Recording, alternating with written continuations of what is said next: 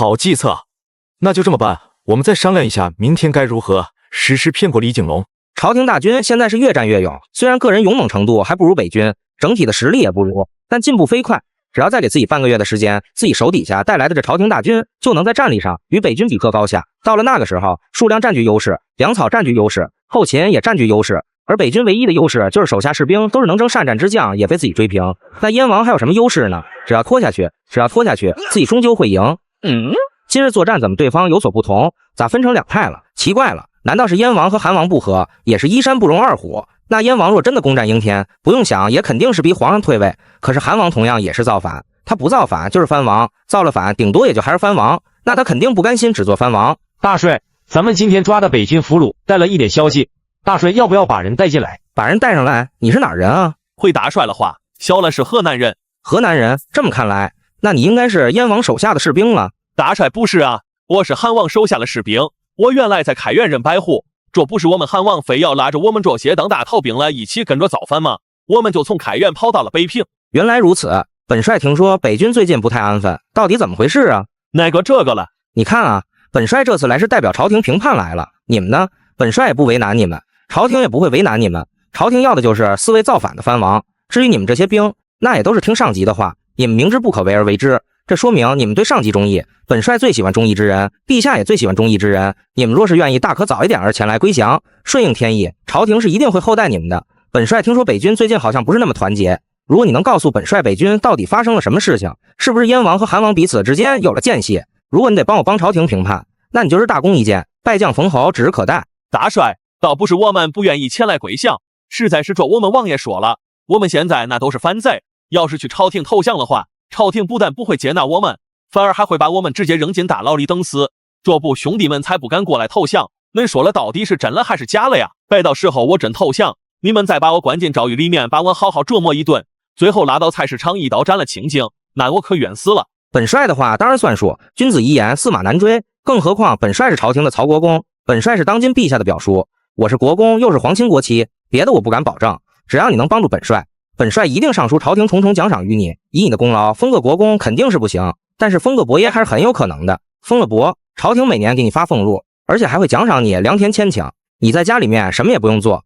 整天吃喝玩乐，就有源源不断的粮食银两进项。你们当兵的为了什么呀？不就为了吃口饱饭吗？不就是为了多挣点钱吗？这要是拜了伯爷，那以后你的日子不就来了吗？大帅说了可是真了，要是小了能帮上大帅了忙，大帅就能让我当上伯爷。一定可以。那小了以后就跟着国公爷混了，国公爷想问什么，小了知无不言，言无不尽。本帅听说你们辽东军和北平军一直不大融洽。可不是吗？大帅，这帮北平军就是看我们不是本地军就欺负我们，我们王爷明明是跟燕王要了粮草，可那北平军的后勤官却迟迟不给，给一次也就给了区2000石，连半包都吃不上。要是没有我们带了粮草来北平，现在早就没了粮草了。我们王爷也就是做弟弟了，让着长兄，这才把粮草交给了燕王保管。可燕王一碗水端不平，北平军吃香了喝辣了，我们辽东军就在喝粥。这不战场上估计你也看出来了，我们跟北平军谁也看不上，吃不饱饭哪来了力气打仗？一说起这个就气死我了。居然还有这样的事，粮草是你们带来的，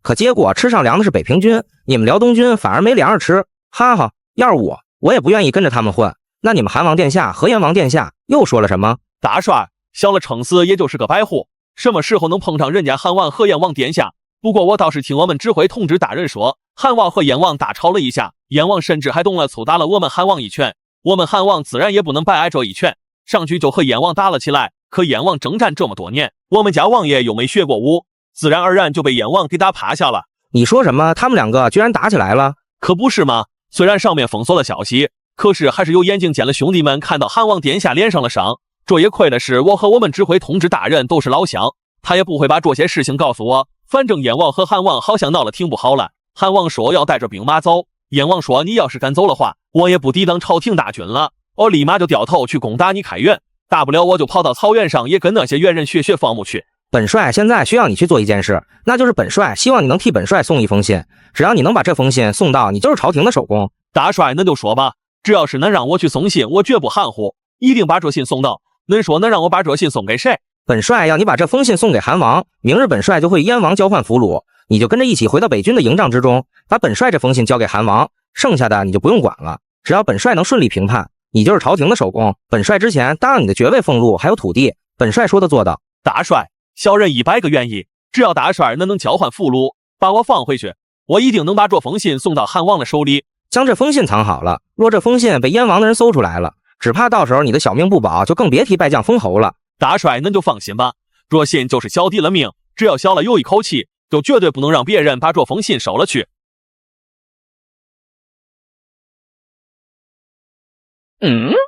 别，我是朝廷的信使，还请上面的兄弟通报一声。交换俘虏，本王只听说在草原上，我大明和猿人交换俘虏，怎么到了南军和北军，这还是要交换俘虏？我们北军的将士可是个个英勇善战，你们大帅这个时候要求交换俘虏，不会是存着什么别的心思吧？禀殿下，我们南军的将士个个忠义无比，我们南军的将士只实践俸禄，为军分忧，可不是某些将士能够比的。那些将士都是无拘无束之言，在下可不希望看到我们南军将士在北军营造内搜去。毕竟忠义之言，怎么可能在一群小人之中活下去呢？你说什么？你再敢说一遍，我现在就把你的舌头割掉。好了，一群迂腐不化的腐儒，能指望他们明白什么道理？若朝堂真的清明，陛下又怎会听信小人谗言，对亲叔叔痛下杀手？本王再说一次，本王并非造反，本王是奉天靖南，清君侧。本王这可是遵循我父皇留下的皇明祖训，皇明祖训可有明文，若朝中奸佞当道，各地藩王须起兵入京擒王，还朝廷，还我大明一个朗朗乾坤。你们这群腐儒被人利用了，尚且不自知，还口口声声说我们北军是小人，想不到朝中奸佞竟然已经把持朝政到了如此令人发指的程度。好，看来本王的确做错了，本王错就错在不早点起兵靖南。你记好了，下一次若还是你这个倒霉家伙来北军送信，那你就要着想好怎么说。若本王再听说你骂我们北军将士是小人，本王一定割了你的舌头。回去告诉曹国公，就说本王准了。明日辰时，我与他在两军阵前交换俘虏。滚吧！看来曹国公李景龙已经信了咱们放出的消息，说是交换俘虏，想来是想通过那个俘虏把他劝降的信交到你或者我的手上，就看李景龙如何应对了。本王是第一个举兵奉天靖南的，那李景龙定然也知道，朝廷就算是真的有开恩，也绝对不会降在我的身上，因为见闻最不放心的便是本王。以前总听人说我善武宁王善谋，看来今天终于是要改一改了，要改成我善武20弟善谋了。嘿嘿。第二日辰时，朱棣按照约定好时间交换俘虏，在两军阵地前摆好的架势。李景龙看着对面军阵，即便是交换俘虏，依旧排列有序。看来韩王明显是受了极大的委屈，而对方军阵虽然排列的井然有序，攻防一体，可是隐隐还是能够看出北平军和辽东军马彼此泾渭分明。燕王，不用你自命不凡，等到本帅离间了你和韩王的关系之后，且看本帅到时候如何生擒与你押往京师。到那时，全天下都会知道曹国公李景龙并不是纨绔子弟，就算是没有老爹，同样也能混出一个人样的。李景龙大手一挥，南军俘虏的北军便在南军的催促下开始向北军阵地走去。南军已经开始交换俘虏，北军也同样如此。在北军的催促之下，南军的俘虏也向南军阵营走过去。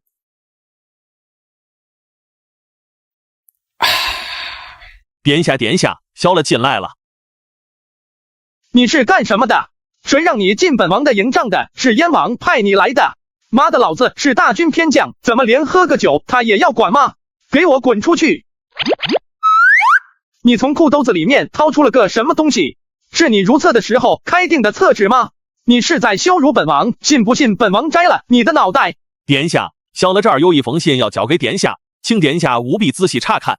殿下大概不记得，小了本身都是开元军，此次跟着殿下来到北平，发生了所有事，在下都知道。在下知道殿下受了极大的委屈，所以在下这才为殿下寻了一个出路。殿下，朝廷的北征大帅曹国公李景龙知道殿下在燕王这受到了不公的待遇，那燕王之前说了好好的与殿下共享天下，现在还没打下天下来呢，这燕王就如此做，别说小了，就算是曹国公也看不下去。所以曹国公特意派小了来给殿下送这封信，只要殿下能够配合曹国公抓住燕王，那曹国公一定会在陛下那儿为那殿下美言几句，想来殿下戴罪立功，朝廷是绝对不会对殿下不公了。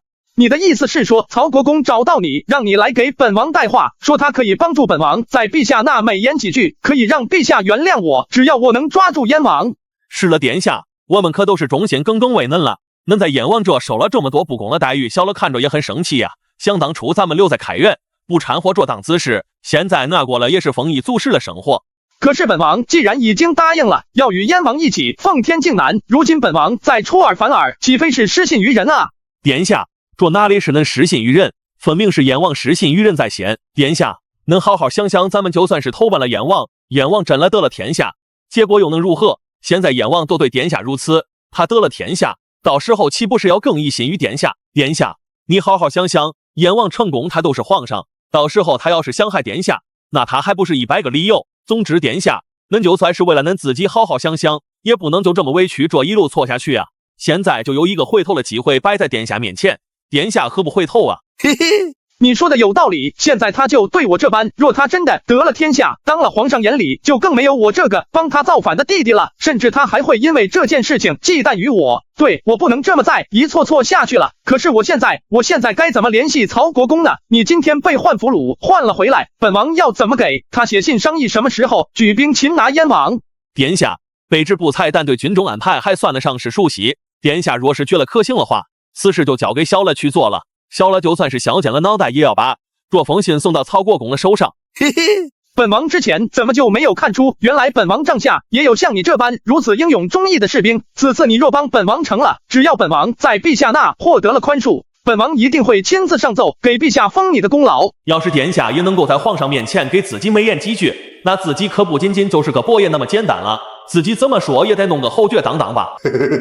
卑职为殿下赴汤蹈火，在所不辞。朱松写了封信交给了这个士兵，让他去南军营帐把这封信交给曹国公李景龙。信中朱松甚至已经写好了如何对付燕王，就说军中粮草短缺，只要李景龙亲率大军绕开北军营帐去攻打北平，那北平空虚，必然会失守。到时候朱棣回不去北平城，就不能整备军队，那还不是关门打狗，定叫他有去无回。殿下，我家殿下那边都已经安排好了，现在我家殿下就已在北平附近的，只要李景龙明日敢率大军绕开我军阵营，定叫他没好果子吃。来人，本王亡命，若是日后在战场上碰见了刚才那个士兵，不要杀了他，抓了他之后给他10两银子，就放他离开吧，叫他回老家以后再也不要去充军了。殿下，这是为何呀？此子狼子野心，实在非忠义之人，实乃卖主求荣之辈。这样的人对他妇人之仁，那就是对自己的残忍。一个小兵而已，哪有那么夸张？就按照本王说的做。请殿下放心。想不到，燕王居然会因为粮食不足而把所有的粮食全部放在北平城。朱棣驻守北平多年，也懂得以己之长攻敌之短。不过也正因为如此，在关内他还采用这样的办法，那看他是必输无疑。这不是给了我一个大好的可乘之机？你是大功一件，我与韩王已经约定好了，只要我们抓住燕王，回京至就是你拜将封侯之时，到时候可别忘了请本国姑喝一杯酒啊！能为朝廷出一份力，能为国公爷和韩王殿下出一份力，是小人的荣幸。若小人真了拜将封侯了，之后请国公爷爷拭目以待，小人一定会为国公爷大摆一场宴席，以此来谢谢国公爷的知遇之恩。李景龙按照约定好的时间，过了夜半子时之后，李景龙站在这座丘陵之上，看着下面拉得长长的运粮的队伍，心中只觉得好笑。自己之前居然对这样的对手感受到了恐惧，自己真是纸上谈兵，兵法读得多了，居然连朱棣这样的货色自己也都会害怕。现在看来，自己也并不应该害怕朱棣，而那朱棣却应该害怕自己。我大明的儿郎们，我等为国效忠之时终于到了，下面就是燕王朱棣的北平，在那儿有北军的粮草，只要我们截断北军的后勤补给线，趁乱杀入北平城主，这场战争就结束了。众位儿郎们，跟随本将军冲啊！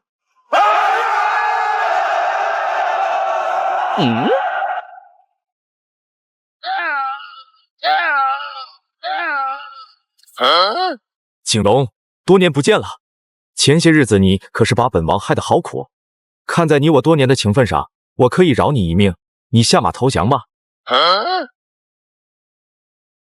曹国公，对不住了，你上当了，快下马投降吧！看在表哥的份上，我们不会为难你，但你也不要让我们难做。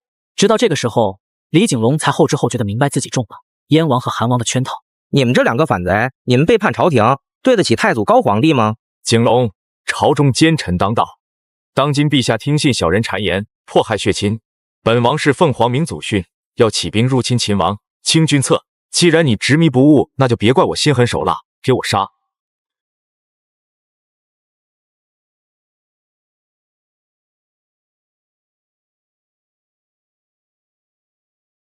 李景龙沿着小路跑回两军军营之间，看着南军军营已然是一片火海，他知道回不去了，只能带着剩下的2、3千个人钻入树林之中，狼狈逃窜。此时正是刚刚入冬时节，这一仗打完了之后，天上下起了零零散散的雪花，来年庄稼的收成一定不错。老二十，你说四哥这一步棋走的到底是否对？四哥，既然我们都已经造反了，就别想这些了。我们若是不造反的话，难道又眼睁睁的等待我们的亲侄子迫害我们的性命？他做的倒是漂亮，只把周王一家贬为庶人，发往云南。可是这一路他们一家没有俸禄，又没有护卫，云南又是边塞，那里毒虫蛇蚁甚多，能不能保下这条命都是两码事。到时候若周王一家真的因为被毒虫蛇蚁咬死了别人，也不会怪到他的身上。大哥是那么的仁厚，怎么朱允文就是如此歹毒的心肠？就算是要削藩、削兵权、削俸禄，甚至削田地都可以，没必要把人往绝路上逼，还给大王安排了一个不法事的罪名，这和莫须有什么不同？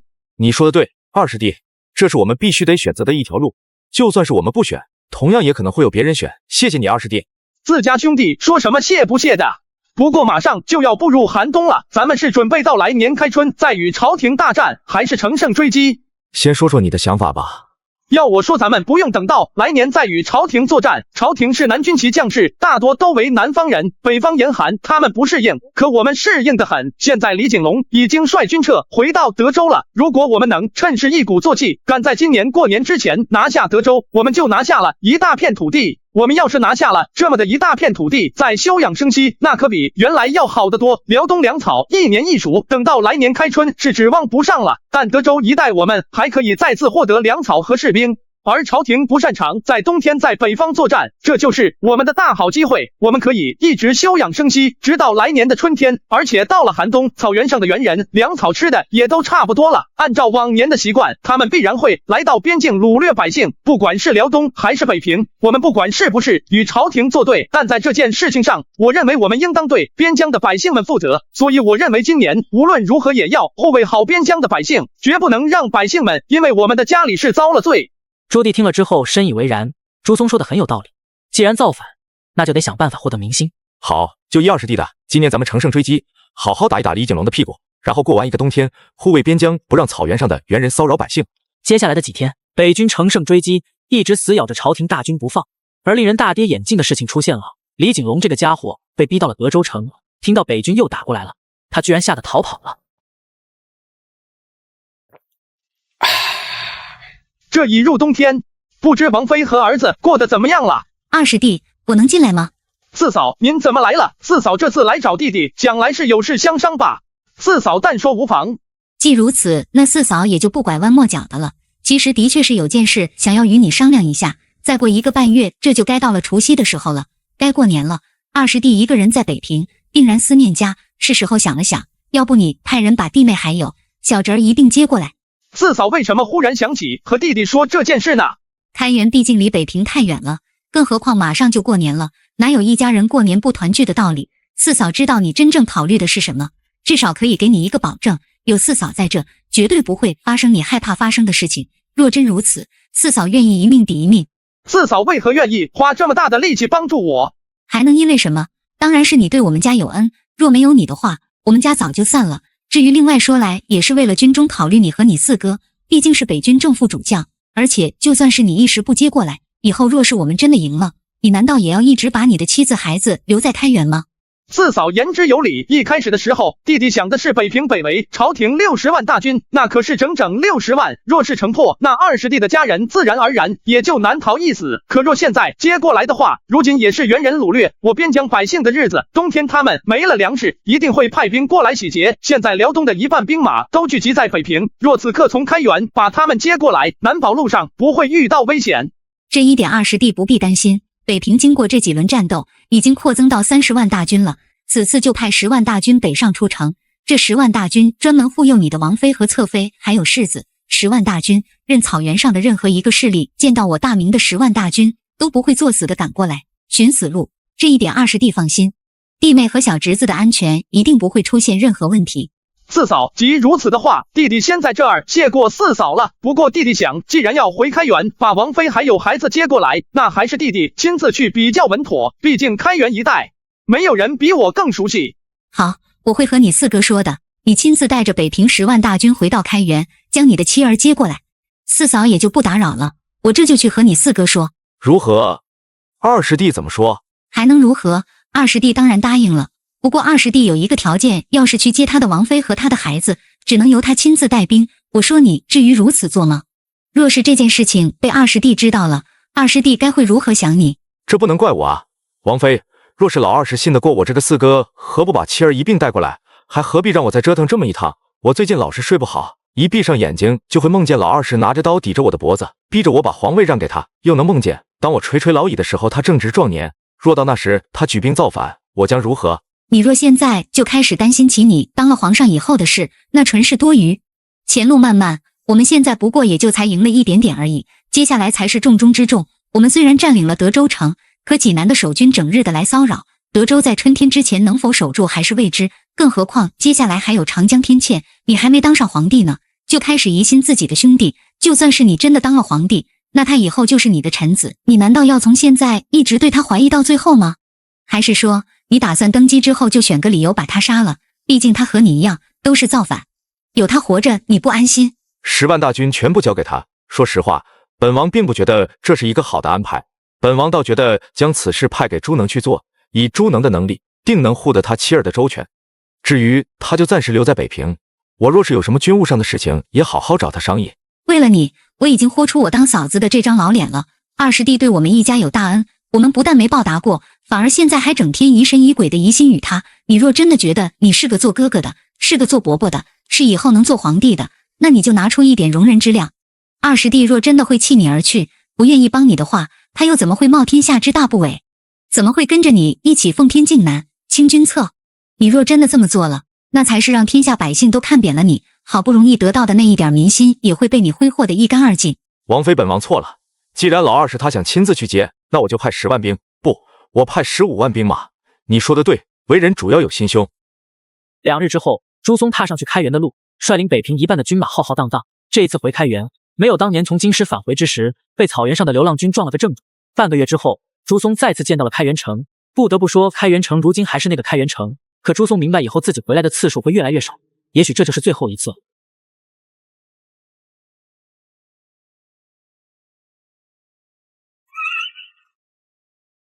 指挥通知李敖叩见韩王殿下。好小子，1年多不见，现在居然已经出息成这个样子，不错不错，算是本王没看错，你算是你家老爷和大小姐没看错，你起来起来。殿下，咱们进城吧。大小姐接到殿下今日返回的消息，很是激动，而且小世子现在也已经长高了许多。本王可记得以前别人叫本王殿下的时候，你一直叫本王姑爷，怎么这时间长了，反倒生分起来了？姑爷，这以前我是家里面的下人，按大小姐那边算，我自然而然叫您姑爷。可现在，我这不是您手底下的小将吗？自然而然也不能像以前那样接着叫您姑爷了。这话要是别人说也就罢了，你这小子从小就没大没小的，现在穿上盔甲人模人样的，现在开始和本王说这些，你当心本王踢你的屁股。那以后在军中我尊您殿下，要是私下里我还叫您姑爷。这还差不多，你小子以后少给我弄那些近的远的。姑爷您是不知道，在当年去了北平之后，咱们开元城的百姓是每天都要去指挥使司衙门去打听北平的战报，知道殿下跟着燕王殿下一起打了胜仗，百姓们高兴得很。2位爱妃，本王的世子呢？怎么不见这臭小子出来接他爹？殿下说什么呢？如今冲玉刚刚学会走路不久，今年的天又这么冷，他要是一下子病了可怎么着？跟我说说吧，是不是四哥想的办法？你这次回来其实是四哥的意思，四哥想让你把咱们一家都带到北平去是吗？妹妹不必离开，你也是家里的一份子，这种事情妹妹知道无妨，而且妹妹也必须要知道，我一猜就是四哥举兵造反，你带了那么多兵马，带了那么多粮草去帮他，他感激你是真，可是见你没有把我们带过去，猜疑你也是真。我虽然能理解他的想法，可我不认同。什么呀？这一家人闹得现在这个样子，叔叔和侄子打起来了，更何况还有君臣这种关系，他一个做臣子的造了皇上的反，在这个时候全天下的藩王就只有你一个人站出来帮助他，他就算是看在这一点上，也不该疑心于你，就算是疑心于你也只能忍着受着，不该说出来，更不该让你回来接咱们一家。朱松是有些惊讶的，以前在朱松的印象里，妙清也只是一个温婉大方的形象，可如今一看妙清虽然少了些温婉大方、柔情似水，可却多出了几分家中主母的威严。其实我仔细想了想，四哥说的其实有些道理。开元北临努尔干都司，东临高丽，又是大明之屏障。我若在开元坐镇的话，开元自然无忧；我若不在开元，那若是草原上的猿人来犯，我就算是在北平和朝廷打的轰轰烈烈，也一定会担心。有好处，但也有坏处。若是四哥以咱们一家老小一家的性命逼着你去让你做那动手杀皇帝的事，他把所有的罪责都推到你的身上，把你抓起来，你就是天下第一号反贼。而他就从反贼变成了功臣，没了皇帝，自然而然按诸王之长来算，就是他能做皇帝。如果他这么做了，逼着你去傻当今皇帝，你怎么办？朱松也是一冷，他万万没想到王妃居然已经想到这种事情上了。我说这些话也不是怪你，只是以后咱们面对四哥的时候，最好还是留个心眼比较好。他不就是想让咱们让他一家都在他眼皮子底下吗？那就去，剩下的事情交给我。家里面又不是没人敢说话了，太欺负人了。你要和他说些什么，我都耍不过他。这你就不知道了，有的时候有些话只有我们这些嫁进门来的媳妇才能说。我这个当弟妹的就和他这个当哥哥的好好说一说，咱们多的也不讲，就讲一个道理，我看他到时候怎么说。殿下，你不觉得你应该去多陪陪赵妹妹吗？丈夫外出归家，不管怎么说，这第一天晚上总是要陪正事的。你让我去陪赵妃，这是为什么？还能因为什么？殿下，难道你没发现赵妹妹有些不大对劲吗？赵妹妹入了王府1年多的时间了，之前殿下也和赵妹妹同过几次房，可一直赵妹妹肚子也没个动静。她是一个女子，还是一个妾室，家中又不像我家一样，好歹我爹在当初也是朝廷官员，他家在开元本地只是乡绅，他一直没有孩子。就算是你不说什么，我不说什么，可他自己心里面也难免会多想。所以不管怎么说，殿下你现在最要紧该做的事情就是尽快让赵妹妹有喜。王妃，你倒真是不一般，别的女子恨不得独占自家的老爷，你反倒把我往外面推，本王还真是越来越看不透你了。男主外女主内，你在外面奔波劳碌，我总得帮你把家里面理顺了。可是这种事情光靠我也做不到啊，不管是赵妹妹还是你自己的子嗣，总是不能马虎的。就算是跟四个家比，他家虽然只有3个儿子，可是比你多，你现在还只有1个呢，以后2家真是闹了什么矛盾，儿子多的那一家自然而然打得赢。谁呀？什么事？爱妃，是我，今晚我在你这睡。殿下怎么来我这了？殿下今天第一天回来，应当在姐姐那儿住啊。好家伙，大老婆往外推，这小老婆也要往外推，自己怎么变成一块臭肉了？进去说，本来本王也是打算今天就在王妃那儿睡了，等到明天再来看你，在你这里睡。可王妃跟本王说，本王出去这段时间，你一直在家里面帮助王妃打理家务，打理得很好。本王是不急着要孩子，但王妃对本王说，本王的想法和你的不一样。本王觉得王妃说的很有道理，你一直没有孩子，本王和王妃都不曾埋怨过你，但王妃对本王说，站在你的角度，你没有孩子就容易多想，本王想着就多来你这看看。姐姐对妾身真的很好，你就算是要感激王妃，那也得明天再去感激了。本王今天实在是有些累了，你可不能光顾着你们姐妹情谊，让本王独守空房啊！爱妃，本王问你一件事，今日王妃和本王说的那事，是不是你和王妃说的？对不起殿下，我也是实在担心王府的安危，迫不得已这才和姐姐说了这事，臣妾知错了，请王爷恕罪。你何罪之有啊？既然你已经嫁给了本王，自然而然就是韩王的家人，你为了咱们自己的这个家能思虑至此，本王觉得很高兴。你没有和本王说，说明你并无邀功之意，你和王妃说，说明你尊重正事，本王真的很幸运。本王的王妃温婉大气，你遵守规矩，温柔如水。对了，王妃习武，你脑子好用，你们俩可真是一文一武，本王可真是幸运。爱妃，现在基本上定下咱们一家人是要去北平，待在我四哥的眼皮子底下了。就这种情况，依爱妃之见，爱妃觉得咱们应该怎么做？难道就这么听之任之？本王的女诸葛，快给本王想想办法。殿下，其实最好的办法莫过于让姐姐去和燕王说。说是说，但我们的本意其实是明里暗里的敲打燕王殿下。非要说敲打的话，可能不大准确，要用咱们辽东话来说的意思，其实就是故意说些不中听的话，埋汰燕王。本王有点明白你的意思了，可燕王的脾气也不是那么好的，如此做岂不是把我们俩逼到对头吗？到时候就算是我们想寻个转圜的余地都没有了。姐姐今天说的话很对，有些话只能是做弟妹的来说，殿下这个做弟弟的说当然不行了，有些话让姐姐去说事半功倍，而且燕王听了之后也只能干吃哑巴亏。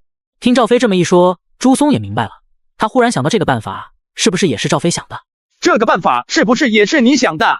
殿下这个办法可不是我想的，我和姐姐说了我的想法之后，姐姐也觉得将来的某一天，四哥很有可能会如此逼你。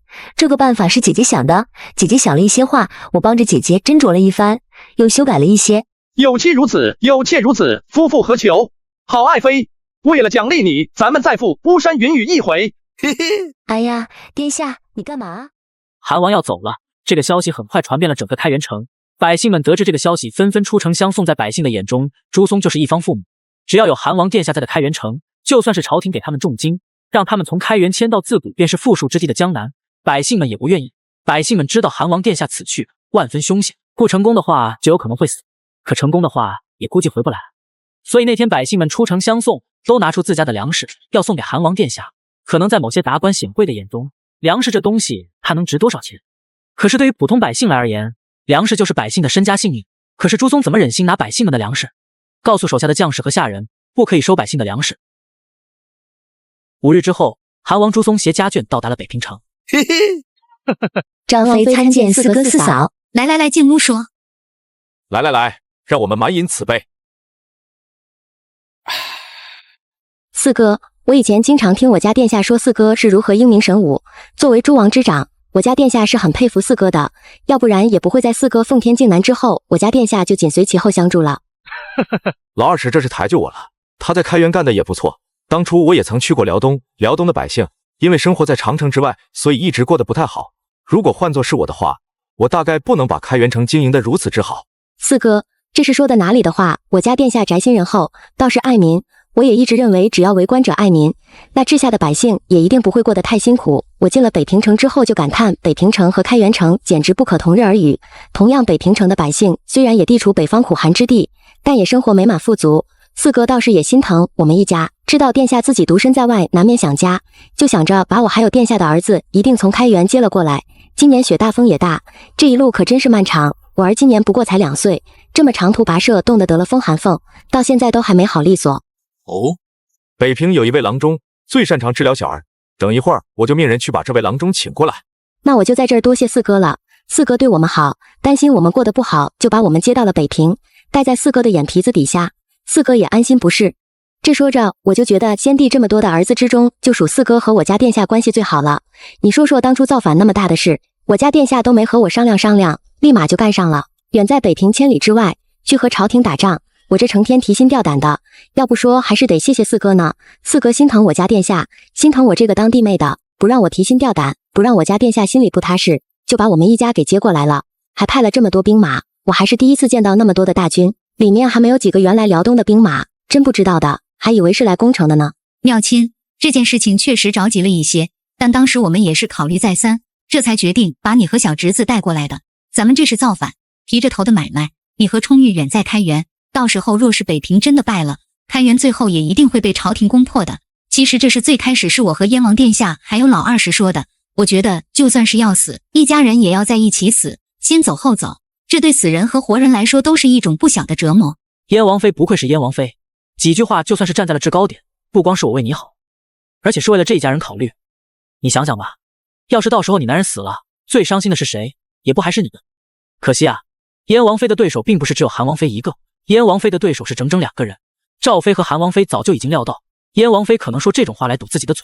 原来如此，原来如此，这我还以为是四哥四嫂信不过我家殿下，这才想着把我们一家全都带到北平来，带在眼皮子底下。你们也放心，这么看来是妹妹我误会四哥四嫂了。这样吧，我给四哥四嫂倒杯酒，赔礼道个歉。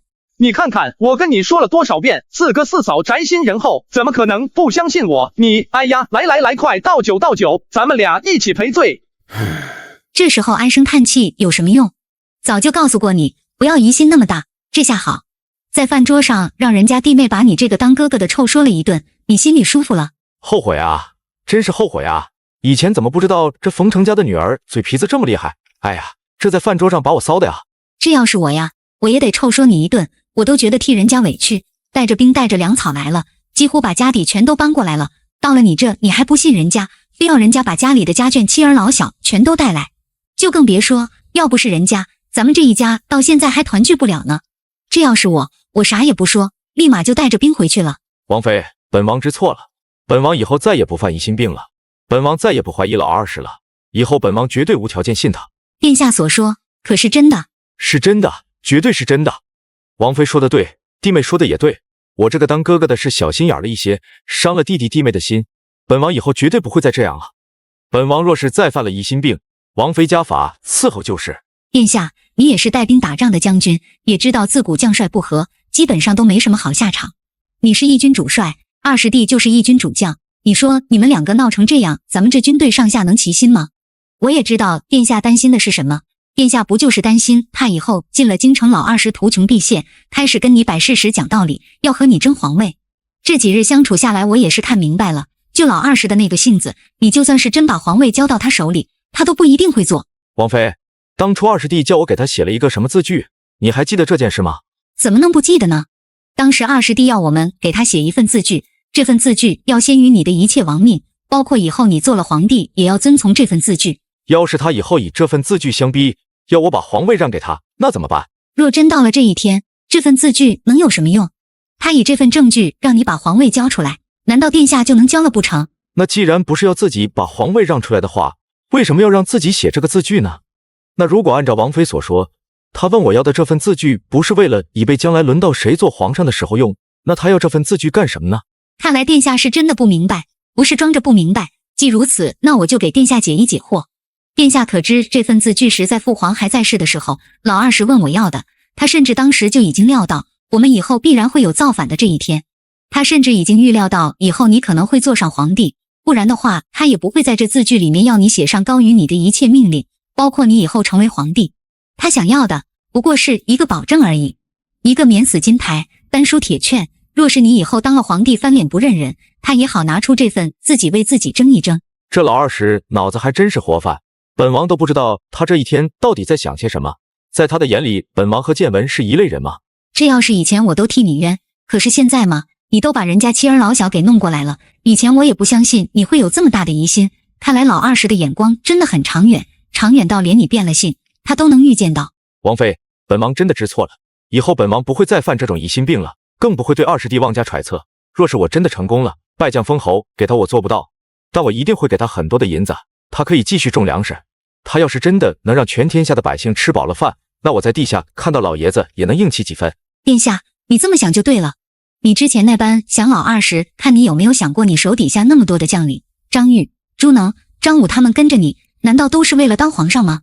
他们跟着你是忠心于你，你当了皇帝之后，自然也会为他们拜将封侯。老二时不能拜将，封侯也不行，那你可以给他别的想要的东西，哪怕是退一步来说，给他钱，给他10辈子都花不完的钱，也是你这个当哥哥的、当将军的、当皇上的一点心意。经过今天发生的事，经过燕王妃这么一番点拨，燕王可算是放下了对朱松的疑心和戒备心。站住！此路是我开，此路是我摘，要想此路过，留下买路财。走开！是，大哥请。你们是押送谁的粮草？这位爷，我们是朝廷送往前线的举粮。哦，既然是自己人，那就放心而过。这是一伙朝廷大军的溃卒，这会儿溃卒兵败，逃跑了之后就躲进了山里，实在没办法就干起了土匪的勾当。开春了，燕王的大军也快到了。盛将军，这燕王军从北平出发，大约要多长时间才能到山东？北军一向以骑兵善战为名，骑兵的速度很快，大约2天左右的时间就能到。步兵要慢一些，但5天左右的时间也就到了。至于粮草辎重，后续也会在10天之内补齐。估计这一个冬天，燕王准备的应该非常充足，粮草、军械、辎重应该都会非常多。接下来我们要面临的是一场恶战。管他来的人数兵马多少，兵来将挡，水来土掩。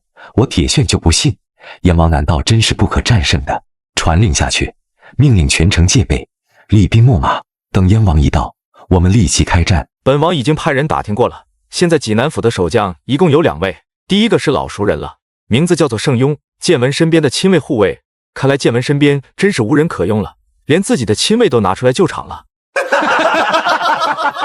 至于这第2位，名字叫做铁铉，河南人。据本王所知，他之前是山东的参政，主管给李景龙运粮草、运军械的文官。济南现在只能依靠着一个皇帝身边的亲卫，还有一个文官来守城，可想而知，现在应天究竟有多么的局促。本王很是心疼本王的这个大侄子呀，让他当皇上，那真是苦了他了。将士们纷纷大笑，朱松在旁边也微微一笑，以表合群。朱松知道铁铉将会是朱棣造反以来遇到的最让他头疼的对手，二师弟，这一次4个打头阵，你坐镇中军，我们大营的安全和后退路线就全权交付给你了。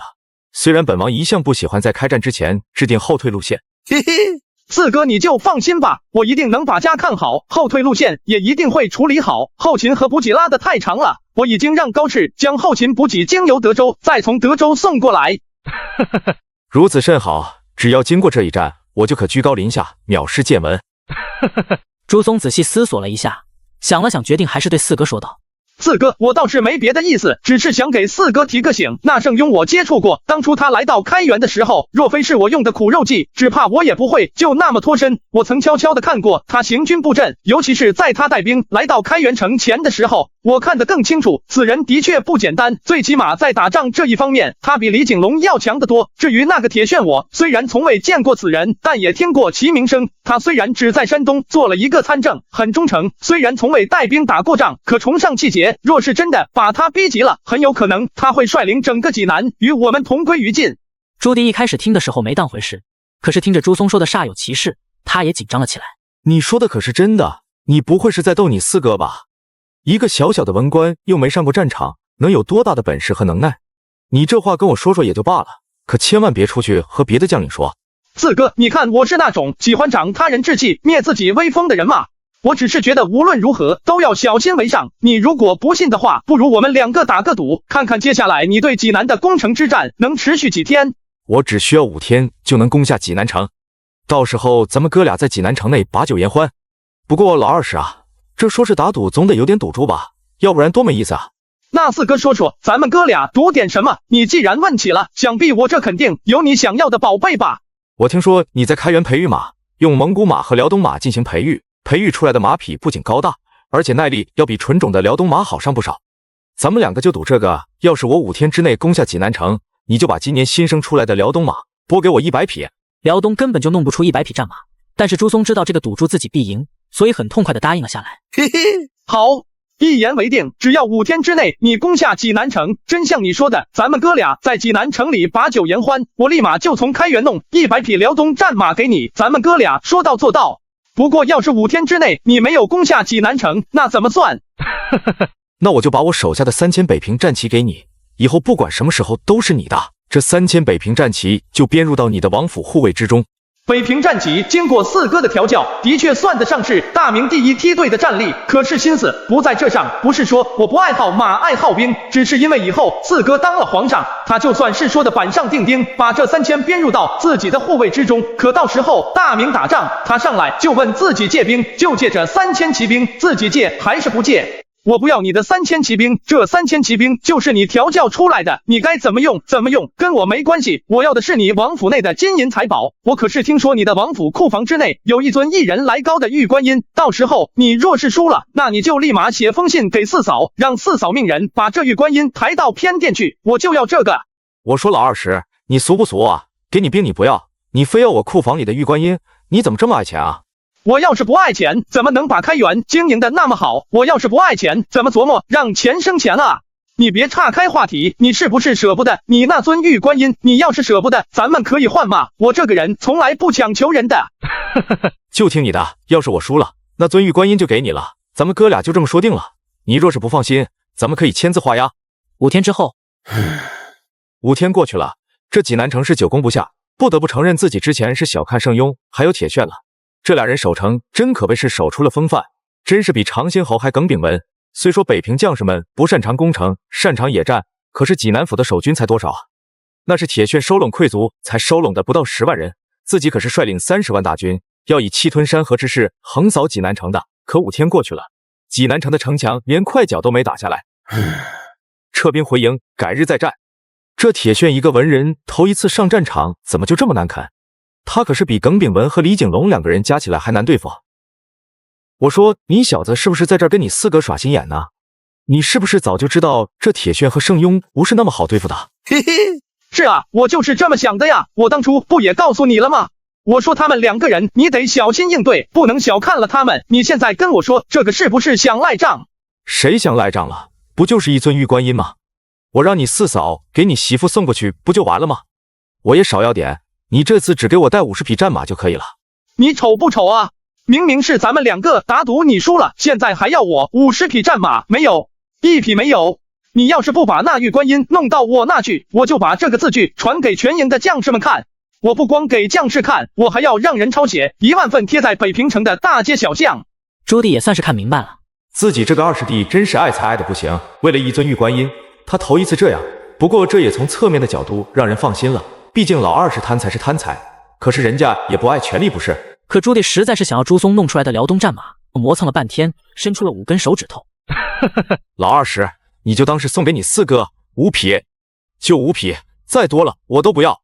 哎呀，咱现在可不是平常，咱是打赌呢，这可不是平常咱们俩上嘴皮，一碰下嘴皮，逗逗闷子，我打赌赢了我拿我该拿的东西，我还得搭出去点，我多冤啊！那就1匹，我就要1匹，我自己骑乘吧，你看看你抠的。想要马行，你先写信给四嫂，让四嫂叫人把那尊玉观音搬到我们那屋去。我知道了，我这就写信还不成吗？不过你说这济南攻不下来，咱们就一直不能南下，接下来怎么办？朱松当然知道该怎么办。朱松想了想，也许现在还没有到该绕开济南的时候。四哥，你现在就算是问我的话，我也实在想不出一个好办法。最主要的是，那盛庸和铁铉他们2个人加起来，甚至超过了我心里面对他们2个估算的能力。而且我想以他们2个人的行事谨慎程度，他们2个大概率不会被我们用计炸出来。他们2个会想尽各种办法守城，直到朝廷喘过了气，再派大军来围剿我们。难道咱们兄弟俩就要止步于济南了？可是要是真的像百姓们传的那样，你我兄弟占据大明的北方，倒是可以不去管济南，也不去管应天，可如此不就是把国家1分为2的吗？那样你我可就是千古罪人。四哥，要我说，咱们干脆把你留的那些火炮拉出来得了。我知道你是想把那些火炮留到应天的时候再用，可是眼下咱们连济南这一关都过不了，过不了济南就不能南下，就更不可能看到应天的城门。这个时候不用什么时候用啊？这济南城比起北平可差远了，别说北平了，他连我的开元都比不了，为什么能一直坚守这么多天啊？除了铁铉和盛庸调度有方之外，那不还是咱们舍不得用火炮吗？朱棣听了之后仔细琢磨了一下，你别说，好像还真是这么回事。这火炮是自己要留到攻打应天的时候用的，老四说的对啊，眼下这关都过不去，就更别提应天了。你说的对，连一个小小的济南都过不去，还谈什么明天？我就把存着的那些火炮全拉出来，好好轰一轰，本王就不信了，这济南城还就攻不下来了。第二天，燕王真是说到做到，立马拎着火炮就出来了，对着济南城就是一顿火炮连轰。济南城必定不如北平，所以这一连几炮下来，济南城也看着是破损严重。只要再来他2天炮击，济南城别说攻城门了，连城墙都没有了。再让燕王这么拿炮轰下去，济南就要失守了。济南一旦失守，那朱棣就可以居高临下俯视京城了。到那个时候，京师就危矣了啊！铁大人，程将军，咱们派出去的人已经打探清楚了。那燕王这几日抓紧从德州、北平等城用火药制造炮弹，这明显是打算用火炮活活的轰开济南的城门啊！这朱棣他既不拿火炮主攻城门，偏向火炮攻城墙，这明显就是在告诉我们，他的火药多的是。若我们不投降，那他就会将城墙活活的轰烂。下面已经有不少的将士们开始动摇了。他要是攻城门还好了，这济南城门有一道大铁闸，等到他把城门轰破了之后，看到城门后面还有一道大铁闸，一定气得要死。老高，你说什么？咱们济南城门后面有一道大铁闸是吗？是啊，一直都有，我还以为你一直知道。这个铁闸也许我们能好好的利用起来。要是我们诈降就说我们想向燕王投降，然后骗他进城与我们详谈。只要他进了城门，我们就立马放下铁闸，将他活活的砸死在铁闸下面。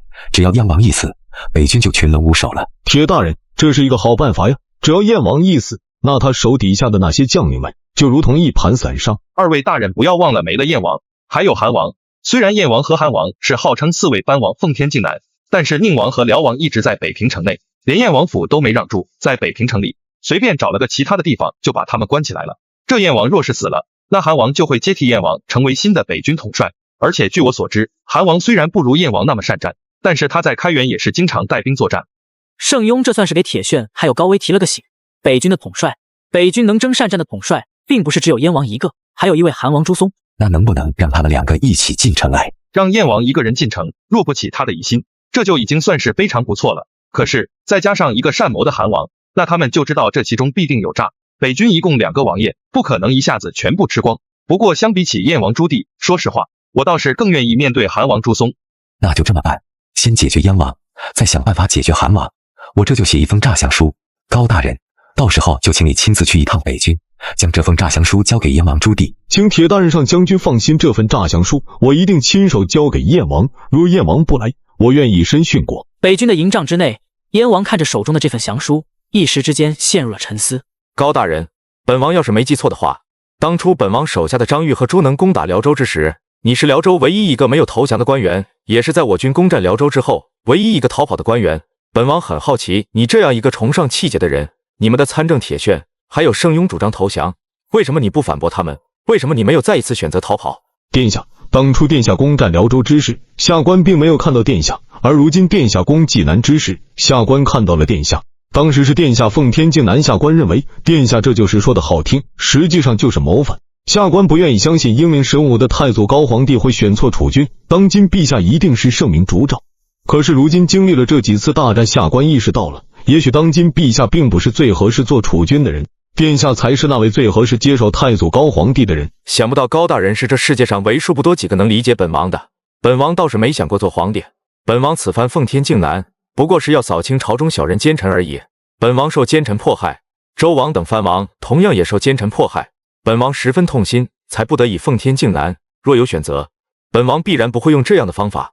高大人，你们的请降书，本王看到了。铁大人和盛大人想让本王进城商议交付济南城的具体事宜，本王答应了。你们有诚意，本王也有诚意。殿下真乃古今奇人也，殿下此举好比当年关公单刀赴会，实乃是壮举。这是一个圈套。二师弟，我倒不认为这是一个圈套。其实你不知道，当我们奉天靖南之后，真正的遇上了朝廷大军。当我第一次把耿炳文率领的朝天大军打败了之后，北平周边有不少各府县的官员们都悄悄地向我递过书信，就连山西辽州也是一样。本王甚至没有亲自出马，只让张玉和朱能他们两个各带了1万兵马过去。辽州的所有将士还有官员们就全部向我投降，唯独少了这个高威。也许他们之前还对朝廷抱有幻想，认为朝廷一定能够顺利的评判，认为本王一定会输。可现在你我已经用事实向他们证明朝廷必败，因为坐在龙椅上的那个人他就不适合做皇上。沈师铎是明哲保身，这不就是这些官员一直信奉的吗？老二是我说你啊，这世界上还是聪明人占大多数的，就像铁铉、圣庸还有这个高威一样，他们都是聪明人。朱松看着朱棣此刻自信心爆棚的样子，总之四哥你要小心一点，我觉得这是一个圈套，我认为这也一定是一个圈套，如果我是你，我绝对不会去。明日我一定会再小心一些的。你瞧我们两个又出现分歧了，要不这一次咱们两个再打个赌，要是这一次我平安无事的回来了，不仅回来了还把济南城拿下了，你就得把咱们一开始说好的那100匹战马，不对，101匹辽东战马拿出来。嘿嘿，好啊，不过这一次你库房里还有什么？除了那尊玉观音我觉得还不错以外，你好像没剩什么东西能和我的100匹战马相比了吧？当然有了，你四哥我在北平待了这么多年，要是一点宝贝都没有，也不好意思当这个亲王。我库房里还有吴道子的真迹。嘿嘿，万万想不到，原来四哥居然还藏着这样的宝贝。若如此的话，那我就跟你赌了。嘿嘿，实不相瞒，吴道子这幅画作弟弟，我是要定了。老二师，我跟你讲，你也别太自信了。等到时候本王兵不血刃的拿下济南城，到时候看你怎么办。这四哥现在就是一只脱缰的野马一样，彻底的放飞自我，谁的话也听不进去，没办法，只能听天由命了。第二日，朱棣带着大军来到济南城下，果然看到济南城的城门大开，而铁铉和圣庸二人此刻就站在济南城的城墙上。老二师你就放心吧，且看四哥是如何兵不血刃拿下济南城，你那一匹战马可得给四哥准备好了。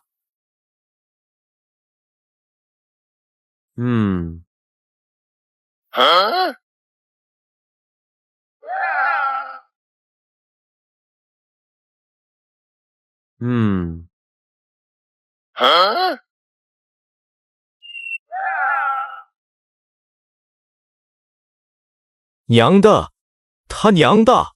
这铁铉和圣庸，本王还以为他们是老实人，却没想到居然用出如此毒计，想要杀害本王。若非是今天老二师留了个心眼，只怕本王早就已经被那铁渣砸成一道肉泥了。殿下如此，我们也知道，那铁铉和圣庸是绝对不会向我们投降的了。接下来我们只需要专心攻城，攻破济南城之后，立即将铁铉、圣雍等人抓起来当众问斩。我们的炮弹和火药还剩多少？殿下，我们的炮弹和火药已经用了一大半了，剩下的如果全部用于攻济南城的话，倒也能攻下来。可是短时间内我们就再没有其他的火炮和火药了。什么都不用管，明天把所有的炮弹还有火药都给本王拉出来，全都轰上去。本王要把济南城轰出一个大大的窟窿来。是。二师弟，四哥又欠了你一份大恩。四哥，胜败乃兵家常事，我倒是觉得我们是应该败一场，因为我们之前赢的太多了。不光你有些瞧不上朝廷军，就连咱们手下的将士们也是如此。他们认为朝廷军徒有虚名，北平军天下第一。如此下去，骄兵必败。其实这个时候吃点苦头总是好的，我倒是巴不得这个时候打一个大大的败仗，让全军上下好好的清醒一番。莫要小看了朝廷，莫要小看了自己的敌人。燕王听了若有所思，猛然想起这几天来自己的确甚至可以说得上是太过于自负了，小瞧朝廷，小瞧天下所有人，把手下的将士们还有弟弟的忠言当成放屁。老二是说的对，骄兵必败，若如此下去，只怕是迟早有一天会迎来更为可怕的后果。二师弟，你多次救我，救我们一家，这份大恩四哥没齿难忘。四哥若真的成功了，定会与你。这多余的废话，四哥就不说了。你我兄弟，我也就不藏着瞒着了。说我与你共享天下，我做不到。我不可能把大明一分为二，南边交给你，北边交给我。但只要四哥在的一天，除了皇位，你想要什么，四哥都能给你。四哥，你是了解我的。要是四哥真心疼弟弟的话，你不用给我钱，也不用给我土地，我只要你登基之后能让我回到辽东完成我未完成的事业。只要能让我把能让全天下百姓吃饱肚子的粮食给种出来之后，你想让我干什么都行。朱棣有些震撼了，他曾思前想后很久，他一直想不通老二时究竟是为了什么跟着自己踏上这条不归路的？难道仅仅是因为想让全天下的百姓吃饱饭吗？二师弟和你相比，四哥真是自惭形秽。你的话更让四哥觉得振聋发聩。如果真有那一日，四哥愿意将整片辽东全部交给你，若你能种出让大明百姓们填饱肚子的粮食，那你就是我大明开国以来第一功臣。多谢四哥。二师弟，快起来起来，你我兄弟同心，一定能够成功的。四哥，咱们的赌注，你答应我的无道子的真迹。我说老二师，我刚觉得咱们哥俩终于算是高尚起来了，没那么俗了。你现在一开口又是和四哥提话，你就不能把赌注这事忘了？你刚才不还说不要钱吗？要钱？我什么时候说不要钱的？刚才说的那是你当皇帝之后的，我现在说的是咱们俩刚才的赌注，那可是无道子的真迹，多珍贵呀！你别想诓我。快写信给我四嫂，让四嫂抓紧把那副无道子的真迹送到我媳妇那去，让我大老婆小老婆们都看看无道子的真迹，这可不是什么人都能看到的。哎，你干嘛去？走，吃饭去。吃什么饭？吃饭？现在吃饭还早着呢。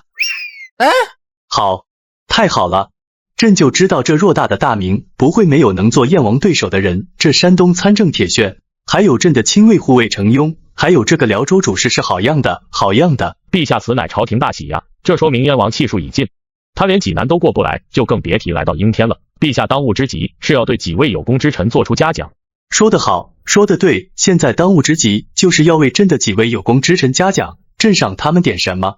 赏他们金子、大宅子还有女子。陛下，这个时候就更应该对这三位委以重任。臣愿意让出兵部尚书之位交于铁铉铁大人，臣愿意领兵部侍郎。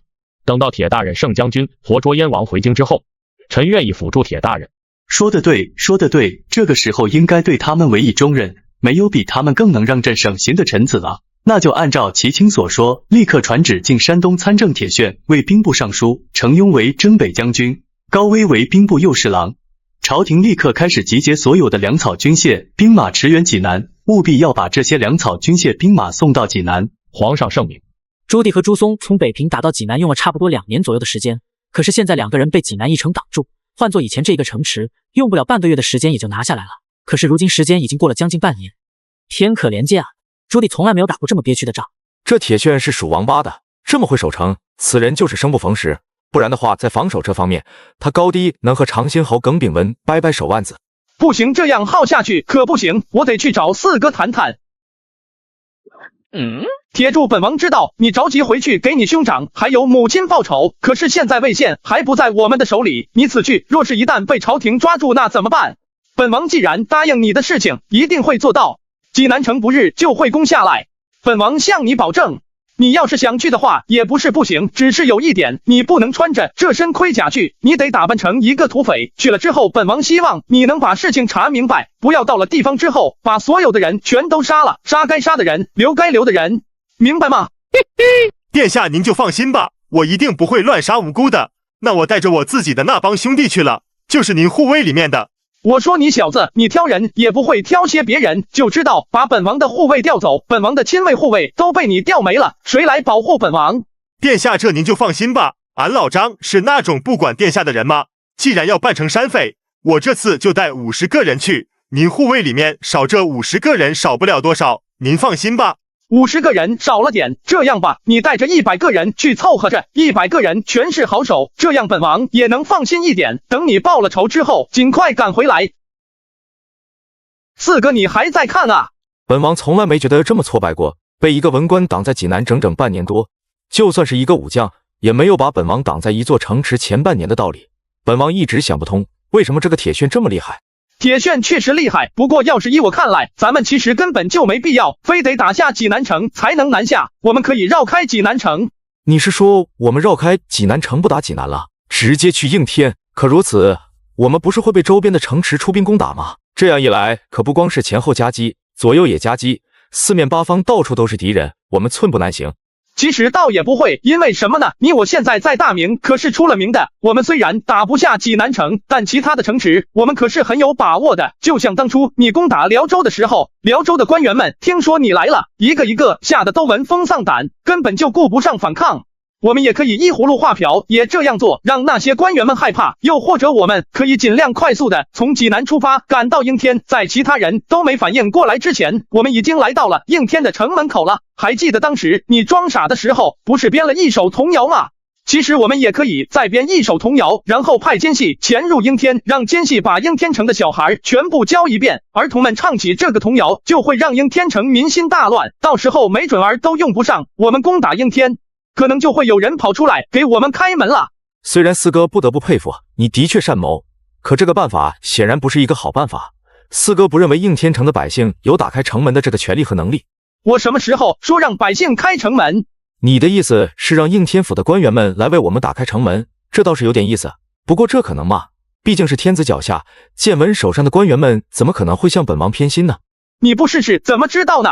反正我们现在也被挡在济南城外，死活过不去。现在我们一直在减少削减我们的实力，兵马钱粮这些都在缩减，可朝廷那一边在休养。朝廷现在仍旧掌握着大半个大明，而且江南富庶之地很快就会再长出无数的粮草、无数的兵马，还有无数的钱。再这么拖下去，我们可能连剩下的这点胜算可能都不会有了。所以我认为，与其我们一直在这儿等着憋着，不如我们就绕开济南城，试一试，总比坐以待毙要强得多。而且你也不用骗我，我也知道宫里有你的人，你以前就对那些宫人们很好，你在那些宫人们之间的口碑一直不错。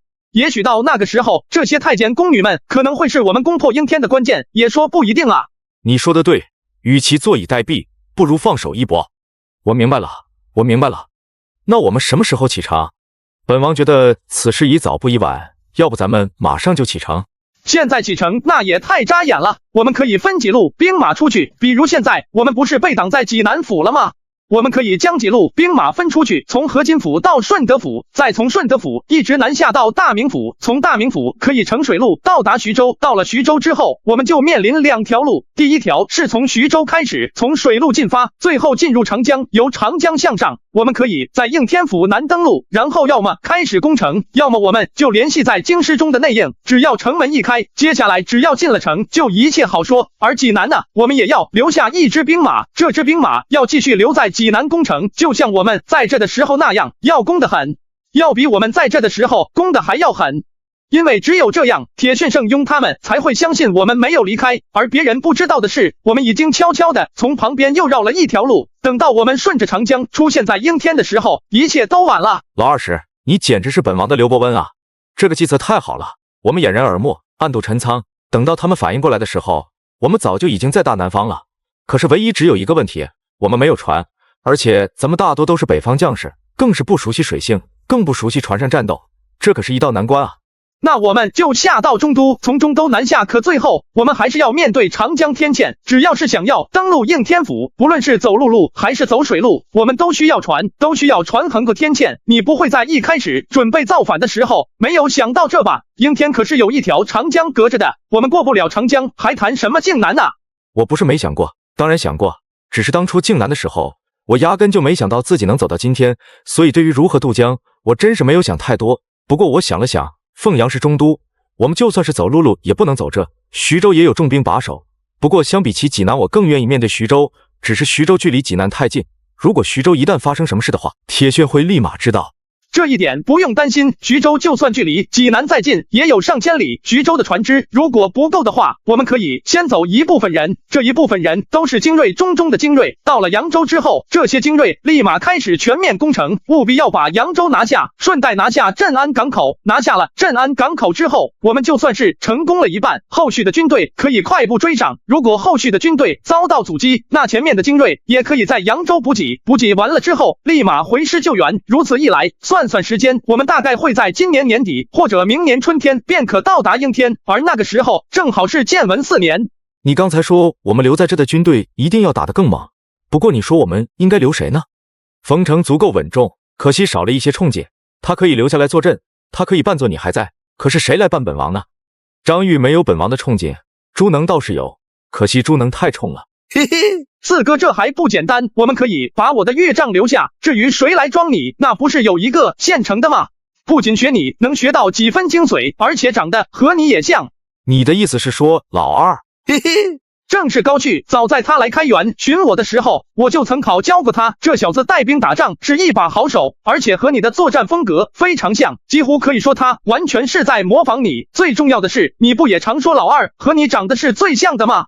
我看这小子要是戴上假胡子，好好那么一捯饬，远远的看着他们肯定看不出来。至于我，反正我也不是经常露面，他们也怀疑不到哪去。不过即便如此，你我兄弟的时间依旧不充裕。从出发那天开始算，我们到达扬州之后，也就只有2到3个月的时间，要快一定要快。我知道，我会尽量安排下去，尽量快一点的。你我兄弟一定要在今年入秋之时，要在扬州吃上肥美的螃蟹。当天晚上，朱松在大营内召开了一场秘密会议，在济南这边留下了朱能、朱高煦，还有冯程，剩下的朱松、张武、张玉被燕王带走，千里突袭徐州之后，再千里突袭扬州。攻下徐州后，朱棣率领的2万精锐都换上了朝廷的盔甲，南下扬州。而朱松坐镇徐州。这时得知消息的盛庸从济南率领10万大军来徐州追击燕王。传本王王命，命张武换上燕王的盔甲，带领5万兵马出城迎战。末将遵命。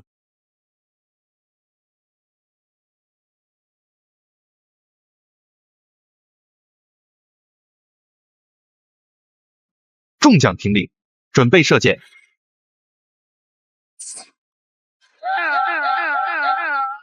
骑兵给我冲！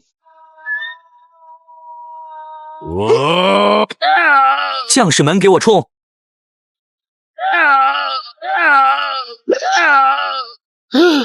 张武装成朱棣装的也很成功，现在要做的就是在济南留下一支兵，只要故技重施，让盛庸也相信自己和朱棣在这就好了。也不知道四哥那边怎么样了？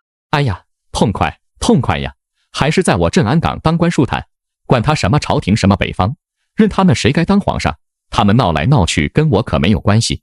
就算是天塌下来了，我这块那也是天上人间一般的地方。那这也是大人您高瞻远瞩，要不是大人您啊，咱在镇安港哪来的歌舞升平啊？管他燕王还是朝廷，谁胆子大，咱们就听谁的都是一样，当官谁给俸禄都一样。说的不错，说的真不错。这谁当皇上跟咱们有啥关系？山高皇帝远的，咱们是摸不到也够不着。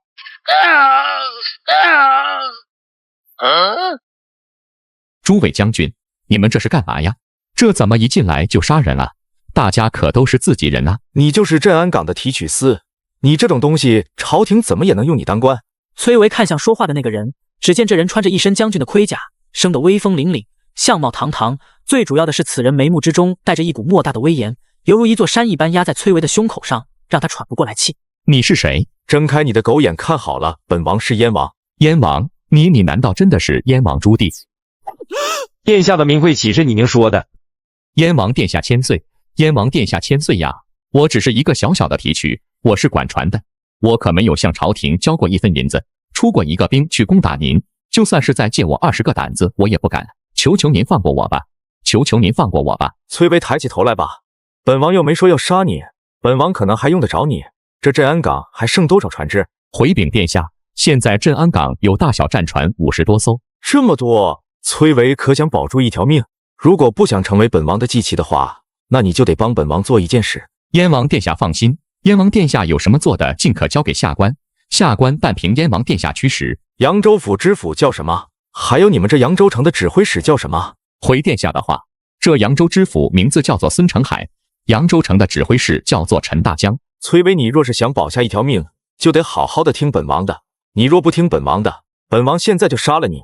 而且本王入京之后还要上报朝廷，诛灭你的九族。请殿下放心，请殿下放下。殿下让我做什么，我绝对会好好去做的。既然你这么愿意帮助本王，那本王告诉你，你这就进城，找到扬州知府和指挥使，就跟他们说，你在江边发现了一条3丈来长的大鱼，就是说这可能是新朝降下来的祥瑞。一定要放心，我一定把他们2个叫出来，包括殿下。小的能不能多问一句，这扬州知府孙成海孙大人和指挥使陈大人都是好人啊，殿下能不能放过他们一命？好，既然连你都替他们2位大人求情了，若他们2位大人愿意帮助本王扫清朝中小人奸臣，本王一定会放过他们2个。本王说到做到。你说什么？3丈来长的鱼，这怎么可能呢？这小子是不是喝多了？3丈来长的大鱼，那不会是海里面的大鱼吧？海里面是有3丈来长的大鱼的，只是这海水和河水到底是不一样。崔大人，你确定你没看错？3丈来长的大鱼，这那不是鱼，都快成精了吧？真的，我绝对没有说谎。这条鱼3丈来长，身上的鳞片还能借着月光发光，就像夜明珠一样，实在神奇。看到那条鱼之后，镇安港就有人说这鱼出现可能是天降祥瑞。这个时候出现这条大鱼，怎么能说是天降祥瑞呢？燕王都已经打到济南城了，虽说燕王已经半年没曾前进过一步，可是若济南城一旦破了，那燕王南下就会一帆风顺，得抓紧把这条大鱼处理了。这条大鱼有心之人说它是朝廷的祥瑞，也有可能说它是朝廷的不祥之兆。毕竟燕王距离应天已经没多远了，突然出现这一条3丈来长的河鱼，这对朝廷稳固和人心都不利啊。这样，你们把那条鱼处理了，是杀了还是吃了我不管，总之不要让这条鱼传出去。大人不行啊，这条大鱼就算不是龙子龙孙，可这么大的大鱼明显也快成精了，小的实在不敢杀了这条大鱼，这万一要触怒了河里的龙王，咱们可吃不消啊。要不大人您叫上陈指挥使，咱们带上兵马，亲自出城看一看，究竟咱们是杀了还是放了您2位看过再说吧。我说崔大人，你好歹也是朝鲜的官员，你这胆子怎么如此小啊？不就是一条大点的鱼吗？我才不信什么河里的龙王呢。大人啊，小的实在不敢自己拿主意，您跟指挥使大人就去看看吧，求求你们了。你们要是不去看，谁敢拿这个主意啊？我说2位，这大晚上的2位这是干什么呀？不好好在家里面歇着，非要去看一条什么大鱼？那东西有啥好看的？咱们这的渔民哪年不得捞上来几条？老陈，这条鱼可不一般。老崔可说了，这条鱼3丈来长，而且鳞片还会发光。老陈说看着像是鲤鱼，不敢确定。这么大个事，你说该不该让你来？可惜了，这么大的大鱼被抓住了，要不在水底下好好待着不上来，谁能抓着它？快别说这些了，咱们抓紧去看看。要是这真的那么大，鳞片还会发光，那就把它放走。但是消息绝对不可走漏。我说老崔，你别是在这耍我们吧？哪来的大鱼啊？崔大人所说的那条大鱼，应该是说本王吧？你是谁？应天城门打开，李景龙率领应天的守军出城，远远的见到朱棣之后，便跪了下来。朱棣心情复杂的骑马走向应天城门，路过李景龙的时候，低头看了一眼，并没有过多的表示。而李景龙表情落寞的跪在地上，也没有抬头看朱棣。燕王万岁！蛤蟆千岁！燕王万岁！蛤蟆千岁！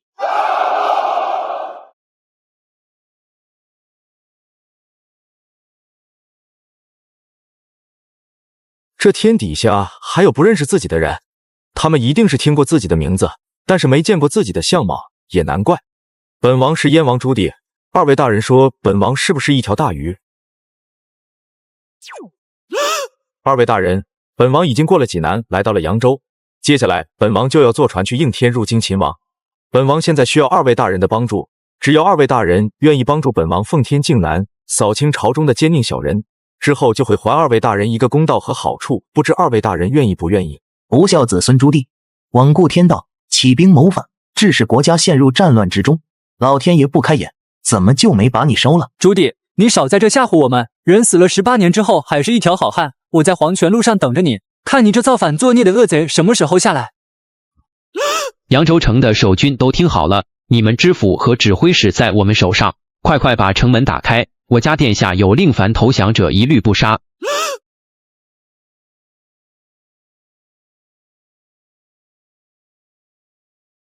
朱棣不费吹灰之力夺下了扬州，可是世界上没有不透风的墙，扬州城被朱棣夺下的消息还是很快传了出去。而其中一江之隔的应天是最先接到消息的。建文听了朱棣突然出现在扬州，并且已经夺下扬州城的消息之后，惊得浑身抖动，如同筛糠一般。之前你们和朕说朱棣在济南，只要有铁铉和圣雍在，他跨不过济南一步。然后你们又跟朕说朱棣出现在了徐州，你们说程雍已经带兵去攻打了，有程雍在那牵制，他不可能再出现在别的地方。可现在他又出现在了扬州，把扬州城给夺了。陛下，现在还没到不可转还的地步，请陛下不要惊慌。我们现在可以让天下藩王尽快入京勤王。那朱棣不是打着入京勤王的称号吗？我们也让其他藩王入京，让他们来保护陛下。你还让别的藩王入京勤王？一个燕王一个韩王就已经够朕头疼的了，你再把其他的藩王放进来，你让朕怎么办？陛下，您之前曾下了旨意，让各地藩王还有各地都指挥使带兵入京勤王，可他们接了旨意，答应了下来，却迟迟不见动作，很明显他们这是在观望。请殿下让臣和黄大人出城，亲自去游说各位藩王，还有都指挥使的大人们，臣一定说服他们起兵入京勤王。殿下，臣觉得其他人所说有道理呀，各地藩王还有都指挥使们一直在观望。我与其大人此番去定叫他们起兵入京勤王，各地藩王和都指挥使的兵力加起来怎么也得上百万了。就算是北军再能征善战，可朱棣到底是独身前来，想必他一定没带全部的兵力，充其量也就15万到20万之间。京城守备军本来就有20万，各地兵马加上应天的守卫兵马有足足120万，到时候就由陛下御驾亲征，燕王和韩王弹指一挥间即可灰飞烟灭。齐青、黄青，你们两个若把天下兵马集结到京师，到时候朕特敬你们为荣禄大夫、太子太师和太子太傅。请陛下放心，我等定当竭尽全力召集天下兵马入京勤王。两人就这样兵分两路出了城门。而朱棣在扬州等了2日，张玉和朱松先后带着兵马到了扬州。此时此刻，徐州那边张武正和盛庸打得火热，他们根本就注意不到朱棣的真实力量早就已经离开了徐州，来到了扬州，甚至已经夺下了扬州城。距离应天现在就只差了一条船的距离。四哥，京师那边你可都已经摆平了？我已经联系了京师里的我们的人，只要我们率领大军一到，他们就会立即行动。如此，那便再好不过了。事不宜迟，简单的休整一下，咱们这就上路吧。士兵们简单的休整了一下，补充了一下干粮和水，随后顾不上扬州城的繁华，上了船，向大海航行，在长江入海口转弯，向长江上游开船，在应天登陆晋南之役就要结束了。3天之后，应天城门下，朱棣和朱松并肩而立，身后的军队齐刷刷的排开，攻城器械全部准备好，只等朱棣和朱松一声令下。现在军中乱作一团。而就在此时，一位戴罪之人身着盔甲来到了城门处。这位戴罪之人不是别人，正是打败者，在家等待朝廷将罪的李景龙。把城门打开吧，门外站着的是燕王朱棣、韩王朱松，我们挡不住的。曹国公，我觉得我们仍有希望能够打赢这场仗。朝廷的齐大人和黄大人，他们都已经出去搬救兵了，用不了多长时间，他们就会回来的。到时候天下兵马尽在京师，我们可以两面夹击。就算是燕王，他一定抵挡不住。你们难道还没反应过来吗？燕王竟敢说朝中有小人奸臣当道，他所指的就是齐泰和黄子成。他们两个离了京师，哪里是去搬救兵了？他们两个分明是赶在燕王进城诛杀他们之前跑了。李景龙此话一出，士兵们纷纷惊慌了起来，这祸是他们两个惹的，现在大祸临头了，他们两个却一溜烟的跑了，这叫这些士兵们心中如何能痛快？果然在李景龙的一番说辞之下，这些将士们也都纷纷放弃了抵抗的想法。当有第一个人开始扔掉了自己手中的兵器之后，立马就有第二个人、第三个人也效仿第一个人扔掉手中的兵器。那个千户见此，知道已经无力回天，仰天长叹一声，已丢掉了手中的武器，说道：我们投降吧。应天城门打开，李景龙率领应天的守军出城，远远的见到朱棣之后便跪了下来。朱棣心情复杂的骑马走向应天城门，路过李景龙的时候低头看了一眼，并没有过多的表示。而李景龙表情落寞的跪在地上，也没有抬头看朱棣。燕王万岁！韩王千岁！燕王万岁！韩王千岁！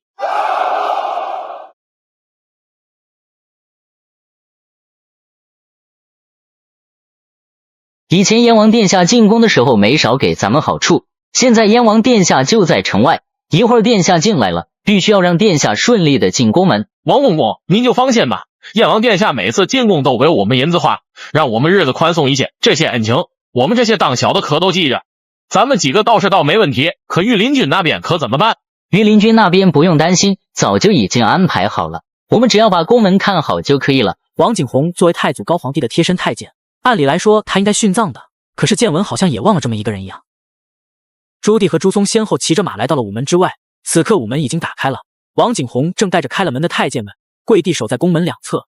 而正在这时，张府押着一名朝廷始终不愿意放弃抵抗的将领走了过来，这将领不是别人，正是朱棣的小舅子魏国公徐辉祖。朱棣看着徐辉祖，只觉得徐辉祖是个愚忠之人，这建文当皇帝当成了这样，自己这个小舅子还费心巴力的去为建文卖命，实在是愚忠。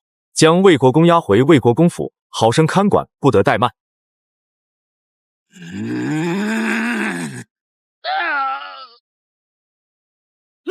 叛逆。陛下不必惊慌，虽然城破了，但是皇宫还有御林军，还可勉强抵挡一会儿。不如陛下趁着这个时候抓紧离开皇宫，离开应天，只要陛下还在，大明永远都在。不好了，不好了，皇上啊，御林军千户已经投靠燕王了。什么？皇上，臣想起来了，当年太祖皇帝并天的时候，曾说金田先生刘伯温给朱家的子孙留了2件宝物，关键的时刻可以用得上。那其中1件宝物是一幅画，就在御书房挂着，请皇上速速去取，也许里面还有求生之道。建文听了之后，赶紧起身跑向御书房，快把这幅画展开，快展开！只见朱元璋的画像就在这幅画上，朱元璋站立于画上，右手叉着腰，左手顺着椅子的扶手自然垂下来，指着地面。建文一下子就明白这幅画的真正用意了，快给朕挖开！只见一把剃刀，一件青色的僧袍。建文一下子就明白了，自己的求生之道在于佛，自己要把自己头上的青丝剃掉，要穿上这身僧袍，然后扮作和尚。可光扮作和尚有什么用？如今燕军已经进入了北平城，皇宫被围得水泄不通，就算是自己装作和尚也逃不出去。这地图，这密道怎么回事？什么时候修的？我怎么不知道？皇上，这个臣也不知道啊。大概是金田先生刘伯温早就已经算到了朱家子孙日后会有血亲相残的局面，所以告知了太祖皇帝。太祖皇帝为了让朱家后世子孙能逃得一命，这才挖的这条密道。只是估计金田先生刘伯温和太祖皇帝都没想到，这密道居然会用上的如此之早。陛下，事不宜迟，陛下赶快剃了头发，换上僧袍，拿着这份地图，陛下快快逃命吧。皇宫内还剩20名锦衣卫，死忠于陛下。这20名锦衣卫可以护卫陛下顺利离开。爱卿，你不和朕一起走吗？皇上，臣不能走。臣若是跟着皇上走，这人一多，必然容易被发现。而且臣没能辅佐皇上打理好大明的江山，臣自知有罪，臣还有何脸面活下去？皇上，请皇上以后对自己的称呼千万要改掉。皇上现在是一个僧人，不能再自称为朕，不然的话，全天下都是朱棣的人，很有可能会暴露皇上您的身份，恐惹来杀身之祸。皇上珍重。太后交给臣去做的事情，臣已经做完了。如今皇上已经顺着御书房后的密道逃出去了。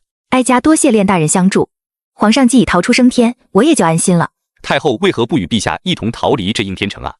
若是太后愿意，定然也可以和皇上一起顺着密道逃出去啊。我一介女流，若是跟在他们一群男人后面，岂不是叫人生疑？皇上既然已经逃出去了，那就好。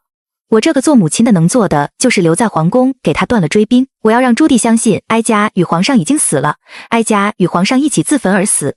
把人带上来吧。这是宫里的一个小太监，这是哀家无意之间发现的。哀家觉得他和皇上有几分相像，又叫人在他的身上画了些胭脂，改变了一下他的面相，这一看就更和皇上像了。从今天之后，史书上就会写建文皇帝和吕氏太后在被攻破应天之时不堪受辱，自焚而死。我只盼我儿能在外励精图治，争取早些将祖宗的基业夺回来。练大人，你是我父亲的学生，我和皇上一向敬重你，今日哀家和你说的这些话，希望听得你耳不出你言。请太后放心，臣知道燕逆过了徐州之后，臣就已经把匕首带在了身上，臣为的就是今日，若皇城破时，便是臣自尽之日。将他放到哀家的面前，把练大人的遗体抬出去，然后你们就可以走了。儿啊，娘的儿啊！朱棣和朱松先后骑着马来到了午门之外，此刻午门已经打开了，王景洪正带着开了门的太监们跪地守在宫门两侧。而正在这时，张府押着一名朝廷始终不愿意放弃抵抗的将领走了过来。这将领不是别人，正是朱棣的小舅子魏国公徐辉祖。朱棣看着徐辉祖，只觉得徐辉祖是个愚忠之人。这建文当皇帝当成了这样，自己这个小舅子还费心巴力的去为建文卖命，实在是愚忠。将魏国公押回魏国公府，好生看管，不得怠慢。殿下，皇宫内的太庙着火了，太庙外还躺着一具尸体。根据朝中已向我们投降的官员指认，这是吏部侍郎练子宁。太庙着火了？你们谁这么大胆敢烧皇宫的太庙？殿下不是啊，不是我们啊，您就算是给我们100个胆子，我们也不敢放火烧太庙啊。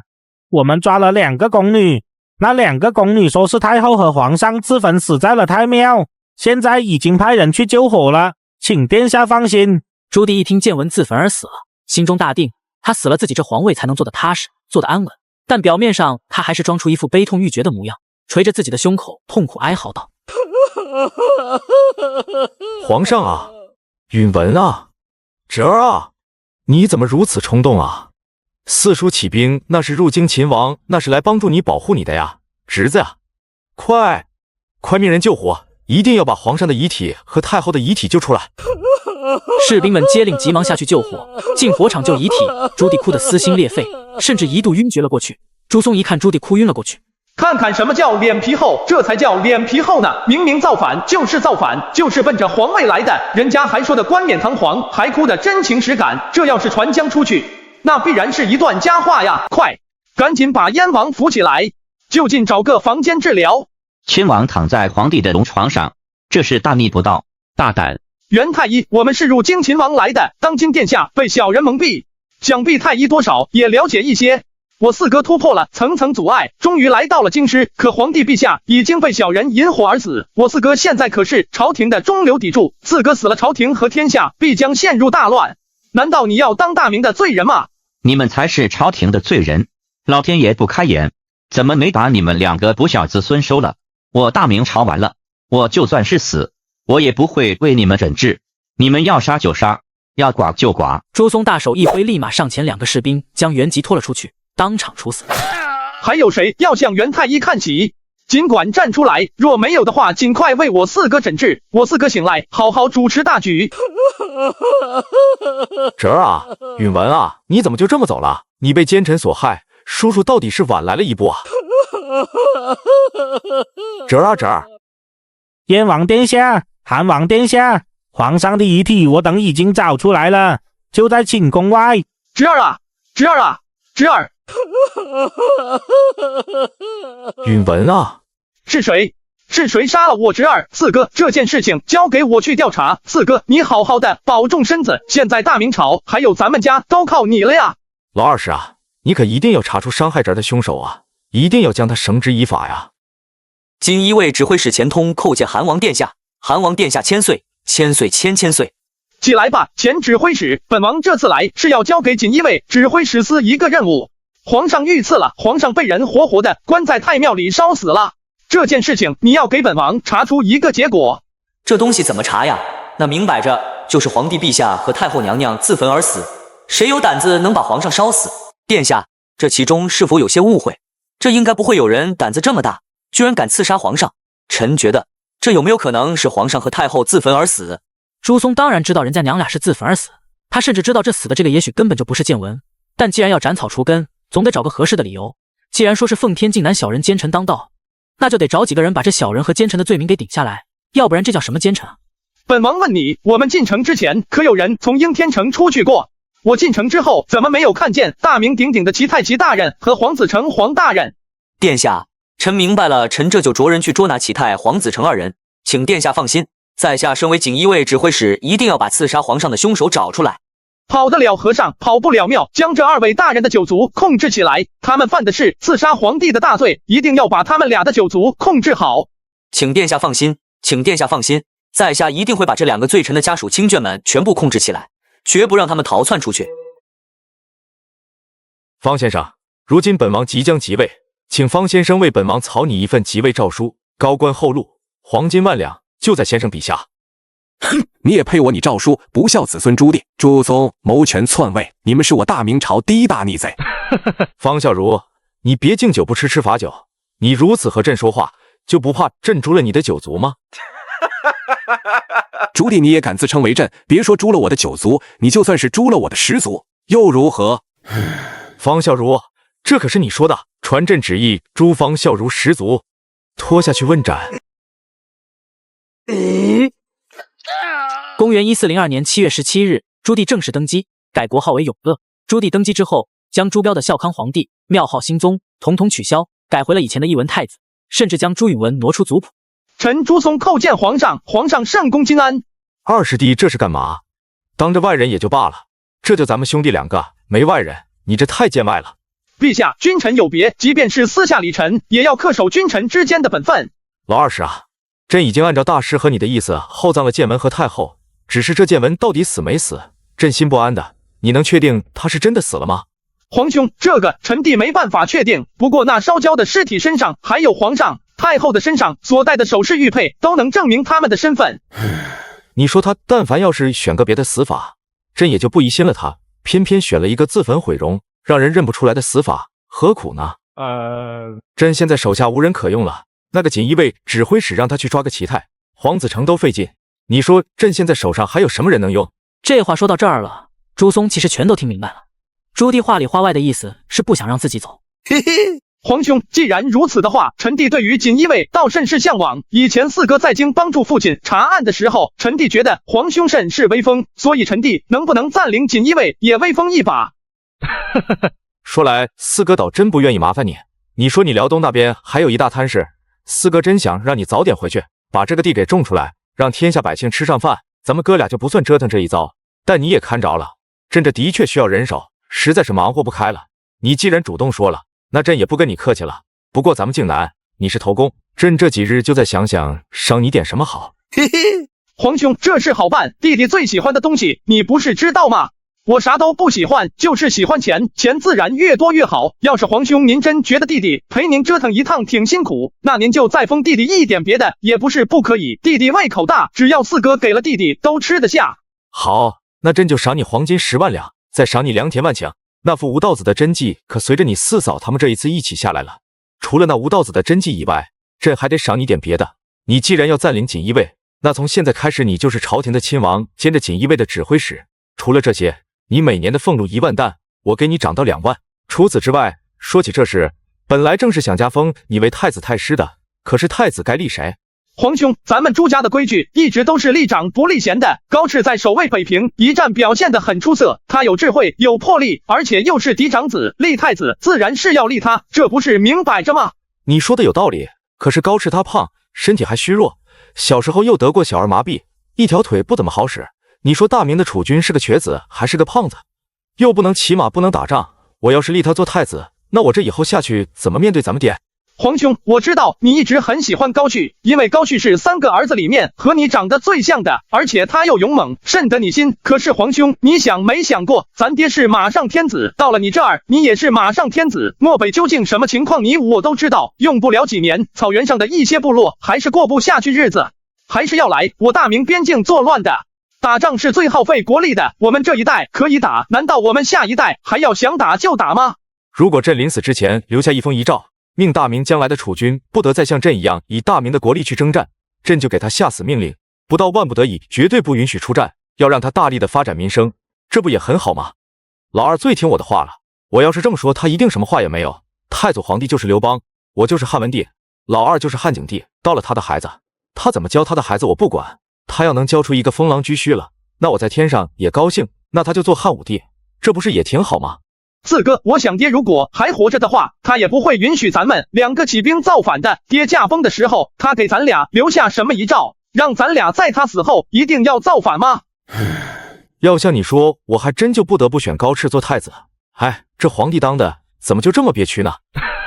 以前总觉得别人当皇帝是想做什么就做什么，除了老天谁也管不着。现在，虽然你看不上高赤，可是我见甄姬那孩子你挺喜欢的，虽然年纪还小，不过也能看出长大了之后是个练武的好苗子。你真想培养第2代、第3代，培养甄姬不也挺好？让这孩子当一当汉武帝，你和高赤你们俩来个文景之治，那不也不错？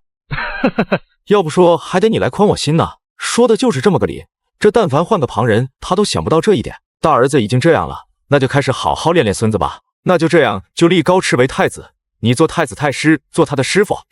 皇兄，我和高赤年纪相仿，我能教他些什么呀？你想教什么就教什么，他跟着你还有很多东西你能学呢。而且太子跟你差不多大，那不是还有个孙子呢吗？你现在好歹也是爷爷辈的人了，教教侄子，顺便教教侄孙多好。皇兄，我做太子太师，那道衍大师怎么办？道衍大师可不会武，总不能给人家封一个太子太傅吧？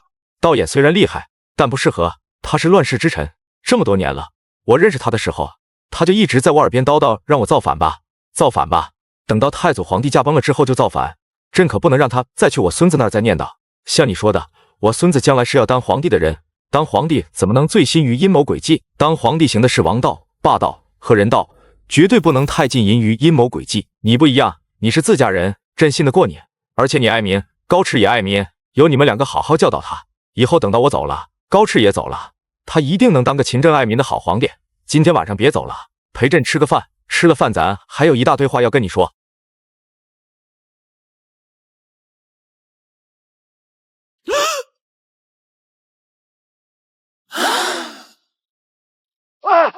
爹，我错了，爹，我也不想的呀，我不想造反的呀，我这都是为了自保啊，爹，我求你了，我求你了。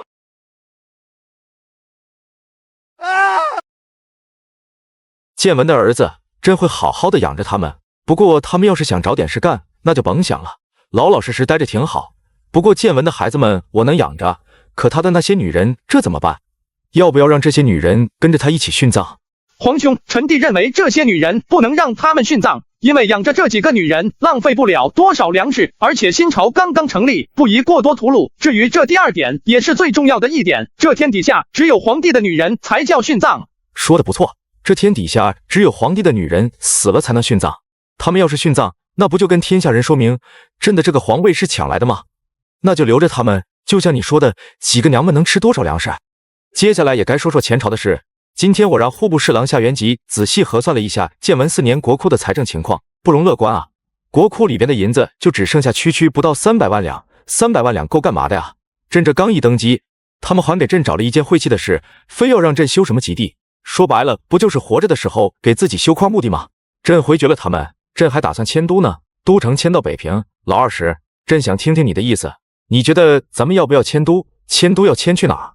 皇兄，臣弟也认为我们现在必须要迁都。应天虽然也颇具气象，但终究只是偏安一隅之地。若不能对北方的战事做出快速的反应的话，很难保证我们后代还会不会有能征善战之士，能够保卫北方边疆太平。若有则无妨，可若没有，我们大明难道以后要像南宋一样苦守长江以南？所以我们必须要迁都。有支持迁都长安的，有支持迁都洛阳的。在我看来，长安和洛阳我们都不选，我们就选北平，死守大明朝的北大门。由皇帝亲自来守，天子守国门，君王死社稷，这难道不是一桩美谈？说得好，天子守国门，君王死社稷。纵观历朝历代，还有比我大明更气象磅礴的王朝吗？就按照你说的，朕心已决，什么长安、洛阳，朕都不考虑了，要迁就迁到北平去。这话说得太好了，我要把这句话写下来，我要把它裱起来挂在墙上，让后世儿孙，让后面的皇帝们都把这句话牢牢地记在心里。你可是立了一个大功啊！那还不都是四哥叫的好？你终于叫朕四哥了。自打这登基了之后，咱们哥俩一下子生分了不少。既然你叫了朕四哥，朕也想托你再给朕办件事。可是钱的事，就是钱的事。两浙两淮的盐税收不上来，两浙两淮的官员们肯定偷偷的藏下了不少。当初天下大乱，他们为了藏点钱，替自己想，朕不追究他们。可是现在新朝出力，国家已经安稳了，他们还不把钱交出来，那就是个事了。期待黄子成抓回来之后，锦衣卫还要彻查那些在我们进城之前跑出去的大臣们，那些忠于建文的旧臣们。朕已经和他们的清算了一番，但仍旧有不少的旧臣的家人们逃了出去，要找到他们，要把他们抓回来。这些靖南遗孤恨朕，恨你一定恨得要死。他们要是不抓回来的话，咱们这日子过得也不踏实，觉也睡得不安稳。臣遵旨。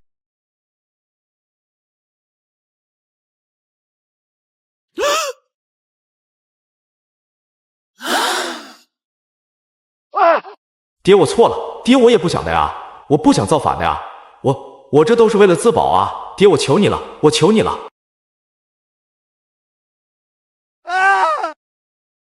陛下，您是不是梦魇了？奴婢这就叫太医进宫来为皇上诊治。不用叫太医，朕没事。马宝，朕记得你曾说过你懂得航船。陛下，奴婢确实懂得航船。奴婢小的时候曾随家里的叔叔长辈出海几次，航行知识奴婢全都记得。朕想了想，我大明除了看得见的土地、看得疆域以外，还有看不见的疆域。朕打算这几年组建一支船队，由你带领，拜访南洋诸国，扬我大明国威。最重要的是，你要带领这支船队到大海上去寻找建文帝踪迹。能找得到建文的踪迹，就把他抓到，带回来见我。若迫不得已杀了他也行，还是把他杀了吧。带回来我又得为难。陛下若真让奴婢率领船队下西洋，奴婢一定把这事办得漂漂亮亮。奴婢一定会让南洋诸国的国王来朝见我大明皇帝陛下。你能有如此抱负，朕心甚慰。王爷，这是咱们锦衣卫最近的案宗，请您过目。济南城的情况怎么样？铁铉和盛庸还在负隅顽抗吗？回王爷的话，济南城接到新朝成立的事情之后，铁铉立马关闭了所有城门，开始禁言，将城内的锦衣卫们全都抓了起来。如今我们对济南城内的形势也不甚明朗啊。想办法联系上我们在济南的人，让他们尽快向外传递消息。谁第一个传递出来消息，本王奖他黄金100两，官升3级。卑职明白，卑职这就想办法向济南城内传递消息。那铁铉虽然是个善于守城的官，可到底软弱了些。这几日虽然锦衣卫都被抓起来了，但有不少经过战乱流离失所的灾民来到济南城下，他都收进去了。战乱流离失所，如见天下既定，怎么还会有这样的情况出现？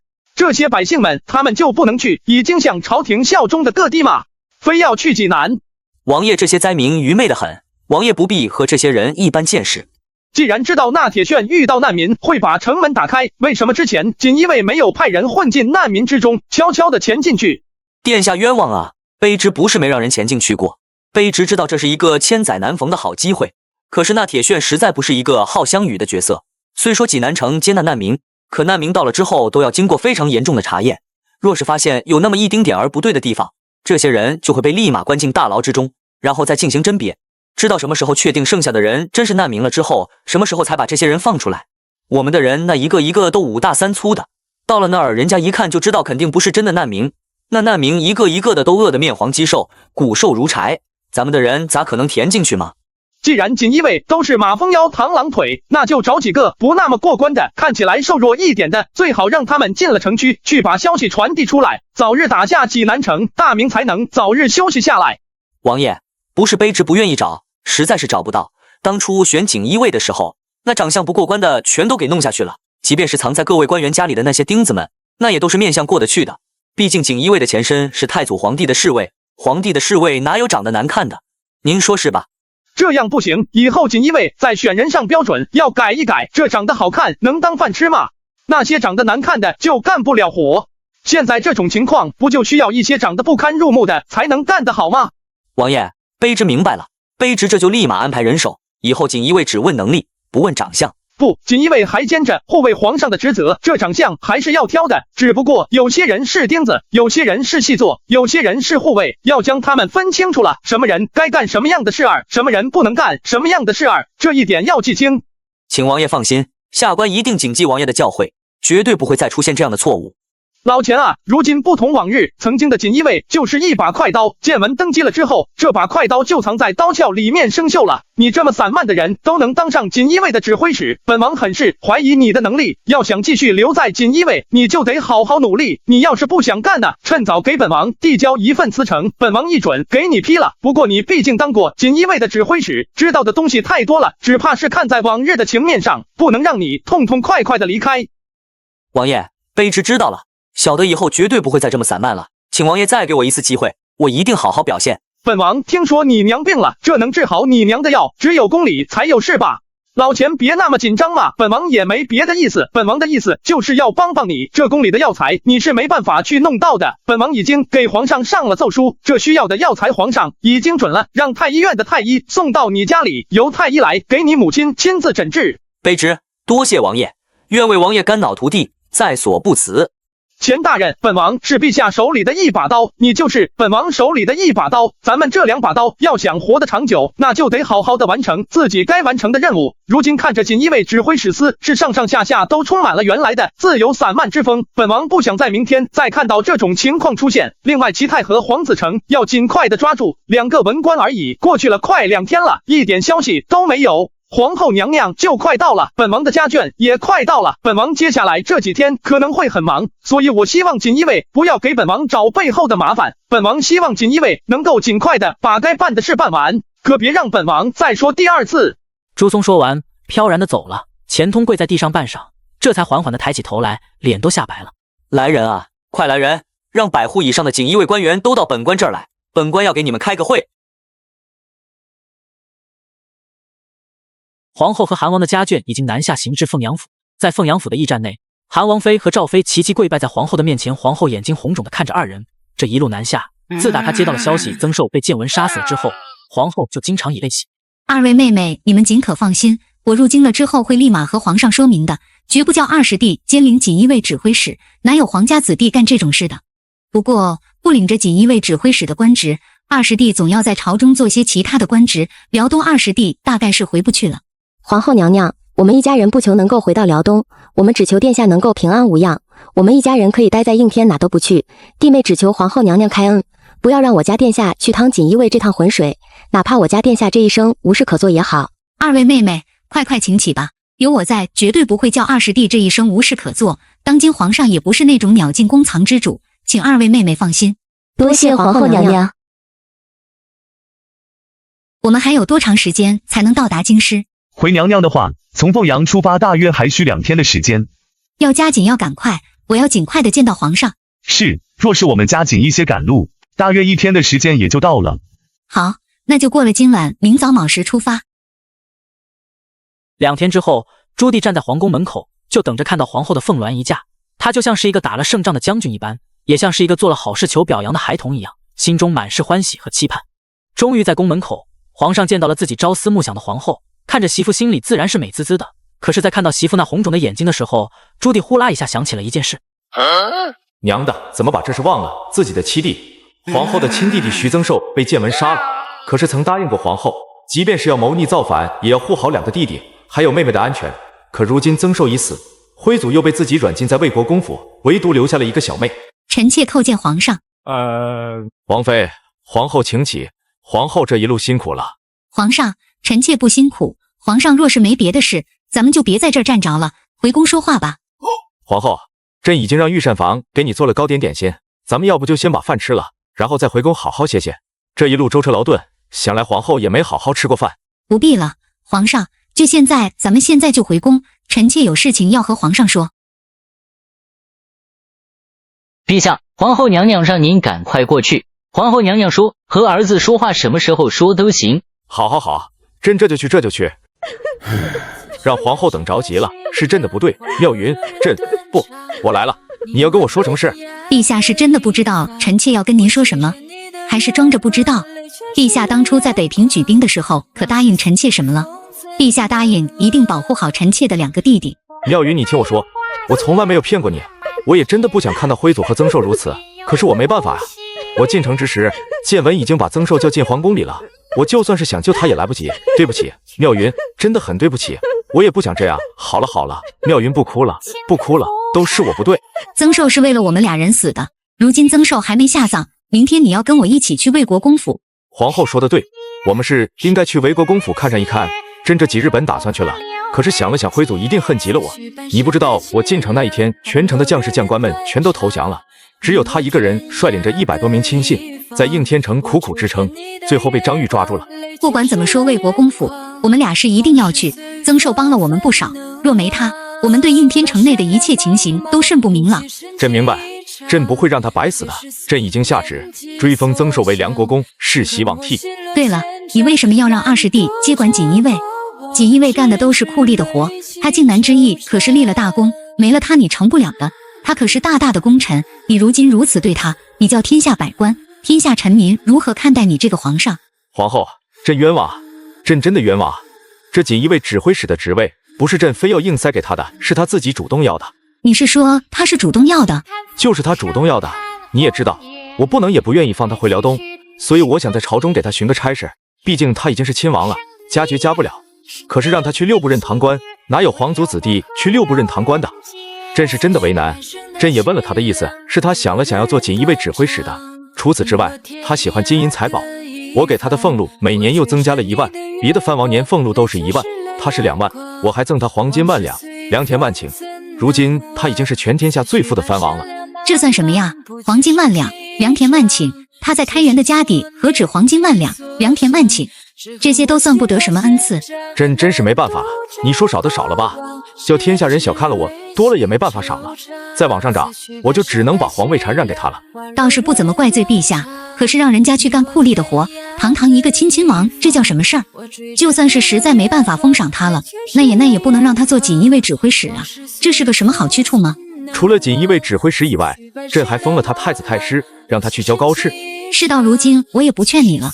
你愿意弄那个什么东极市场，你就弄；你愿意把老20架在火上烤，我也没意见。可是有一点，你必须得答应我。你不光答应我，你还得下一道明诏。皇后，朕就听你的话，你说什么朕就听什么。你说你要朕怎么做？既然别的地方我们给不了什么，不如你就下令赐他一道丹书铁券。有这道丹书铁券，可以保他3次不死。这一世你必须要安安稳稳地保证他平安。你是怕我以后会杀他？你若从来没存着卸磨杀驴杀了他的意思，又怎会犹豫？你若真想保他一世平安，又怎么会轮到我来给你提这个醒？可是他比朕整整年轻了20岁，等到朕死的时候他还活着。若是朕死了，他起兵造反，天下还有谁能挡得住他？老20虽然善谋又善忍，但他并不想过这种日子。你以为这京师是个好地方，人人都想来，他为什么跟着你造反？不还是因为被建文逼得没了活路吗？我这样做也只是为了给你提个醒，没有人愿意手上沾上亲人的血，我们只有这一次就够了，你以后千万不要再犯这样的大错。总之，你赐给他一封丹书铁券，他一定感激你，我也感激你，以后你也会感激现在的自己。好，朕答应你了，还不行吗？只是现在天下还未定，那铁券和圣庸依旧盘踞在济南府。朕本不想再动兵戈，可奈何他们2个迟迟不愿投降。等到济南府被平定了，抓到了铁券和圣庸之后，朕这就给他丹书铁券。皇上，喜报，济南被攻破了，圣庸战死，铁券被活捉了。这早不来晚不来，偏偏这个时候才来，还正好赶上自己和皇后打包票的时候来，这不是诚心的吗？皇后这事还得再往后拖一拖，没别的，主要是黄子成、齐泰还没抓住呢。喜报，陛下，锦衣卫副指挥使钱通派人传话说，黄子成和齐泰已分别在福建和浙江抓到，现在正在送回京师的路上。老天爷这是在和自己开玩笑吗？陛下，这下陛下该没什么话说了吧？老天爷都站在臣妾这边，您呢，还是老老实实的把这个铁券给老20吧。既然爹能把丹书铁券给那么多人，然后再回去，那自己也可以啊。陛下，这丹书铁券可不能给靖南的全部功臣，只能给老21个，这是恩宠殊荣。若是给了全部的人，这还有什么恩宠殊荣？皇后这是属蛔虫的吗？自己怎么想到什么她都知道。张玉封荣国公，加封左柱国，特进荣禄大夫。朱能封成国公，加封右柱国，特进荣禄大夫。张武封城阳侯，官至中军都督府都督同知，守卫北平。功臣们一个一个的都封赏的差不多了，轮到了朱棣的3个儿子，世子自然是太子。虽然还没有正式册封，不过明眼人都看得出来，皇上虽然现在心还在摇摆，但也不愿意就这么改变局势。朱高煦殿下由原来的高阳郡王升为亲王，为汉王。朱高燧殿下由原来的高阳郡王升为亲王，为赵王。朱松亲王封太子太师，俸禄增至每年2万担，赏黄金10万两，良田万顷，为功臣之首。同时赐给了亲王1枚丹书铁券。这次什么不好，非得赐丹书铁券干啥啊？早年这玩意老爹发就像是闹着玩似的。殿下怎么样？陛下收回成命了吗？收回什么成命？这锦衣卫指挥使的任旨可是通过圣旨发下来的，皇上的圣旨哪有那么容易改呀？天子要一言九鼎，说改就改，那不就成了朝令夕改？我知道你们俩担心什么，自古以来为皇上做这种活的基本上都没什么好下场，但我并非来俊臣，你们俩放心吧，我知道什么该做，什么不该做。皇上今天赐我黄金10万两，良田万顷，咱们抓紧把这金子放到库房里，过几天寻个空和本王一起出去看看咱们的良田万顷。殿下再好的良田万顷也不如辽东的土地，那是殿下的藩国。好了好了，就别想辽东，别想开元了。咱们既然已经回到京师了，就在京师该怎么生活怎么生活吧。只是苦了赵妃，赵妃本就不是应天人，在应天住可能都有不便，也有可能会水土不服。殿下，臣妾在哪都一样，只要能随身侍奉在殿下和姐姐身侧，臣妾就已经知足了。冯程也是靖南功臣，被封开元后，代替朱松继续驻守开元。冯程回到家之后，收拾了一些家里面之前没拿走的东西。这一次冯程这一走，可能也就不会再回来了。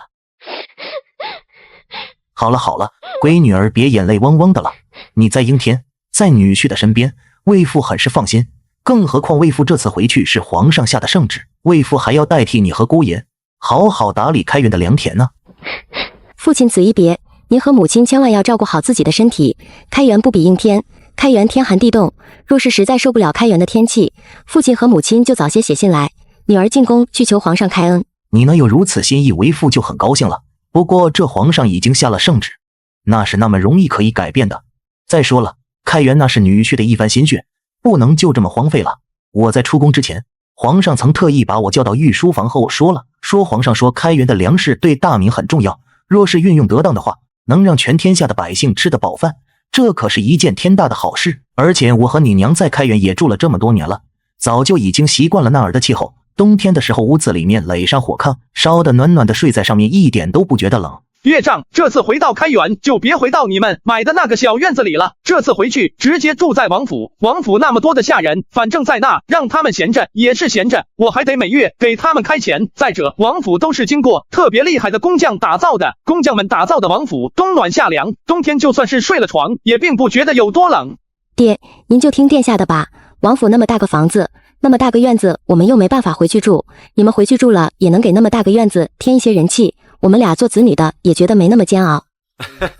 好吧，既然如此，回去之后我就和你娘收拾一下，把东西全部搬到王府去，那个小院空着也是空着，到时候就把它拎出去。说来殿下，我还有一件事情要向殿下请教，这个王府里有玉米的种子，殿下这次没带过来，这玉米我是在辽东种，还是分出来一些召人给你送到应天？皇上不是刚封了你良田万顷吗？岳丈说的对，这玉米种子还是要分出来一些，让人送到应天来。马上就快入秋了，应天地里的粮食可以收了，接下来还可以再种，但是辽东就不行了，辽东一年只能一熟，应天可以1年2熟，等到来年再开春，等辽东再种下粮食，我怕是等不及了，就让人分出10几粒就足够。这说来也是哈，这辽东的粮食都是1年1收，这每亩地的产量却比南方的土地还要多，实在是神奇。其实这也好理解，这土地就和人一样，人干活干累了需要休息，这土地自然而然也是需要休息的。再加上我大明之前，辽东可是从来都没有种过地的，这经年累月土地里的养分累积下来，自然而然就十分丰厚了。这我之前也种过地，咋就没想到这土地也需要休息的？咱们老祖宗要是知道的话，早就把北方的疆土再打下一大块来了。这要是早点儿种上粮食，那咱中原的百姓岂不是早就吃饱了饭吗？岳丈大人说的对，当年始皇帝要知道北方有这么肥沃的土地，估计早就已经把韩国以北的土地全打下来了。只不过这过了长城后面的土地也并不都像辽东的土地那么肥沃，但辽东以北努尔干都司一带再往南大约200里的左右，那里的土地相比起辽东土地要更加的肥沃。女婿，你说的可都是真的？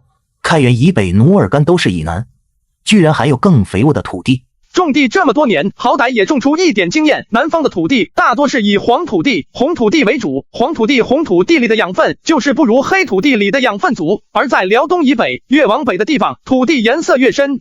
实不相瞒，我去了辽东，大概第2年就派了一队人马去努尔干都司以南，彻彻底底的侦查了一下。我让他们把当地的土带回来一些，那土颜色黑的，油光锃亮。要是大米、小麦种到这样的地里面，那不仅产量高，而且味道一定好。至于玉米，虽然之前没几次成功，但我总觉得玉米是个不可多得的好物件。听卖给我粮食的胡商说，这玉米种到地里面1亩可达上千斤。要是能种到辽东以北的那一大片黑土地里面，天啊，本王都不敢想那1亩地的产量该会有多少。等岳丈大人回到开元一切稳定了之后，给女婿来一封书信，女婿到时候会寻个机会向皇上说明此事，务必要把那没开垦出来的肥沃土地给利用起来。殿下，如果此事真的能成的话，殿下可就是我大明朝的第一功臣，是我华夏儿女的第一功臣。岳丈大人，这一切还都只是猜想的，要是能成，自然是好的；要是成不了，也不用气馁，反正一点一点试，总能找出吃不死人的粮食，能填饱肚子的粮食。殿下说的不错，只要吃不死人，能填饱肚子就是好粮食。哎，听说陕西、山西又遭几十年不遇的大旱，百姓的粮食虽说不至于颗粒无收，可照往年的产量也是下降的厉害，有些稻米甚至连穗都没结。朝廷现在也为了这件事情急得焦头烂额。我出宫的时候还看见刚刚上任的户部尚书夏延吉和户部的2位侍郎都待在御书房外面等着。今年的税收收得不大理想，虽然建文朝的那些把持朝政的官员们做事不行，但是收税收起来那可真是一个顶两。开春的时候这大明的税基本上都收的差不多了，现如今这税轮到咱们永乐朝也不知道该收还是不该收。你说要是收吧，这老百姓今年能不能过年都是2回事，可是要是不收，朝廷又没钱，就剩下几百万两又要赈灾。因为战乱导致山东、河南一带民房受损严重，这些又不能不管，还有从北向南下这一路的城防也受到了很大的损伤，也要修缮，真是各家有各家的难处啊。朝廷现在的确不容易，建文也真是作孽。黄大人淡定的很啊。我倒是和锦衣卫指挥使钱通见过几面，钱通不是这个声音啊，太年轻了，你是谁呀？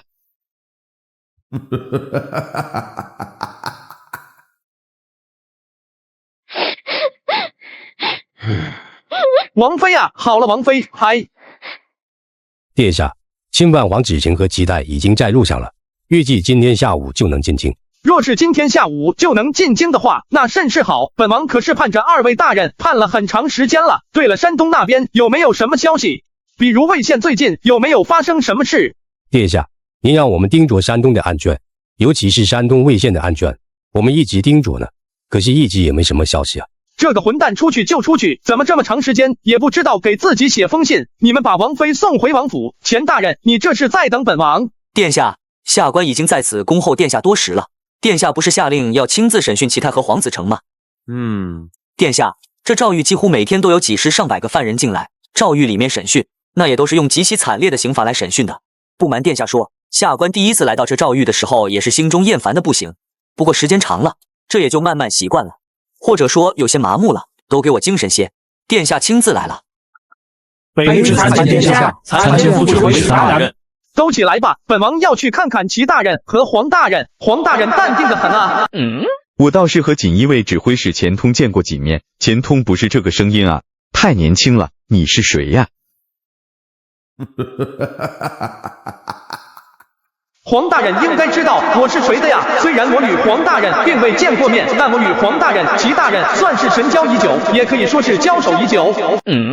你若愿意说出你的身份，正大光明的审讯于我，我倒是挺欢迎的。你要是非要躲在阴影里面做一只老鼠，我也不管。总之你们别想让我认罪，奸臣贼子不是我们。这么年轻就提领了锦衣卫，恐怕你就是那个助纣为虐的韩王朱松。助纣为虐这词儿用的真好啊，黄大人啊，不知当时你可曾想过，要不是你们在朝廷逼得那么紧，我们又何必走这条路？其实你们要削藩本王是很能理解的，一朝天子一朝臣，建文皇帝对天下藩王甚是不满，他想做出调整，他是皇帝自然也无可厚非，可是千不该万不该，你们不该怂恿谗言，把人往死里逼。你说那周王没什么别的爱好，又没有领兵打仗的才能，人家平常在家里面就是喜欢倒腾一点儿药草，没事还会去穷苦百姓家里给人家免费看病，这可是积德行善的大好事。你们呢？把人家给贬为庶人，全家赶往云南，这一路苦的呀。周王的儿子得了病没钱买药，周王妃变卖首饰，这才买了药治了自己儿子的病。咱们再说代王，他有统兵打仗的才能，不然也不会被封为塞王。他在大同一直干得不错，你们实在是找不到人家的黑点了，给人家扣上了一个不法事的帽子，连具体人家干了什么不法事，有没有什么证据，你们都不愿意去想，你们这和秦桧有何区别？莫须有不法事，还真是奸臣的标配呀！再说本王落藩开元一直以来也算是勤勤恳恳、兢兢业业。本王去开元之前，开元是个什么德行？你们这些从来没去过苦寒之地的官员，身在鱼米之乡的官员，你们是体会不到的。那里万里沃土，却无百里人烟。是本王到了开元之后，励精图治，本王带着百姓们开垦，本王拿出极为丰厚的条件，让那些流落在外的开元户籍的百姓回家，一起守卫家乡，建设家乡。是本王修建了开元的城防，是本王一手组建了开元现在10几万的军队，本王难道没有功劳？你说本王也算是还有些才能吧？开元原来是最容易受到草原部落侵袭骚扰的一个地方，本王到了之后，3年内就把那些草原上的部落挨个打了个遍。本王保护了一方百姓的安宁，本王从胡商的手里埋下种子，本王让开元的百姓吃饱饭穿暖衣。本王的理想就是当个逍遥闲散的王爷，让治下的百姓们都能过上好日子。可是你们上嘴皮儿，一碰下嘴皮儿，头一个要开刀的就是本王。本王倒是想问问你们，这样对太祖皇帝的血脉下手毫不留情，这是为何呀？韩王殿下之所以要对天下藩王削藩，就是因为你们分散了皇上手中的权力。你们忠于的也并不是皇上，你们忠于的是先帝太祖高皇帝。我们当时削藩是对的，尤其看到今天这个局面，看到窃国之贼坐上皇位，看到你这小小庶子也能威风，更能证明我们是对的。只可惜我们到底是百密一疏，低估了你们就应该趁你的病要你的命，第二个开刀就应该是燕王。建文觉得我们这些做叔叔挡了他的路，可是我们这些做叔叔的是在为这个家、为这个国家分忧。我们9个叔叔在北边勾肩搭背，组成一道人墙，将来自北方的威胁全部当下，好让他在大后方做皇帝，做得潇洒开心。他都不领情，他是觉得我们这些做叔叔的挡着他的路。借你一句话，现在看来我们当初造反也是无比正确的一步棋。这天下要真是落到了建文的手里，那还有个好吗？他连我和4哥的兵马都挡不住，连北平和开元2地的兵马都挡不住，他怎么面对北方的那些如狼似虎，整天急着盼着要再跨过长城，重新过回以前日子的猿人？即便是没了你们，即便是猿人在大举南下，我们依然可以依靠长江天堑与之相抗衡。放你妈的屁！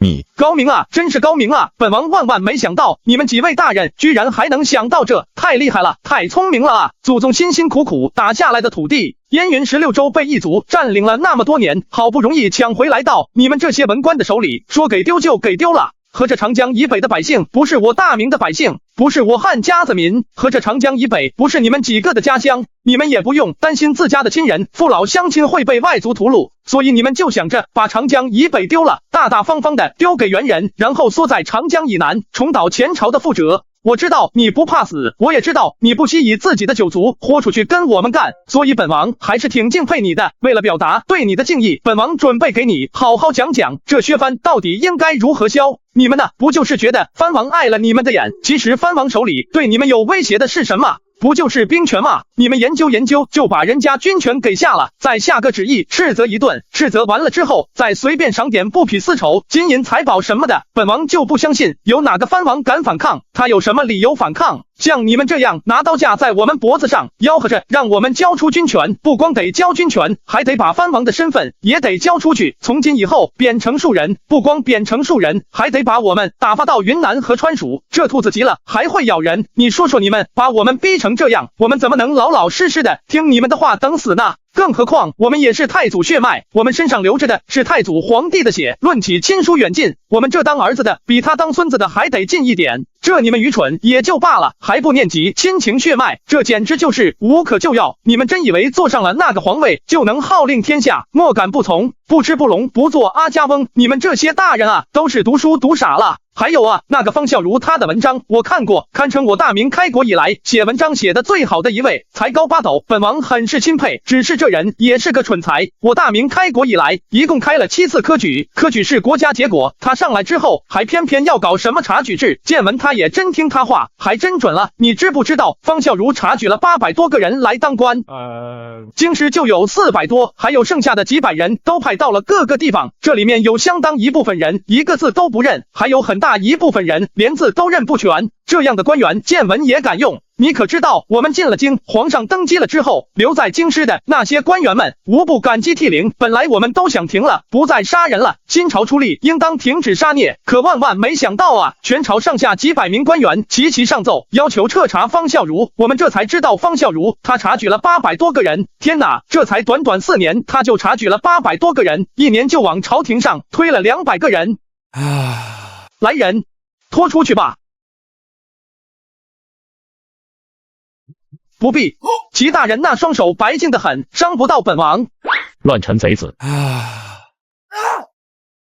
你们才是真正的乱臣贼子！瞧瞧，才当政4年，这个大明朝就成了什么德行？税收不上来，还把部署在陕西兴州、辽东营州、开平等的卫所遣散，士兵直接调回原籍，没了北方的这些兵马了，这不就相当于给草原上的猿人打开方便之门？你懂什么？你们这些塞王在北方，在北军将士的心中的威望要高于朝廷。若不把这些卫所遣散，把这些士兵调回原籍，只怕靖难之役还会造成更大的声势。齐大人说得好啊，那不知才撤掉朝廷各位文武大臣家中的检校，提高文官品级，进6部尚书正1品，布政使正2品，给事中7品，这些又是为了什么？太祖高皇帝马上得天下，这开国皇帝就要有睥睨天下、气吞山河之势。可开国皇帝之后的君主就要休养生息，打天下靠那些5大3粗、头脑简单的武将，还勉强可行。可治理天下就要靠我们这些文官，提高文官的待遇，这有何不妥？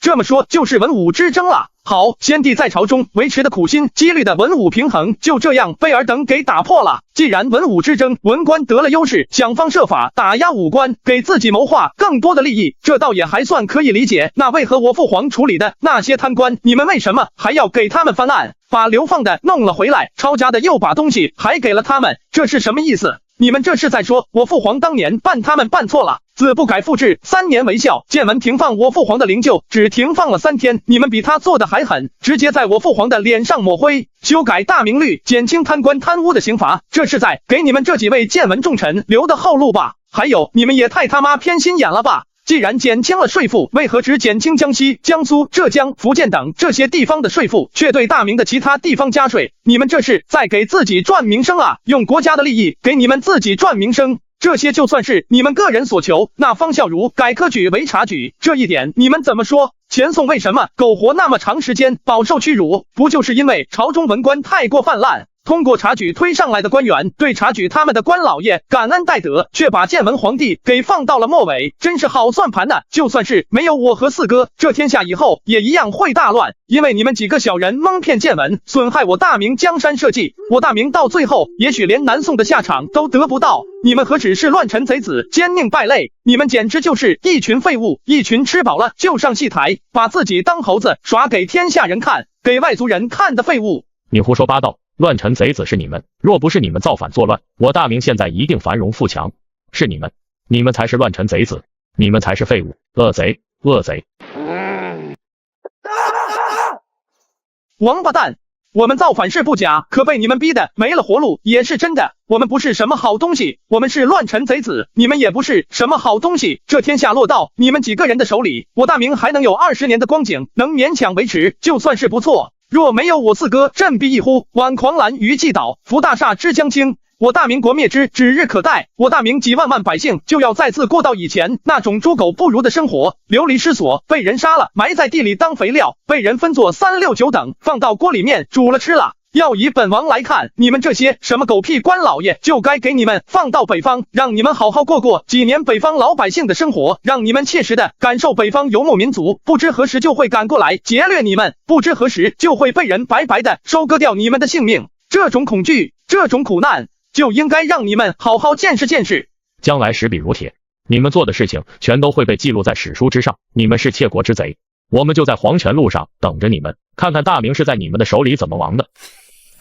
无论是四哥还是本王，又或者是现在已成了太子的燕王世子朱高炽，我们都会比你们强。那些士官会看到靖难之后会发生怎样的变化，那些史官他们会如实记载永乐这一生的过失，也会记载永乐这一生的功劳。同样，本王也不会躲，本王不会被这些虚名绊住了手脚，本王会大干一番，本王会继续抱着让天下百姓都能吃饱饭穿暖衣的理想去奋斗。史官说本王助纣为虐也好，说本王是奸诈小人愚蠢之徒也罢，但本王的功劳他们也得给本王记上。你们既然打算在黄泉路等着，那你们就好好看看，在永乐这一招，这大明会开创一个怎样的气象。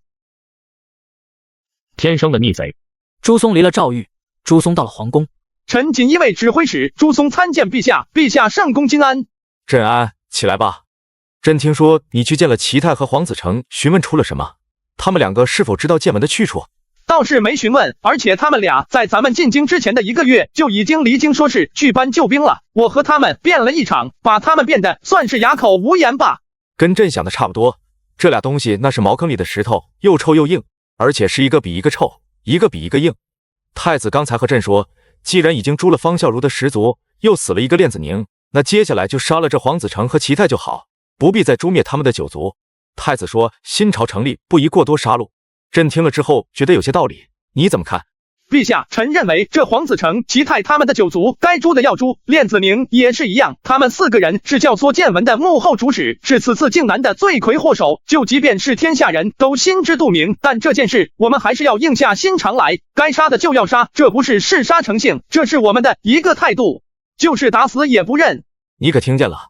你之前说你20叔仁政爱民，在开元对老百姓很好，老百姓爱戴你20叔。你说你20叔一定会认为你说的是对的，如今如何？父皇，儿臣依旧认为这新朝出力，不应遭过多的杀孽。父皇登基了之后，应大赦天下，以仁义感化天下，令天下万民归心，方为上策。朕需要你来教朕怎么当皇帝吗？这当了皇帝果然不一样。父皇，爹，儿臣没有啊！滚！这就是你选出来的太子？皇上，太子的奏折批阅的如何？这臭小子的奏折批阅的还算是不错。皇上，这就是了。皇上在北平的时候就不爱舞文弄墨，不爱整天和手下的官员开会。这如今皇上管的可不止一个北平，这是我偌大的大明13省。皇上是马背上的皇帝，皇上习武不喜文。这以后若是北疆有了战事，臣想皇上一定是会御驾亲征。皇上御驾亲征，朝中要留下谁来暂领国事？3位皇子之中，老2和老3都上武不上文，这一点和皇上您简直是如出一辙。可这监国可不是光凭武力就能解决的，这监国事要有耐心、有细心，还要会算账，才能把这个国监得明白。皇上的3个皇子之中，只有太子最适合。这么说，你是支持太子？皇上，臣是朱家子孙，这大明江山对于其他文臣武将来说是江山社稷，但对于臣来说是自家的一份家业。臣会一直对陛下忠诚，之所以为太子说好话，是因为太子的确有监国的这个能力。若以后太子犯了大错，皇上若还想让其他皇子做储君的话，臣也支持。以后的事那就以后再说。新朝出力，国库实在没多少银子，你也知道咱们俩是亲兄弟，朕也不瞒你。既然你说这是咱们朱家的家业，你要和朕一起守卫这家业，朕现在还真有一个活要交给你。建文盐税不是没收上来吗？不仅如此，还减免了南方数省的赋税，却在其他的地方加了税。现在啊，朝廷不光是盐税收不上来，这北方的百姓再遭盘剥，今年能活下去的人恐怕也就不多了。找了几个朝中的大臣们，一开始这些大臣们还是想要苦一苦百姓，直接在百姓身上再抽点税下来，大不了以后等朝廷有钱了再减免一些赋税。可是这百姓都死了，到时候减免赋税给谁减啊？给地下的那些亡魂？朕否了他们。倒是有一个官员提了一个办法，让朕印象深刻。这个人是翰林侍讲，他说既然建文在朝的时候减免了南方多省的赋税，那就再从这些省份里再收回来。朕还问他是哪儿的人，他说他是江西人。朕没记错的话，建文当年减免赋税的省份之中就有江西。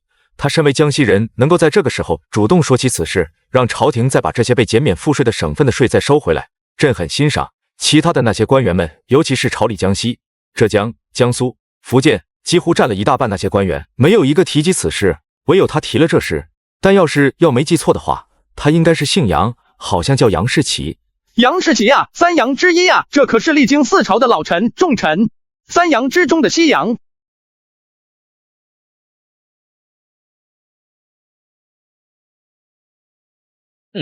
老臣，你看前面那伙，那是王爷的人，哈哈哈，终于见到王爷了，俺可想死他了。老张啊老张，咱们俩在外待了这么长时间才给殿下写了一封信，只怕殿下见到咱们俩之后少不了是一顿痛骂呀。陛下，臣觉得这江南的百姓也是百姓，虽然建文朝的时候这江南各省百姓减免了赋税，但如今是永乐朝，新朝出力，我们也不应该以这个理由去加重南方各省的赋税。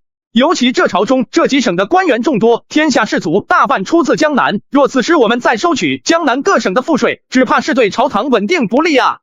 朕一向看不起这些江南士族，还有那些富商。靖难的时候，朝廷一样不好过，就是这些士族和富商凑的钱给朝廷，支持朝廷。不过你说的也对，这江南的百姓也是百姓，咱们要钱就不能从这些苦哈哈的身上搜，所以当务之急还是盐税。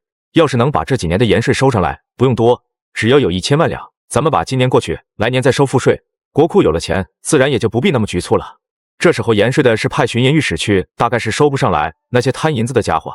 他们虽然不忠于谏文，可是朕想他们大概也不会忠于朕，所以太软了不行，太硬了也恐怕不太好。所以这个难题朕打算交给你。果然和自己猜的差不多，这该来的难题还是来了。不过眼下这国库没钱，的确是也个难题，而且是一个大难题。这当家呀，要是没钱，那是1000个10000个难。所以这盐税必须要收，而且还得收得上来，不然的话，朝中的那些官老爷们又要苦一苦百姓的。今日苦一苦百姓，明日苦一苦百姓，这叫什么事？皇上，臣明白了。皇上是打算让我用锦衣卫做不那么锦衣卫的事，不要太硬，自然也不能太软，要从上至下，无论是江南各省专门管税收的官员，还是那些应该出税的盐商，都要从上到下仔仔细细的刮一遍，将他们本该交出来的钱让他们交出来，是这个意思吗？锦衣卫现在在你手里，这件事情不交给你做，交给谁去做？而且朕很相信你的能力，一定能把这件事情办得明明白白。对了，有消息说在西北出现了胡商的踪迹，你那些粮食种子不是在他们手里买的吗？要不要派2个人去把这胡商带到应天来，让他把他身上的种子全交出来？皇上，这做生意嘛，要是用强硬的手段让人家把种子交出来，以后人家有什么好东西还能带过来吗？这胡商大概是惦记着和臣的约定，估计这一趟他去的应该是辽东，开元后此时应该已经过了长江了，估计他们2个没准还真能在半路上碰见。你别说，你说的还真有道理。这做生意啊，那就不能用硬的，包括那个玉米啊。朕也听说了，你得让开元后弄几粒回来，让你试一试。那东西放在他手里边，朕总觉得不放心。开元后离京之前，臣已经交代过了，他到了开元之后，就会让人把种子带过来，包括臣让他在开元也准备试种。毕竟开元土地肥沃，这是应天所不能比的。既然你已经安排下去了，这就不多过问了。毕竟这方面还是你最擅长。等你这次把盐税收上来之后，朝中就没什么大事了，剩下的都可以交给钱通去办。你还在锦衣卫留指挥使，你还执着锦衣卫，只不过你得分出一些精力，把这个粮食给研究明白了。你这个粮食弄明白了，不仅能让百姓们吃饱了饭，也能让大明的国库更充实一些。朕还有很多的大事要办，但办事就不能没有银子。对了，你这个太子太师有时间也得抽空去看一眼太子，看看太孙。你毕竟是做叔叔做叔公的人，你这个太子太师，朕可不是给你的虚职，你多多少少得给我教一教。我能教些什么呢？顶多就是教一教太子和太孙如何种地，如何认五谷杂粮，这4书5经还有圣人之道，可不是臣弟擅长的事。你要是教朕的孙子4书5经圣人之道，朕还信不过你呢。你愿意教什么就教什么。总之你还年轻，以后我若走了，你得好好的辅佐，不管皇位是谁。肩膀上的担子又重了1分，想当初自己穿越到此，花费了心血，把自己的藩国好好整了一遍，终于弄得自己样样都满意了，可没想到竟难了。殿下，陈千户来信了。看过了之后，朱松终于是松了口气。张铁柱、陈正2人都没事，此次带出去的100个兄弟折了差不多20几个。当时在魏县参与那件事情有关的所有人，县级官员，还有乡里通风报信者，全都被张铁柱和陈正给杀了。本王过几日就要南下江南收取盐税，大概需要个半个月到2个月的时间。这段时间本王不在京，你们好好看家。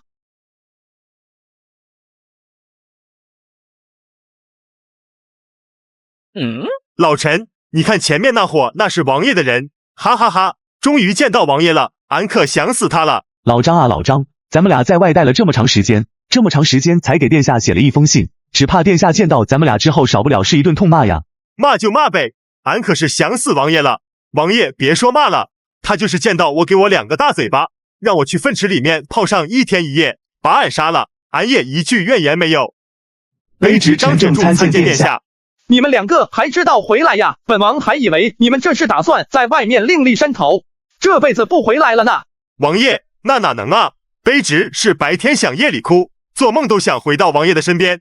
没想到你小子还记得我呀！我寻思着，这都快1年过去了，你小子早就已经把本王给忘得一干二净了。本王还寻思着，你张大人看到本王是不是会认不出来啊？你这是干什么？装可怜！王爷，俺兄长没了，娘也没了。俺此番回去发现，他们连俺兄长、俺娘的碑都没立，坟都认错了。俺好不容易找到了俺兄长、俺娘的坟，重新立了块碑。俺已经没有亲人了，王爷就是俺的亲人。以后俺这生死全由王爷做主，王爷让俺去杀谁，俺就去杀谁，即便是神仙，俺爬个梯子也要砍他一刀。本王倒不是怪你长时间不回了，本王是怪你们这么长时间也不知道给封信。本王在京师是很担心你们的安危的，你们如果再不回来，本王要向圣上请旨，亲自领一支兵马去山东找你们了。本王知道你们被困在山里很辛苦，算了，起来吧。如今本王是锦衣卫指挥使，你2人是本王的护卫监护和护卫指挥使。此次的靖难之役，你们有功，你们想在朝中人官，本王可以安排，但眼下本王需要你们。王爷，俺哪都不去。王爷在哪儿就在哪，俺贴身保护王爷。殿下，我也不走。这件事以后再细说。这次本王要下江南，要收盐税，朝廷现在缺钱，而那些人现在就把着这些钱，他们为了钱，也许什么都能干出来。当然了，他们倒是不敢要本王的性命，不过本王还是需要你们2个，和他们斗智的事情交给本王，斗勇的事情交给你们2个，且看这银子咱们到底收不收得上来。8月渐末，秋意渐浓，这今年也不知道怎么回事，即便是江南，快入秋了，这气温也比往年低了不少。朱松立在大船的甲板之上，朱松身份高贵，是朝廷亲王，又是锦衣卫的指挥使，此次是奉旨下的江南。从某种程度上来说，这亲王的身份和锦衣卫指挥使的身份都不是最大的，最大的是朝廷钦差的身份。朱松的这3个身份可谓是大的吓人。我说老曹，你本身就是南方人，这怎么从北方到南方，反倒还得了风寒？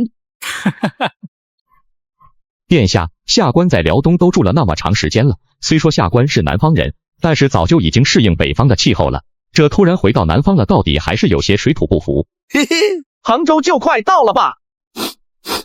殿下，前面就是杭州码头了，看到码头上人头攒动，估计殿下此次南巡这赋税征收，恐怕已经惊动地方的三司了。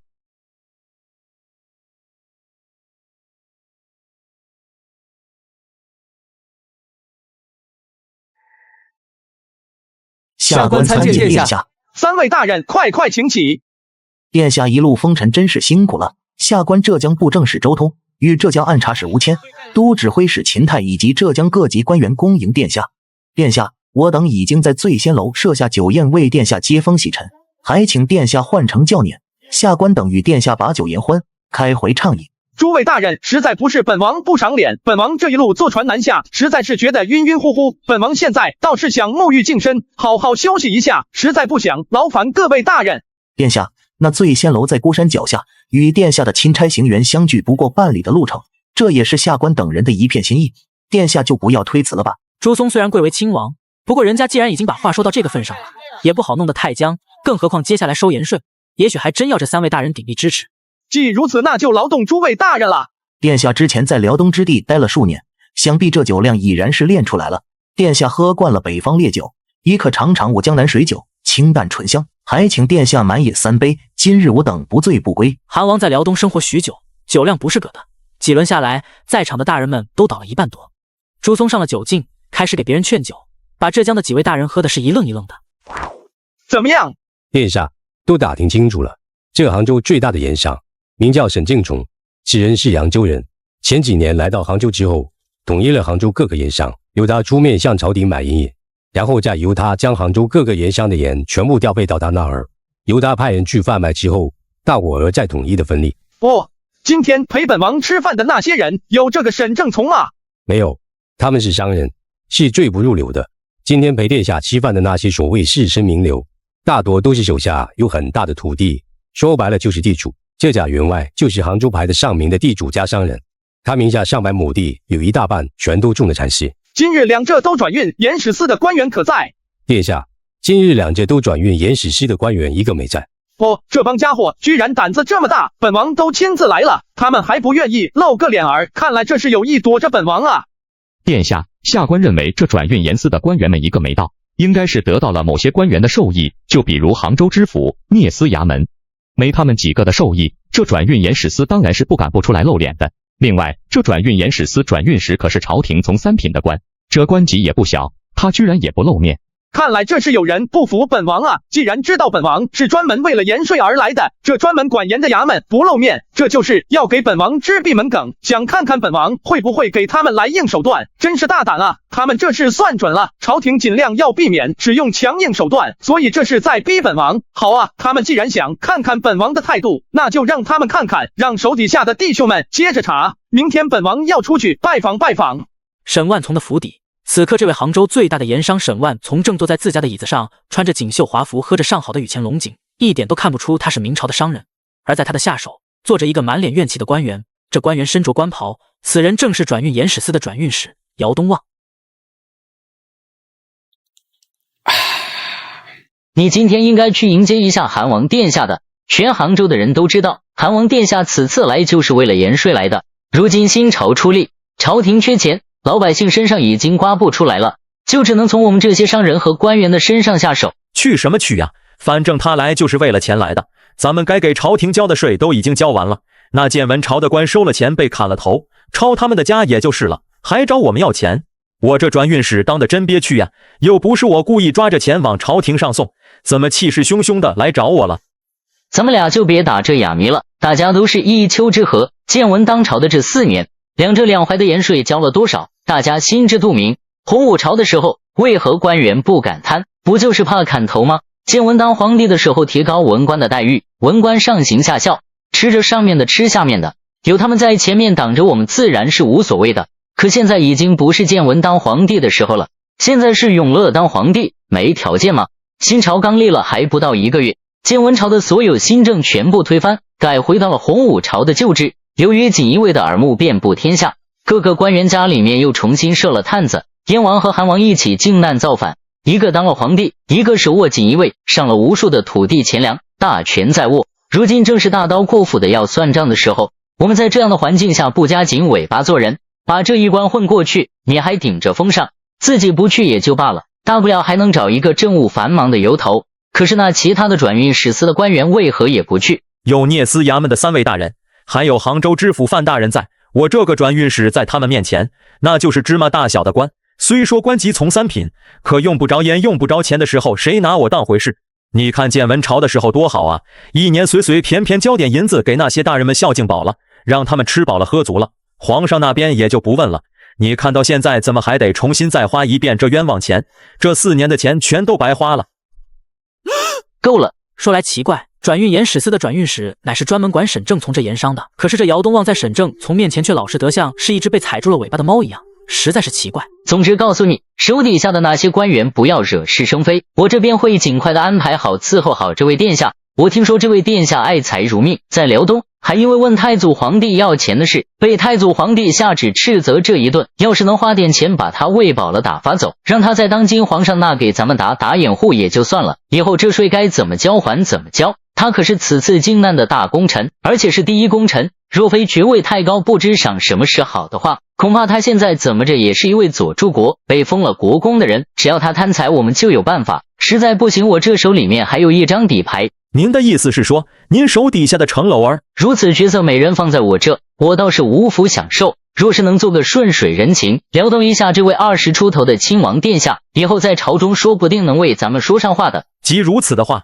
那我就回去告诉手底下的那些人，近几日不要去触了这位韩王的眉头。可是他要是跑来转运盐使司衙门来要钱的话，我该怎么应对？账本都已经转移了，他要去查就只能去扬州查了。咱们现在留下来的账本全都是作假的，而且做的滴水不漏，那些银子的去向也可以向他多多少少透露一些。就说是建文朝的官员，有以齐泰等人为首，他们把这些盐税吃了个饱。之所以为什么抄家没抄出来那些银子，那就跟我们没关系了。他要真是个明白人，就该知道这朝堂内，尤其宫里上上下下全都是小鬼，阎王好过小鬼难缠。司礼监的那些个公公们也是要分一杯羹的。洪武年间每年都能收上1000万的盐税，这1000万看着多，但是要分散开，朝廷上下官员吃一些，再到了宫里面各位公公太监们再吃一些，除了这司礼监，还有那么多个监，大家都吃了一遍之后，这基本上也就不剩什么了。既如此，在下一切全凭公公的意思。放肆，不准这么叫我。大人在下忘了，在下忘了，现在已经是新朝了，大人的身份已经是过去了，小人下次绝不会犯。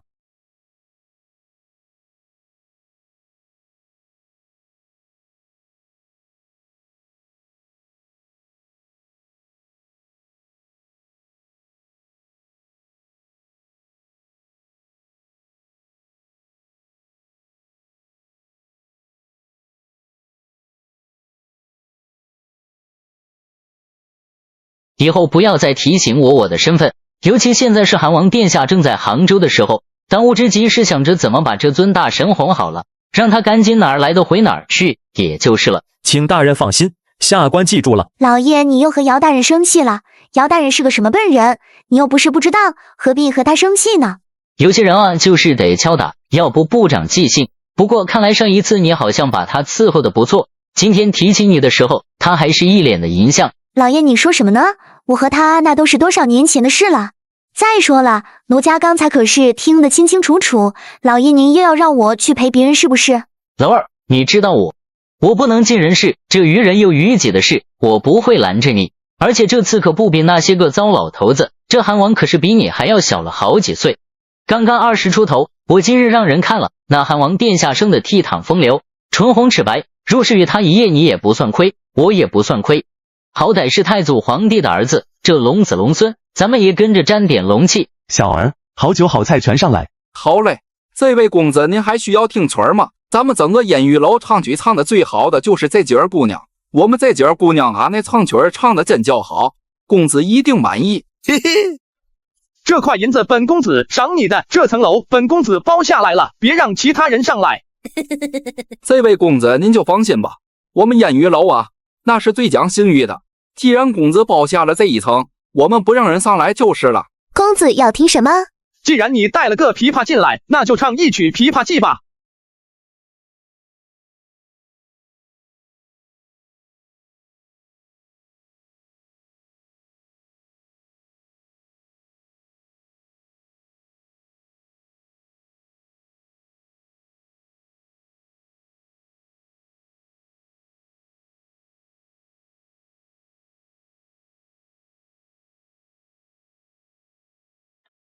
相对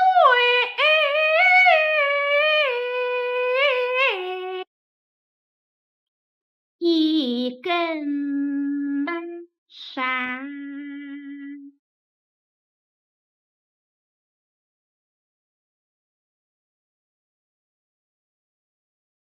好，唱得真好，怪不得是你们烟雨楼一区头牌。赏。谢谢公子，谢谢公子。本公子想问你几件事，你若是答得好，本公子还有赏钱。公子您就问吧，我一定知无不言，言无不尽。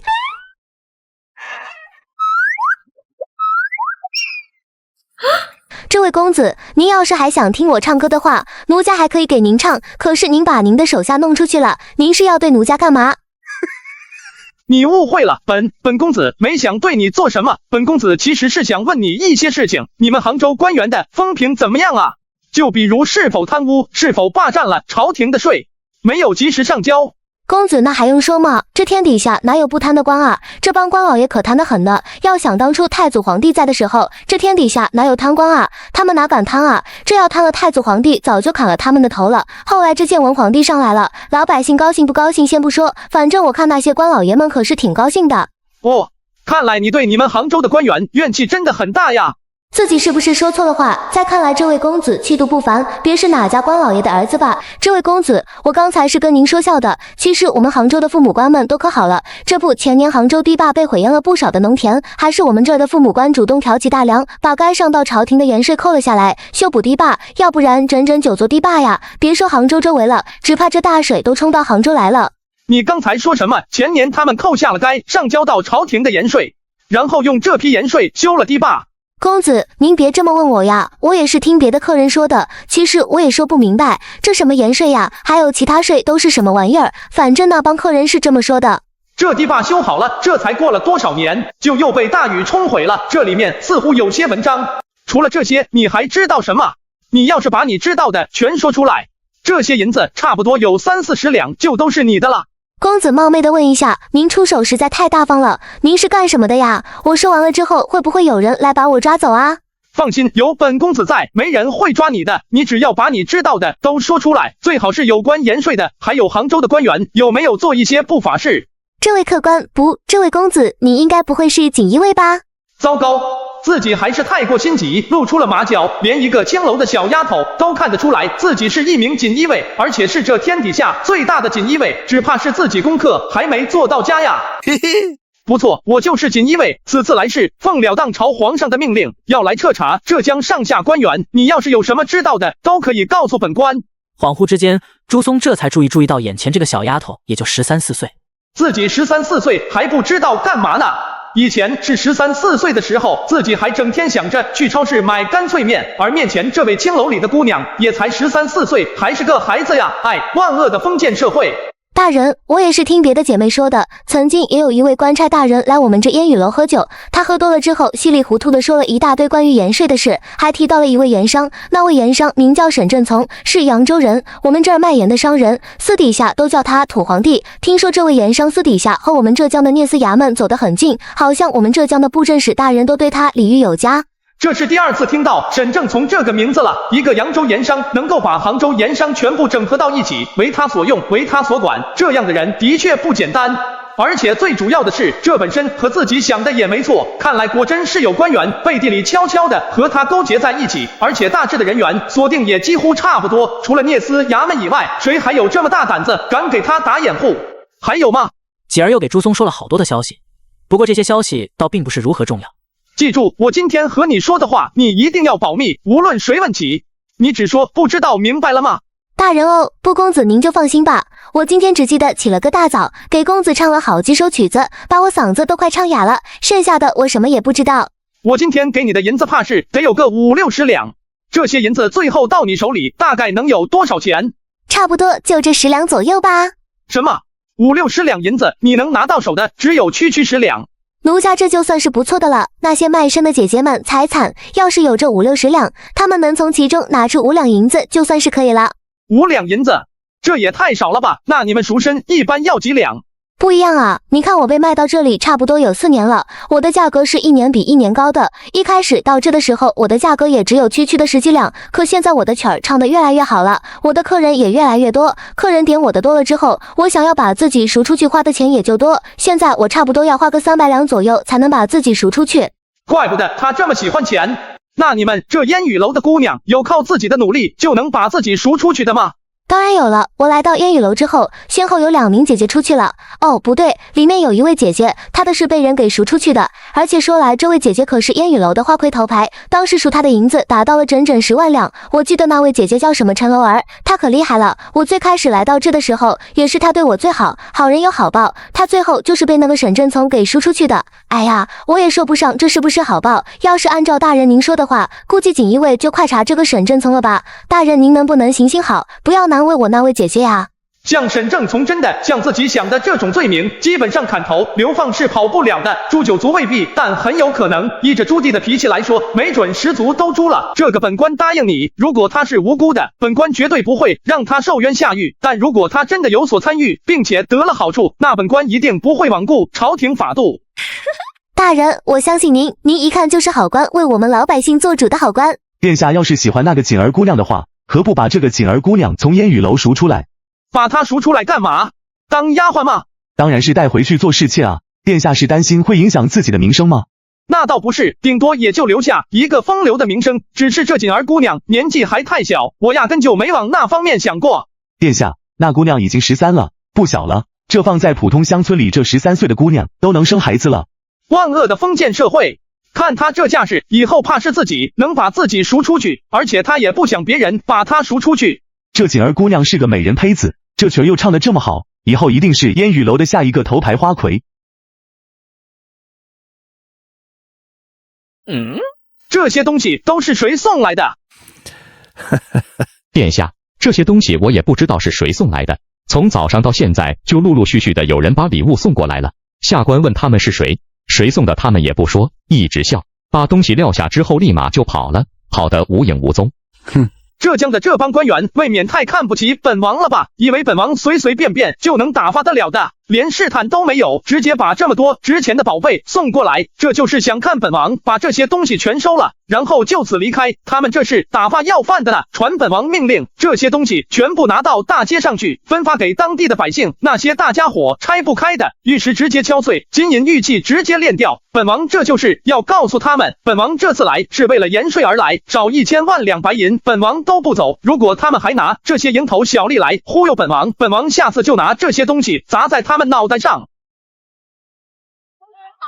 我们韩王殿下说了，他的钦差行辕里面不知道怎么回事从天上掉下来了银子。我家殿下说，既然上天有好生之德，那就把这些银子交还给百姓，父老乡亲们来领钱了。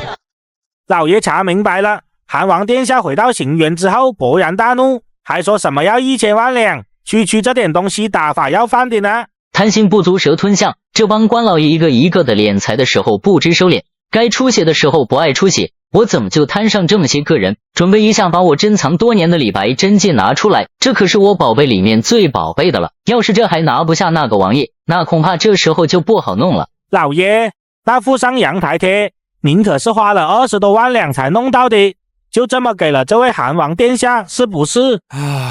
一条命和一副真迹，哪个重要？让你弄你就弄，哪来那么多话？没准用不上这李白真迹，府上上下下几百条命就都得搭里面。看看这位王爷接下来发火了之后有什么动作。这位殿下发火了，浙江6品以下的官员差不多全被他办了一遍，这明显是在敲打我们啊！看来我们这一次给他送的钱他没看上。人家是当亲王的，别的藩王每年就只有1万的俸禄，他每年可有2万，皇上还给他奖了那么多的金银财宝，良田万顷，这区区不到10万两，人家能看上吗？原本按照我的打算，是应该给人家地上最少15万两左右的银两，可今天这7七8八一算下来连10万两都不到，人家当街就把这么多银子、宝贝、金银玉器全都发给了百姓，这就是在打我们这些人的脸。我们几个的确是没拿出足够的银子来，可是这个馊主意是你想出来的，你也别想把自己摘了干净去，到时候真出事儿了，我们2个之后你就是头一份。就算是要给人家亲王行贿赂，怎么着也得走一遍流程吧。饭桌上你不让我们和他透露说要看看人家态度如何，过了一晚上你看出什么态度了？第2天不照样还是简单粗暴的把银子硬塞到人家钦差行辕里？我也知道他是个不好惹的角色，也不会跟着当今皇上一起造反了，只是传言都说他爱财如命，我也想着这是此事能和平一点解决自然是好，让我们少出点血少交点钱，别像洪武年间的时候一样，盐税从下到上一点都吃不到，我这不还是为了大家伙着想吗？老吴，咱们这也不是一点收获都没有吗？这不也是试探出了这位殿下的意思？这位殿下不是想把咱们往死路里逼，这就说明还有转圜的余地。既然他觉得那些银子太少，那咱们不如就一次多吐一点儿，再给他拿过去一些。这一次咱们狠狠心咬咬牙凑出20万，我就不信他还能再把20万两白花花的银子拿去给那些穷苦百姓。要是再给人家银子，可就不能按照这个方法来了。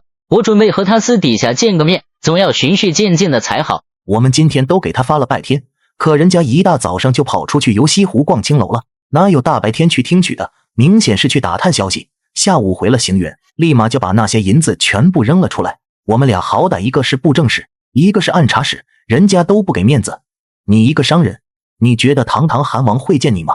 我好歹是杭州第一盐商，虽然我没有官级，但是我有你们俩没有的东西。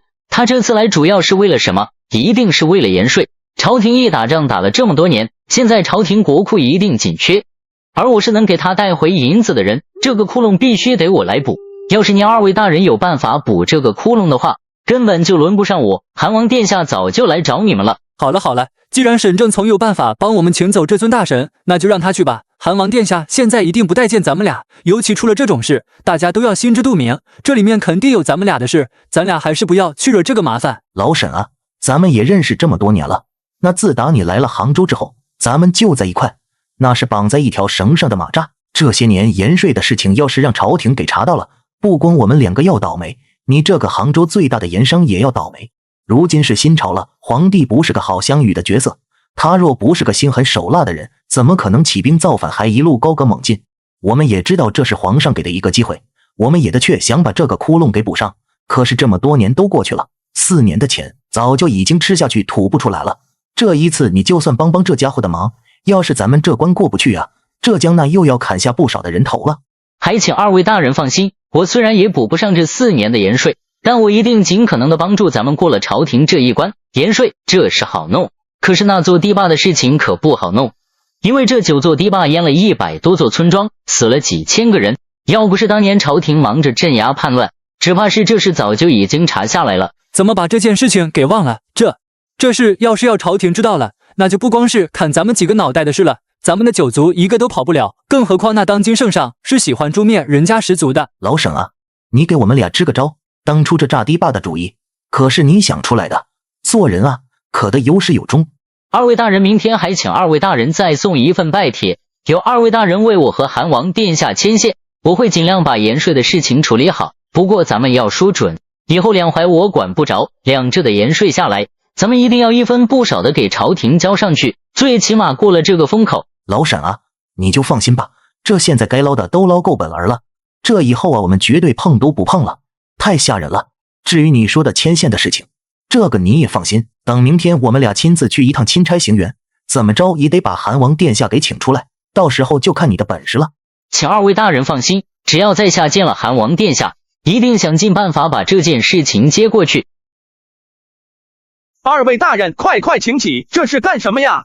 殿下，昨天我和吴大人来给殿下递了一份拜帖，这殿下是奉旨巡视我们这座一省父母官的，总要带殿下好好视察一下。这殿下昨日不在行辕，我们就暂时回去了，今天我们2人再来请殿下一次。殿下巡视了浙江，回去这也好交差也不是。说起这个呀，本王还真是对不起二位大人，昨天二位大人来了这事，本王是回来之后才知道的。这本王一听说二位大人来了，本王也想着别让二位大人再请第2遍了，本王就去主动上二位家里面拜访，可没想到啊，这刚一进门，本王就发现这天上掉银子了。哎呀，本王这一进了院，发现这一院子是白花花的银子呀，金银玉器，还有一箱一箱的金元宝，听说这里面还有不少前朝画家和书法家的真迹。你们说这本王奉旨巡视江南，突然这院子里面从天上掉下来这么多好东西，本王就喜欢这书法，又喜欢这画，本王也不敢收啊，这不是怕辜负圣上，急忙把这银子全部拿到街上分发给百姓了。二位大人啊，这浙江是你们的地盘啊，你们可得帮本王好好查一查，这天上掉银子是怎么回事，本王可啥都不知道啊。殿下，这事想来其中有也许是谁家进错了院子，毕竟您这是贾院外的西院子吗？吴大人说的有道理呀，那这样一来本王不是犯了错误吗？这是别人家的银子，本王倒大方，一下子给人家撒了个痛快，这是谁的银子呀？二位大人可得帮好好查查呀，本王绝对不是那种贪小便宜的人，要是查出了失主，就让他到本王这儿来，本王把银子一并赔给他就是了。殿下，您开玩笑了，下官和吴大人都已经安排好了，这秦指挥使一般在军中不怎么进城，这几日殿下来了，秦指挥使一直也想再邀请殿下去卫所看上一看，这不是殿下也擅长统兵打仗吗？也许殿下和秦指挥使之间还有不少的话。要不是二位大人提醒本王啊，本王也快忘了，本王此次下江南是带着任务来的，的确是要巡视，既然二位大人亲自来请本王了，那本王也正好缺一位向导，二位大人既然是浙江省的一省父母官，那有二位大人带着本王再合适不过了。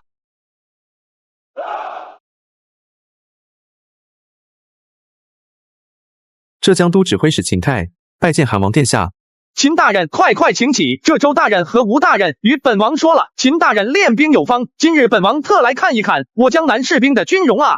秦泰听到这话，老脸一红，恨不得上前给周通和吴谦这俩人一人一脚。这韩王殿下那是什么人啊？那是边疆的塞王，人家在开原守了那么多年，不曾有一次让草原部落占了便宜，还活生生抓了10万瓦剌俘虏，就更别说人家那是从北方一路打到应天的。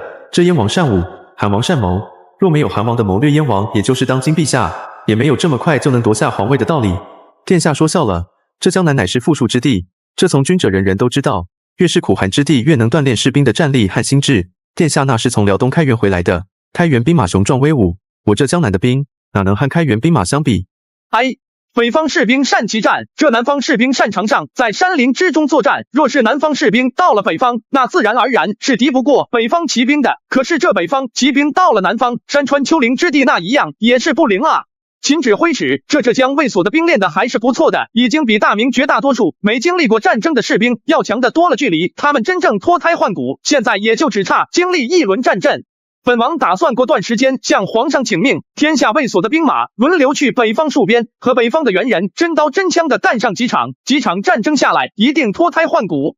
殿下，若此法可行的话，那我大明的将士们就都能变成精兵强兵，再也不用畏惧外族入侵，这可是实打实的好事啊！殿下，这卫所要是看完了之后，在咱们杭州城还有一个人想一睹殿下的风采，不知殿下可愿意见见此人？看来他们终于是挺不住了。哦，是吗？可是浙江上下的官员，难道还有本王没见过的？是的，殿下，的确是还有一位官员，殿下未曾见过。而且殿下此番来贺，这个关外也有莫大的关系。这官员乃是浙江转运盐使司的转运使姚东望。那天殿下初登杭州之时，这转运使当时并不在杭州，是下到浙江其他的地方收取盐税了。要是这么说来的话，那看来是本王的消息有误。本王可记得，本王出道那日，这位大人可是在杭州的，也没有去到其他的地方收盐税。难道是锦衣卫的消息出错了？下官估计，可能这姚大人是在殿下来那一日回来的，也许是太太过劳累。姚大人现在已经在等候殿下了。既然姚大人身为转运盐使司的转运使，那本王就听二位大人的，和这位转运使大人见一面吧。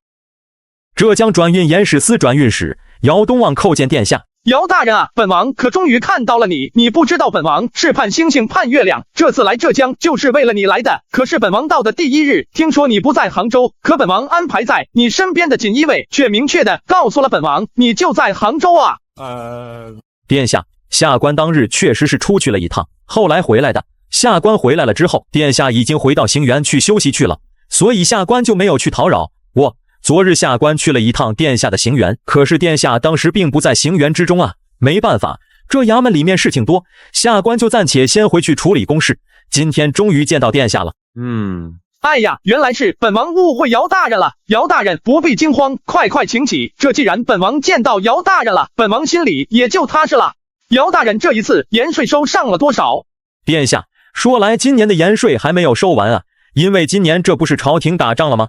说来咱们浙江的盐税早就已经交上去了，不过殿下放心，下半年的盐税还是能收上来一些的，这一次差不多能收上个几十万两左右。若是只有几十万两盐税的话，本王回去怕是不好交差。这样吧，本王反正还要在浙江多待些日子，大家一起好好想个办法。若本王这次不能带回让圣上满意的数目，只怕不光本王，这从上至下朝廷又要兴起大狱了。殿下放心，盐税的事情我们一起想办法，绝对不叫殿下自己一个人难做了去。殿下，咱们先一步实停吧。这个杭州城外的尼罗村，别看只是个村，可这里的鱼做的那是十分的鲜美，而且此时入秋正是螃蟹肥美之时。窦大人、吴大爷，那石台村的村民突然变了口供，他们怕是想要翻案。什么？殿下，聂司衙门有公务还未处理完成，下官就不在此陪伴殿下了，就由姚大人先陪殿下左右。改日下官与吴大人设下酒宴，再好好款待殿下。公务要紧，二位大人请便。好鲜的鱼香味，姚大人你还别说，你推荐的这个小山村还真就比那杭州城里远近闻名的醉仙楼的西湖醋鱼要好得多。殿下，您还不明白吗？那醉仙楼在孤山脚下，又是杭州城内达官显贵们最爱去消遣喝酒的地方。这饭菜好吃不好吃只是其次，这醉仙楼园林幽静，却又不失排场，到那儿去吃饭的没有一个人是为了吃去的。而这尼罗村，殿下别看名字不是那么高雅，但是这尼罗村村东的东家那做着鱼真叫个鲜美，都是新鲜的，在钱塘江边打上来的。这鱼从水里出来到下锅熟透，一共花了不到1个时辰的时间，自然是鲜美无比呀。姚大人说的很对呢，不过姚大人你也是朝廷从3品的官，也算得上是地方很高的官，怎么姚大人偏不爱那醉仙楼的场合，就爱在这小山村里吃鱼？殿下，下官的官职就没有能够常在衙门消遣坐椅子的时候，这那是上上下下，下官哪儿都跑啊。这帮盐商那是牵着不走，打着倒退，下官是3令5申叫他们及时的把税交上来，可他们就是愿意想尽各种办法去折腾，也不愿意交这个钱税，而且还和实际出盐的账目对不上，所以下官也是没办法，只好追了又追，查了又查，这才到处走。原来如此，姚大人辛苦了。殿下，下官不辛苦，殿下才辛苦。对了，殿下，这下官还有一位朋友，是咱们杭州最大的盐商沈正从，这殿下到底是为了盐税而来？他作为杭州本地最大的盐商，这其中他应该也有话说。朱松知道自己猜对了，官商勾结历来屡见不鲜，看来这沈正从应该背地里和这杭州的官场有不小的勾结。既然鱼儿打算主动上钩，哪有不提赶的道理？既然是杭州最大的盐商，那自然是要见上一面的，也许他还能帮本王解决了眼下这个大麻烦。这位盐商可是已经来了。殿下，草民来了。草民沈正从叩见韩王殿下。殿下，今天这锅鱼还有这些螃蟹，全都是沈正从亲手为殿下做的。沈正从也喜欢来这家吃鱼，早些年花了100两银子，从原主人的手里买下了这做鱼的秘方。后来呢，原主人有了银子就不干这个了，沈正从就把这座小店盘了下来。现在这座小店是沈正从的。原来如此，来，快请起！既然是咱们杭州第一大盐商亲手做的鱼，那本王可要好好的尝上一尝。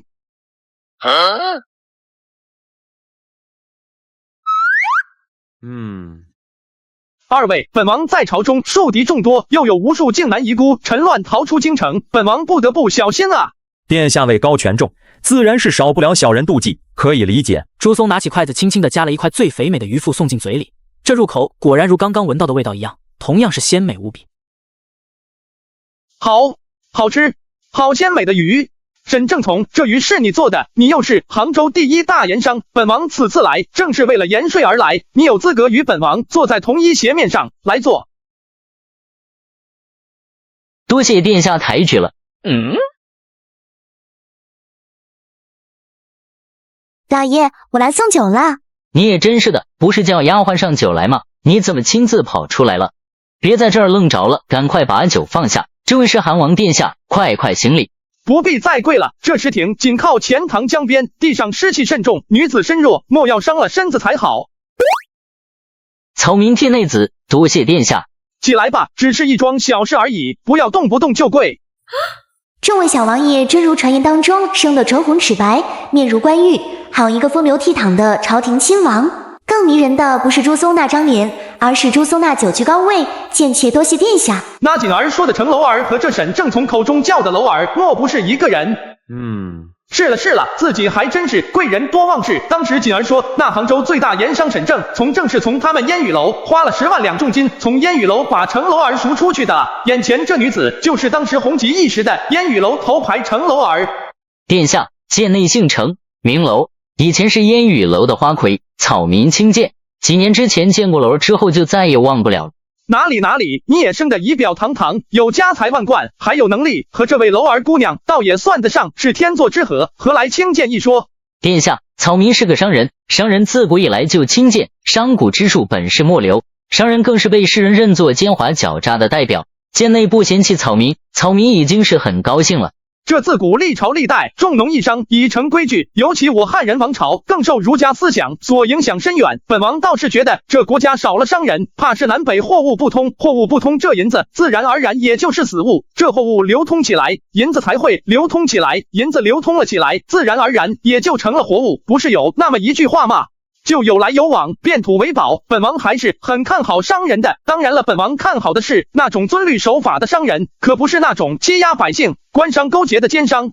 草民经商多年，如今在殿下的口中听出这样的话，草民心中甚喜。不过我大明朝对待商人已经是厚恩，我们商人的税收收得很轻，即便是不能穿锦绣华服，商人们也是心中铭记着朝廷的好啊。老曹，派个人去尼罗村去买村东头石亭那家的鱼，让他们做鲜了，做熟了买回来，多买几条吧，你也尝尝，那鱼实在是鲜美的很。好的，殿下，下官这就让人去买。不过殿下，锦衣卫兄弟们最近好像又在杭州找到了些不得了的消息，还是殿下先看一眼吧。这怎么回事？怎么杭州一年失踪的孩童居然有如此之多？光杭州一地失踪的孩童就有几百人。可不是嘛，殿下，所以大家都觉得这是蹊跷。而且之前不是派人去查那9座堤坝的事情了吗？因为前几年那9座堤坝齐齐被冲塌，多出了不少的灾民和孩童，有好多灾民的孩子都消失不见了。这些孩子数量更多，近千人。后来虽然找回来了一大半的人，大约有个500-600左右，可剩下的那几百个孩童依旧是消失不见，生不见人，死不见尸。这浙江的水还真是深啊！本王总感觉自己来到这浙江最要紧的是不是银子，而是其他，就比如这消失的几百名孩童，还有只用了几年就被冲垮的9座堤坝，以及那个被快速斩首的工部官员。本王已经给了他们一次机会了，既然他们是以为本王和朝廷随便过来装模作样拿他们没办法的话，那本王也就不惜打开杀戒了。希望这浙江上下的官员不要让本王查出来这9座堤坝和他们有关系。你怎么还不去？你要是不想吃的话，本王不勉强你。杭州消停了几天，朱松这几日一直监督着手下的锦衣卫们去查案，可是日一直也没个头绪。全员恶人啊！殿下说得好，说得好啊！这也就是殿下能说出这么一针见血的话，下官真是佩服，佩服啊！老曹，你从本王刚才的话里听出什么了？殿下好啊！殿下，刚才这4个字，那是把浙江的局势一语点明，全员恶人。我们面对的是全体浙江官员，铁板一块，这又年代久远，就算是要查证这建文朝的官员们，那是死的死，跑的跑，留下来的基本上都是没参与进来的，这可真是无从下手啊！这难道还不是殿下所说的全员恶人吗？下官佩服，实在是佩服。承让，曹先生的拍马屁功底也见长啊！殿下，这不是下官是韩王府的长史，这有关王府和殿下的所有事情，在下那都是在尽力追赶殿下的步伐，争取做到和殿下并驾齐驱，没了下官的本分。对了，殿下呀，那位姐儿姑娘什么时候来啊？老曹，你不是吧？你都多大岁数了，还惦记锦儿？那小丫头才13啊！你是不是人啊你？再说了，本王不是记得你有妻子有孩子吗？本王刚到辽东的时候，你闺女才刚出生不久，你现在搞这么一个没比她大几岁的小妈回去，你就不怕你妻子把你吊在房梁上打？原来殿下都知道了。哎呀，殿下误会了，这下官和内子小女感情好着呢。下官之所以问这姐儿姑娘的事情，实在是这姐儿姑娘的曲儿唱得好，这也有些日子没听了，这下官实在是思念的紧。这老曹都奔4张的人了，过2年就40了，要是娶个13的小丫头，这也太畜生了，这还差不多。本王这几日没心思听你要听的话，你自己把她叫来。王府不给你办这件事，你休想用王府的银子，你要自己趁着闲暇时间自己去烟雨楼听，本王也不管你，只怕到时候你妻子知道这件事就不好了。殿下别呀，这听个曲儿，这姐儿姑娘的出场实在是太贵，下官实在是奢侈不起呀。殿下咱们商量商量。王爷，沈正从来了，现在就在外面呢，他想请王爷去他府上一叙。殿下，看来这么多天他们终于商量好了，那堤坝和孩童那边要继续调查吗？当然要继续调查，我们的人都从京师调进来了吗？按照殿下的吩咐，都已经进入杭州了，这次一共来了2000多人，他们个个盯紧了杭州上下级官员，那些有嫌疑的被重点关照，同样还有一直待在卫所军营不回家的秦泰。殿下，这杭州兵马不多，但也有2万多，咱们手上只有2000多人，要是这秦泰到时候被逼急了呢？秦泰那几万人，本王没放在眼里，而且秦泰未必就是和那些咱们一直紧盯着的贪官同流合污，也许他是在城里被排挤了，这才搬到军营去住。虽说和朝廷律法不合，但倒也无妨大碍。这样吧，老曹，你私底下去接触一下这位秦指挥使，你刚才有一句话说得很对，他们现在既然是一块铁板，那我们要做的就是想办法让这块铁板自己瓦解。秦泰虽然和他们玩不到一块去，但总比我们这帮外来客要容易被接受得多。这件光荣的任务就交给你，本王从会里拨出30名好手保护你。这件事要做的隐秘，而且只能成功，不能失败。请殿下放心，下官一定完成殿下交代的任务。不过殿下，咱成功了之后，能不能让姐儿姑娘给来唱一遍曲？老曹，你要是再跟本王唠叨，本王有可能会揍你啊！既如此，下官这就告辞，绝对完成任务。程楼，记住了，你是我带出来的，你这一辈子只能跟在我身边，你别想赔了这个殿下你就能一飞冲天。这么多年我干的那些事都有你陪着我，到时候我不好了你也别想好，我一定会拉着你跟我一起上黄泉路。沈掌柜，这多日不见，沈掌柜风采依旧啊。曹明沈正从叩见韩王殿下。起来吧。殿下，草民此番来是想邀请殿下到草民府上一叙，草民经商多年，所以说没做成过什么大事，但是这几年还是淘到了不少的宝贝。草民曾听说殿下想要收进天下奇宝，草民手上也有一件宝贝，想来一定能入殿下的眼。嘿嘿，沈掌柜这话就有点自轻自贱了。谁人不知沈掌柜是杭州第一盐商，沈掌柜的宝贝那一定是不同凡响。不过本王也算是见过些世面，本王还真挺好奇你怎么这么自信自己的宝贝。殿下，草民一向行事谨慎，但今日草民怕是要小小的狂妄一次，因为草民所说的这件宝贝正是唐朝大诗人李太白的真迹上阳台帖。嘿嘿，你是说李太白？可是唐朝大家李白写了《将进酒》那个。不错，殿下正是李白的真迹上阳台帖。如果殿下愿意的话，可以随草民过府一看，这上阳台帖乃是世间无上至宝，若埋一个真正懂它的人，只怕这诗仙李白要气的从坟里爬出来了。嘿嘿，要是李太白真因为这件事从坟里面爬出来活了，那可是我大明朝的一大幸事，你我可就是大明朝的第一功臣。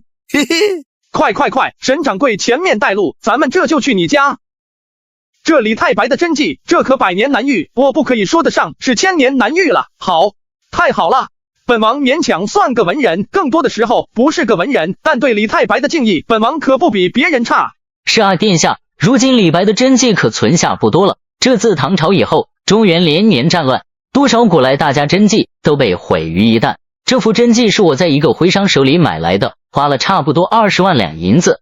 要是殿下喜欢的话，这就送给殿下了。沈掌柜，本王怎么能夺人所爱呢？这上阳台帖的确是一件至宝，但本王又不是土匪，怎么会白白要了你这宝贝？本王愿意给你30万的白银，本王还会向圣上请旨，免了你伤己。殿下，这上阳台帖放在草民这，可惜了，这上阳台帖放到殿下那才是真正的物归其主，还请殿下不要推辞，收下这上阳台帖吧。这上阳台帖的确是好东西，但本王又岂会不明白？收了你这上阳台帖，本王以后就成了你们在京师的大树；收了这上阳台帖以后，本王就和你们是一条船上的了。本王要保你们的性命，要给你们争利益，还要给你们打掩护。收了这东西，这银子本王一定带不回去。上阳台帖这么贵重的东西，足够让本王为你们打掩护了。你们打的是这样的主意吧？这东西虽然珍贵，可若你们搞不出来本王要的银子，那本王一样可以让人抄了你的家，拿走这幅上阳台帖。沈掌柜，本王看你也不是官员，在官场上打哑谜的事，本王就不跟你扯了。本王也不喜欢的绕来绕去的说话。建文4年，两淮的盐税究竟往朝廷交了多少？朝廷那边都有人记录在册，人是跑了，可是账本还在。你们趁国家内乱之时贪没国家盐税，这已是死罪。当今皇帝陛下圣明，给了你们一个机会，只要你们拿出之前吃下的那些银子，想办法把银子凑出来交到朝廷，本王保你们平安。这银子是不想交，还是真没有？殿下，这4年的盐税去了何方？殿下与草民心知肚明，草民该交的盐税一分不少，可是这税银到了上面就要克下来，等送到朝廷也已是所剩无几。殿下呀，草民是贱民，是商人，那些个官员们他们要压在草民的头上，他们吃干抹净，这银子进了他们肚子就是吐不出来，他们会想尽各种办法去买田地买家产。如果是这浙江上下官员同心协力，何愁这税银出不来？就算是500万两很难，可是300万两还是可以的。你看你这又是何必呢？本王给你30万两白银，虽然不能解决你现在的麻烦，但好歹能凑上30万。你们要是真没想着把本王和你们拴在一起的话，就何必费心费力的把这上阳台帖送给本王呢？35万两，再多的本王也没有了。你若不愿意把这上阳台帖卖给本王，本王自然而然也不会为难于你。以后你接着卖你的盐，这次银子就按照你说的300万两。300万是本王让的最后一步，本王知道你和周通、吴谦他们关系不错，就由你把本王的话带给他们。本王现在也不想见他们，你若愿意，本王明日就让人把银子给你送了。你若不愿意，买卖一事就此作罢。殿下一定要把这一桩当成买卖的话，那草民自然也不敢说什么。不过殿下稍等，草民得去看看库房，毕竟35万两实在不是一个小数。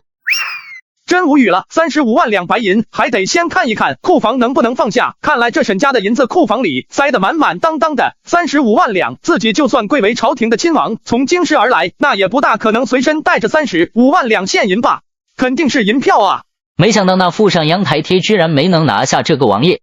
老二，看来这次还得你出马，务必要把这个小王爷给拿下。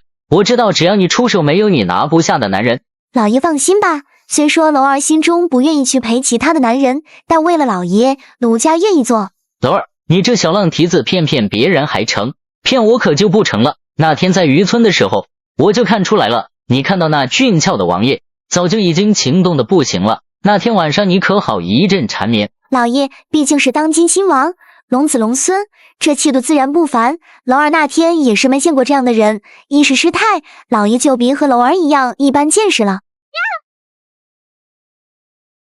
程楼，记住了，你是我带出来的，你这一辈子只能跟在我身边，你别想陪了这个殿下你就能一飞冲天。这么多年我干的那些事都有你陪着我，到时候我不好了你也别想好，我一定会拉着你跟我一起上黄泉路。既然我活着的时候不能做一个正常的男人，死了之后我一定要做一个完整的鬼，我要做一个有妻子的鬼，我要做一个尝尽人间美事的鬼。总之若是你胆敢出卖我，你也别想好，我一定会拉你下水的。老爷一会儿脖子该有痕迹了。老爷你放心吧，你我是夫妻，我是绝对不会不管老爷的，只要我有一口气，我就会帮助老爷。楼儿，好楼儿，你知道不，我没有踏实的感觉，我只有你了，我只有你了。你要是也离我而去，那我真的活不下去了。护卫大哥辛苦了，来喝杯茶吧。哎呀，这幅画着实不错，这要是拿到，现代不得换几套别墅。殿下，喝杯茶吧。原来是沈夫人，沈掌柜可是已经清理好库房，能装下35万两银子了。殿下，什么35万两银子呀？贱妾不知道殿下和我家老爷说了什么，我家老爷只让贱妾来给殿下送杯茶喝。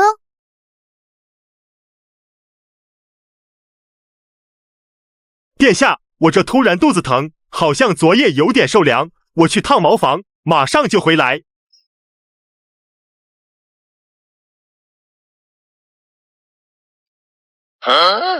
沈夫人怎么突然关上门窗，是要干嘛？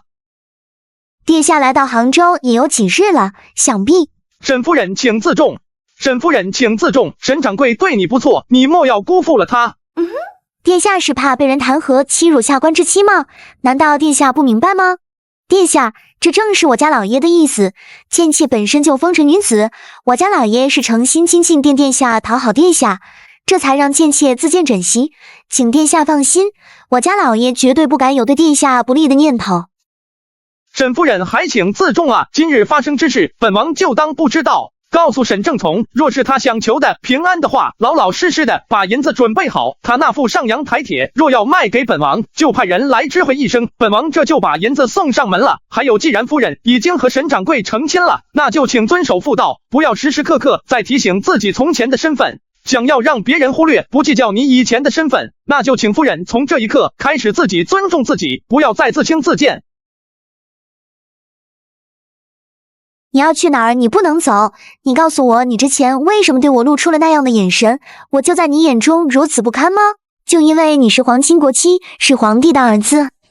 虽然你我的身份存在着差别，但我对你的失望倒并非是来自于你的身体。我觉得既然你好不容易脱离了苦海，那以后应该是无论如何都不愿意再过回以前那般的日子才对。本王认识烟雨楼的一名姑娘，名字叫做锦儿，今年才13岁，唱得好曲儿。她这一生最羡慕的人就是一个叫程楼儿的女子，因为她被人花了10万两银子从青楼里赎了出去。殿下，您怎么出来了？这么快就谈完了？朱松二话没说，扯着张铁柱的臂膀就往外走。这一路上下人们见朱松神色匆匆，倒是也没有人敢跳出来阻拦。殿下究竟发生什么事了？殿下一向稳重，标下可是很少见到殿下慌成这样，难道那沈夫人武力相逼了吗？刚才差点就发生大事了，你那壶茶他应该是故意给你加了泻药。护卫大哥，你慢点喝，不够，这还有，我先进去给殿下泡杯茶喝，这壶茶就留给你了。为的就是把你给引开，你走了之后，他在屋子里面对本王实行了色诱，要不是本王心刚至坚，只怕现在早已沦为他的裙下之臣了。王爷，这还得是您这要是换做俺老张，嘿嘿，俺老张早就已经完了。殿下他们色诱您，这明显是有所图啊。行啊，你小子还不算太笨，终于算是反应过来了。这送上门来的不是买卖，本王还好挺住了，不然以后可就麻烦了。这沈正从，本王之前一直小看他了，他这是想挟私来治本王，好让本王变成他的傀儡，操弄于朝堂，在浙江给他开阔出一片无法无天的地盘。此人其心可诛。殿下的意思是让标下带几个兄弟抄了他家？不，现在还没有证据。虽然锦衣卫抓人一般不用经过大理寺，更不用经过刑部，但毕竟现在特殊时期，若行事太过激进，恐怕适得其反。传本王亡命，让手下的兄弟们多分些精力，开始调查这个杭州第一盐商。本王总有种感觉，他应该牵扯的事情不少也不小。是怎么忍住的？他怎么能忍得住？难道他也和我一样是个不完整的人？应该不是吧？这位小殿下都已经有了一个儿子了。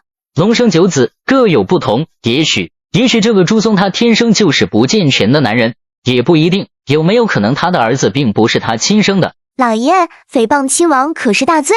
这屋子里只有咱们两个，屋子外面我都已经屏蔽了所有下人。你要是不说的话，他怎么可能知道？这位韩王殿下现在是锦衣卫指挥使，亲王执掌锦衣卫，这是除了朱棣之后的第二个。锦衣卫的耳目遍布天下，尤其是他做了锦衣卫之后，立马对锦衣卫进行了改革，将那些在建文朝养成懒惰毛病的锦衣卫全部打回去重练，若练得不好，直接逼入卫所；若不能担任任务的，出了重大差错的，直接处死。所以老爷，我们现在要想的不是朱松为什么没碰我这件事情，而是接下来朱松势必会把目标放在你的身上，怎么样才能躲过锦衣卫的调查，才是老爷现在最应该思考的事。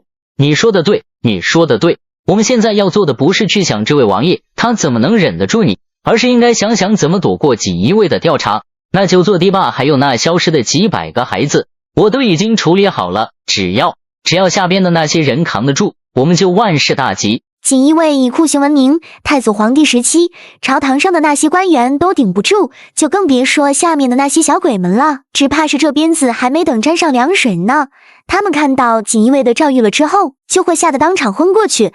等被一盆凉水泼醒了之后，他们会如同竹筒倒豆子一般，把他们知道的全部说出来。那你说怎么办？只有死人的嘴巴最老实。您不是收养了一个从东营来的浪人刺客吗？只要让他出手，杀了知道内情的所有人，这样老爷你才是最安全的。朝廷现在不会大开杀戒，人心本来就不稳。朱棣是通过造反登上皇位的，他现在最着急的就是要安抚人心。此时若打开杀戒，尤其还是浙江这么重要的地方，只怕到时候天下大乱。所以老爷一不做二不休，让那些人闭上嘴，您才能睡好觉，不是？你说的对，你说的有道理，我这就去。老爷，你现在就这么走的话，那韩王殿下还不得紧盯着你啊，换身衣服再走。对，还是楼儿说的对，我应该换身衣服，让他们瞧不出来是我。大人，你知不知道现在局势有点紧张了？是啊，如今韩王，大人们深夜来访需要添点酒吗？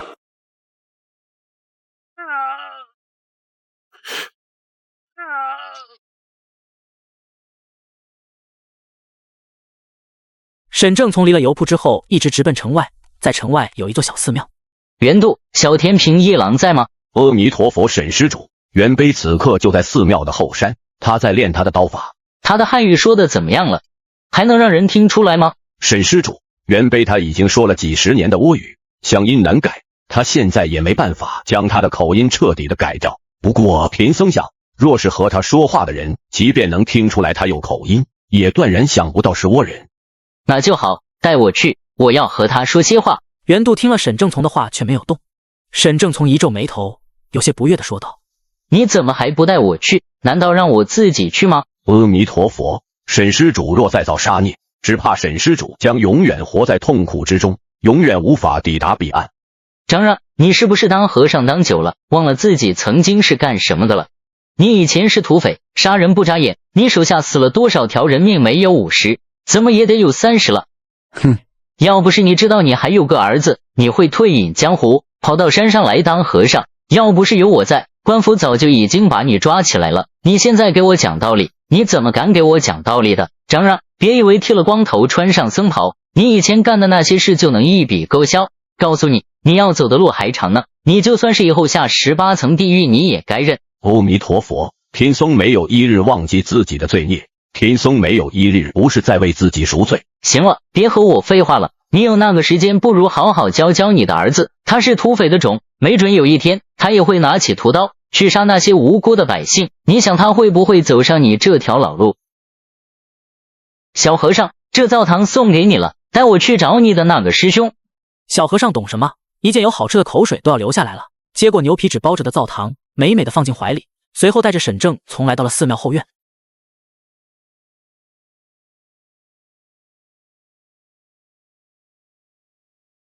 沈大人，你来了。小师傅回去找你的师傅去吧，告诉他我这包灶糖里面没放肉，让他放心吃。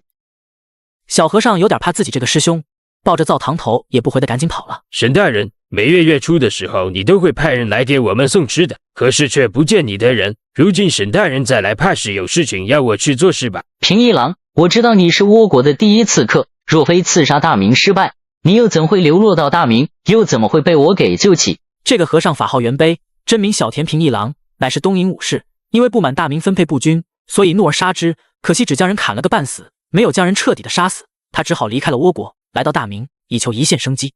沈大人，虽然你对我有恩，但我想我已经把你的恩情报得差不多了。我给你抓了那么多的人，杀了那么多的人，可是你答应我的船却迟迟没有兑现，我到底什么时候才能回到倭国？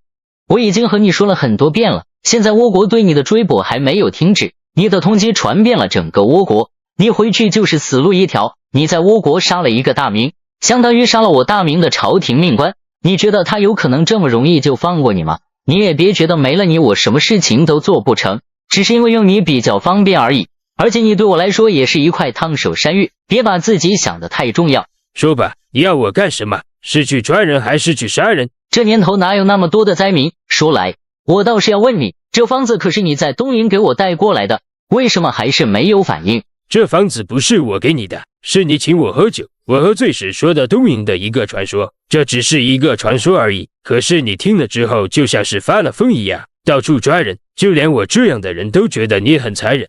你觉得我残忍，那是因为你理解不了我。我多想成为一个完整的男人，我的妻子那么的美貌，可是我却不能享用她，这难道不是人间第一悲惨之事吗？我这次不是要你去抓人，是要你去杀几个人，这几个人知道堤坝和抓人的真相，要是这两件事情被捅出去了，只怕你也藏不住了，不多就5个人而已，上面写了他们的官职，他们的住址，把他们杀掉。等到朝廷的钦差大臣韩王走了之后，我会派人把你送到港口，让你踏踏实实的回家。大人，你知不知道现在局势有点紧张了？是啊，如今韩王，大人们深夜来访需要添点酒吗？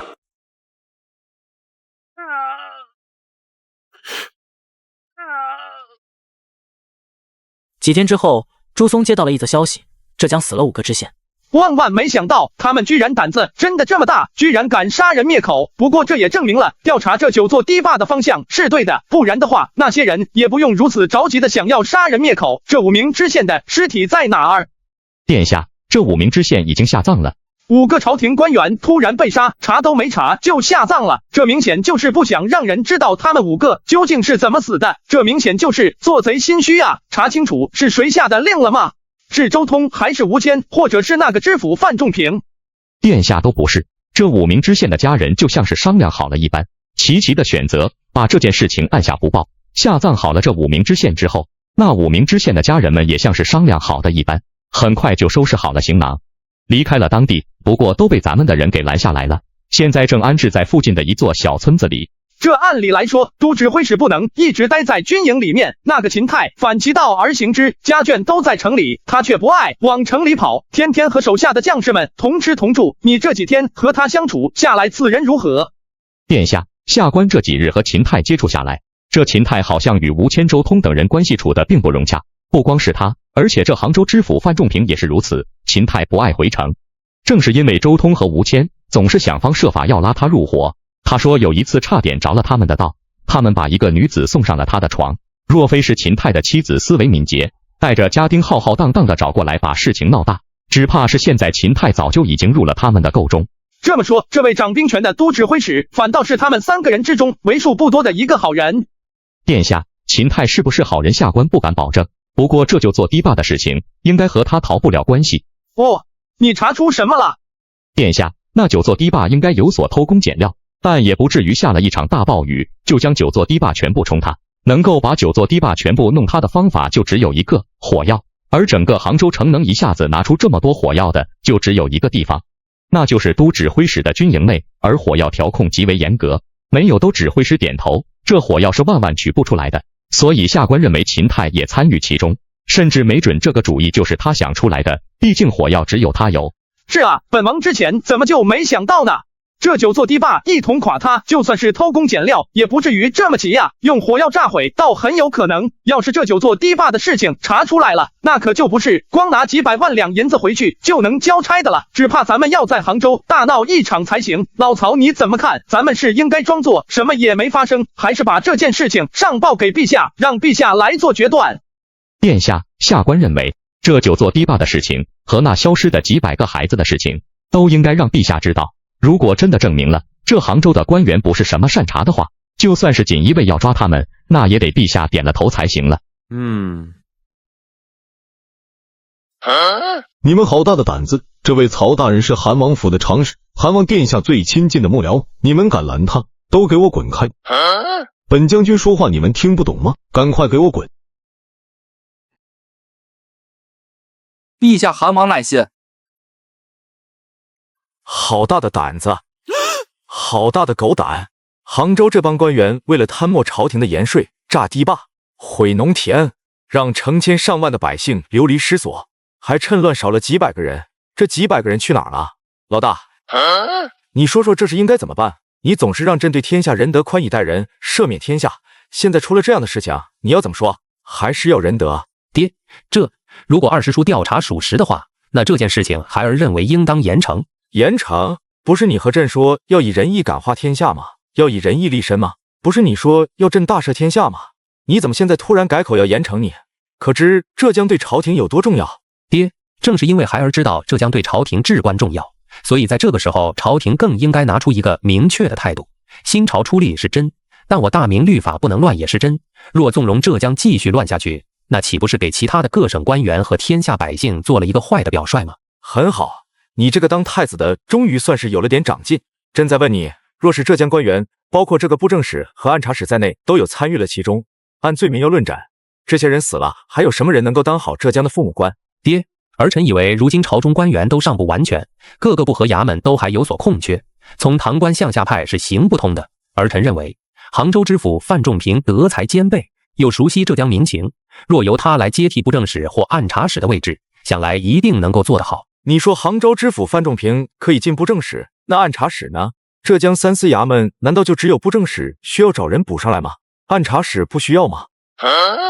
你给朕滚！二师弟，你在浙江可以大刀阔斧地进行调查，锦衣卫也可以征用杭州大牢，杭州大牢暂时归锦衣卫管，不归聂司衙门统领。但是查归查呀，定罪归定罪，这杭州官员若是职位出现空缺，还需及时补上。有了皇上的旨意，这帮藏污纳垢的官员们无所遁形，传本王亡命下去。杭州各个锦衣卫开始整合所有的消息，一并交给本王。对那9座堤坝的调查，必须要尽快给出一个结果。除此之外，杭州丢失的那几百个人，也必须尽快调查出一个结果来。是人贩子做的，还是哪个不知死活的官员做的，都要调查清楚。若是人贩子，就地凌迟处死；若是官员，那就带到菜市场凌迟处死，让老百姓们看着解一解气。殿下，下官这就交代下去，沈正从是否还继续盯着？如今咱们有了皇上的圣旨，可以充分实行锦衣卫的权力，不用经过刑部大理寺，咱们可以先斩后奏，先把他们的家抄了。下官就不信找不出一点证据。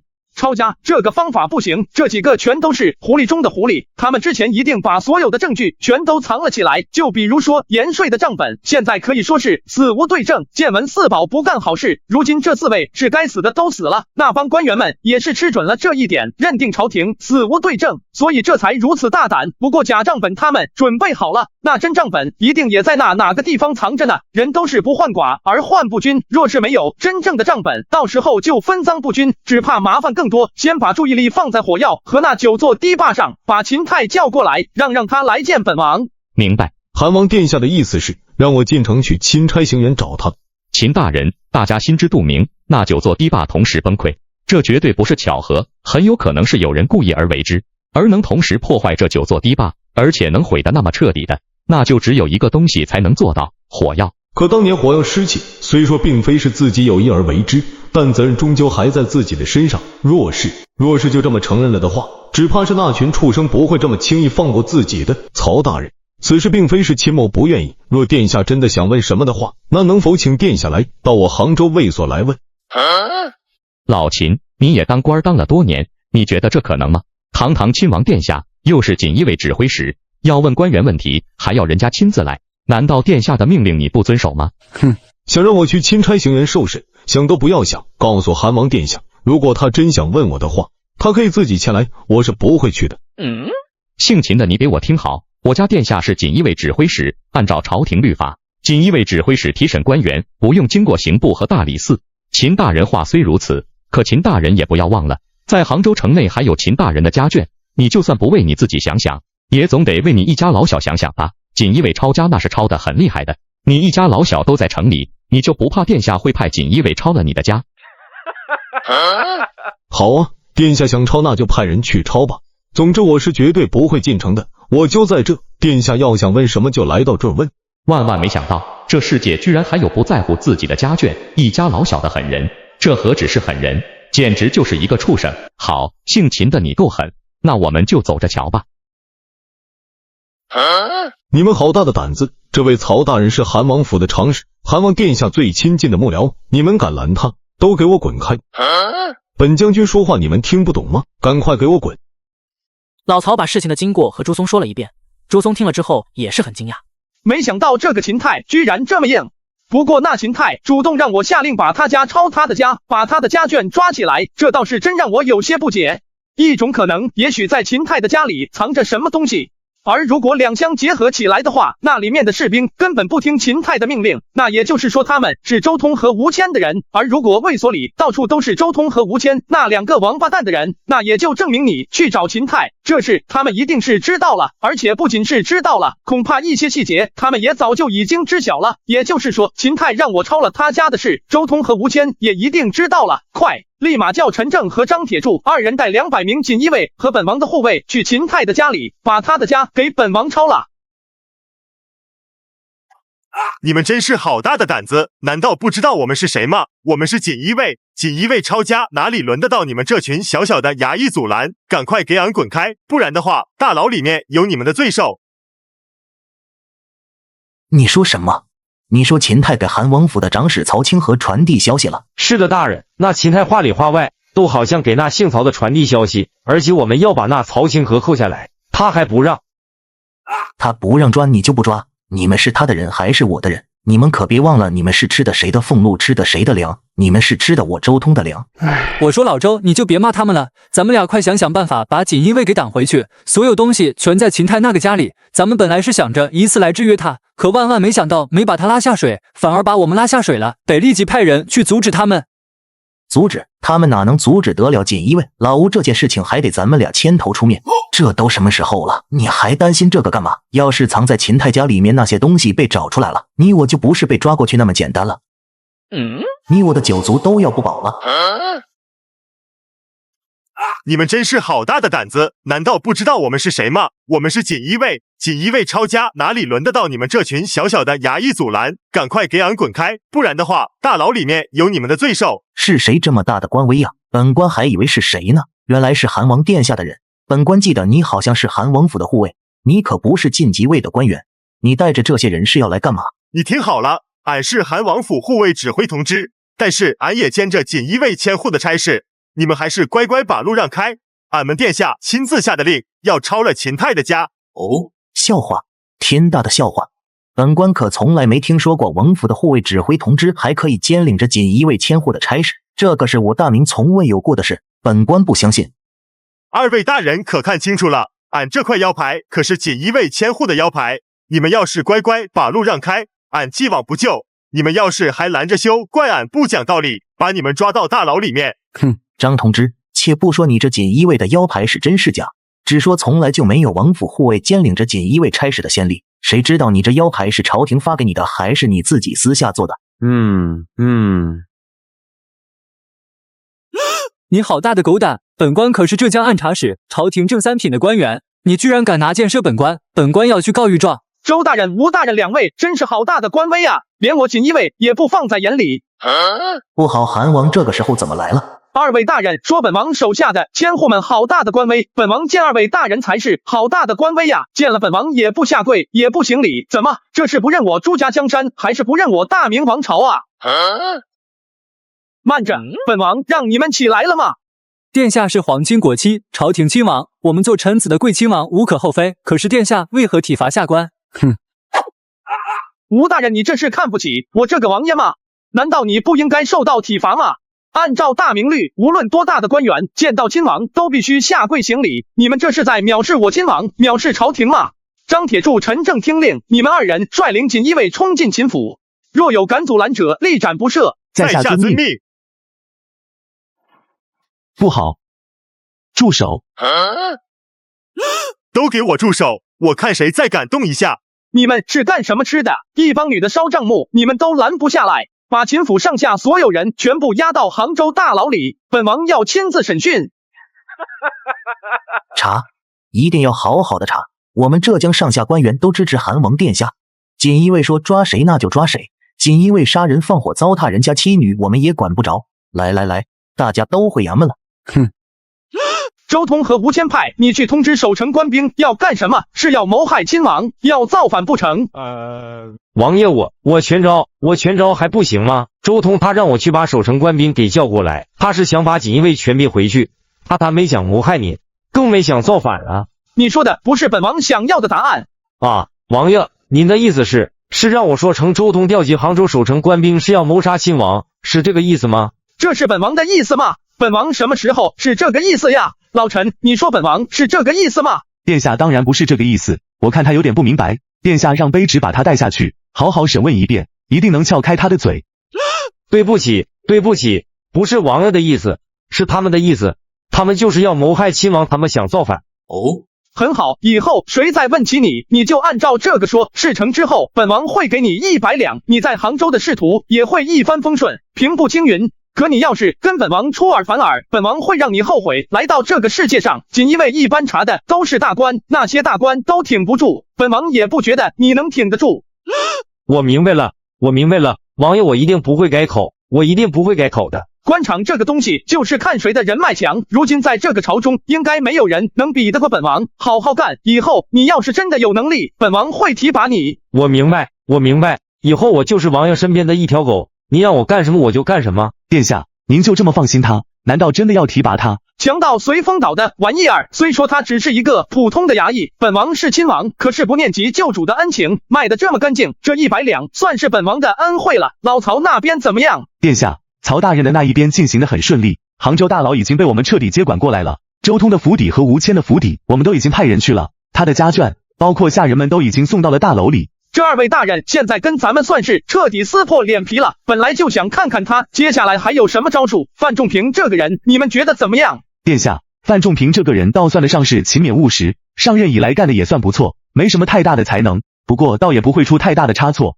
曹大人早就想到殿下可能会问这个范仲平，所以已经提前跟我们说过了。让老曹别停下，这边该处理的都处理完了，让范仲平来到行辕，本王要见他一面。至于那个掌管守城官兵的那2个指挥佥事，是威压也好，还是怀柔也好，把他尽量拉到咱们这边来，等到咱们的兵马到了，立马将城里的官兵全部换掉，城内的守军必须是我们的人。明白，殿下。周大人，这韩王也不过如此，都说燕王善武，韩王善谋，看来是把他的名声吹得太响了。此人到底是个乳臭未干的小子。这次只是我们幸运而已，若非你我争取了时间，再加上钦差的那些女人们，她们愚蠢笨，想着把证据烧了，就什么事也没有。只怕是你我现在就不是如此得意了，千万要当心。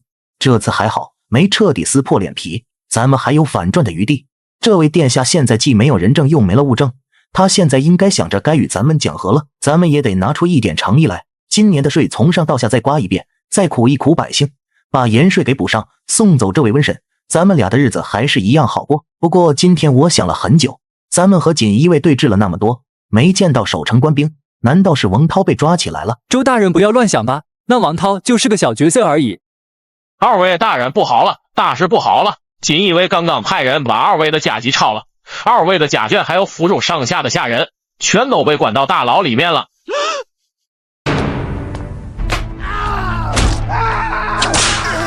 说不说？说不说？别打了，我说。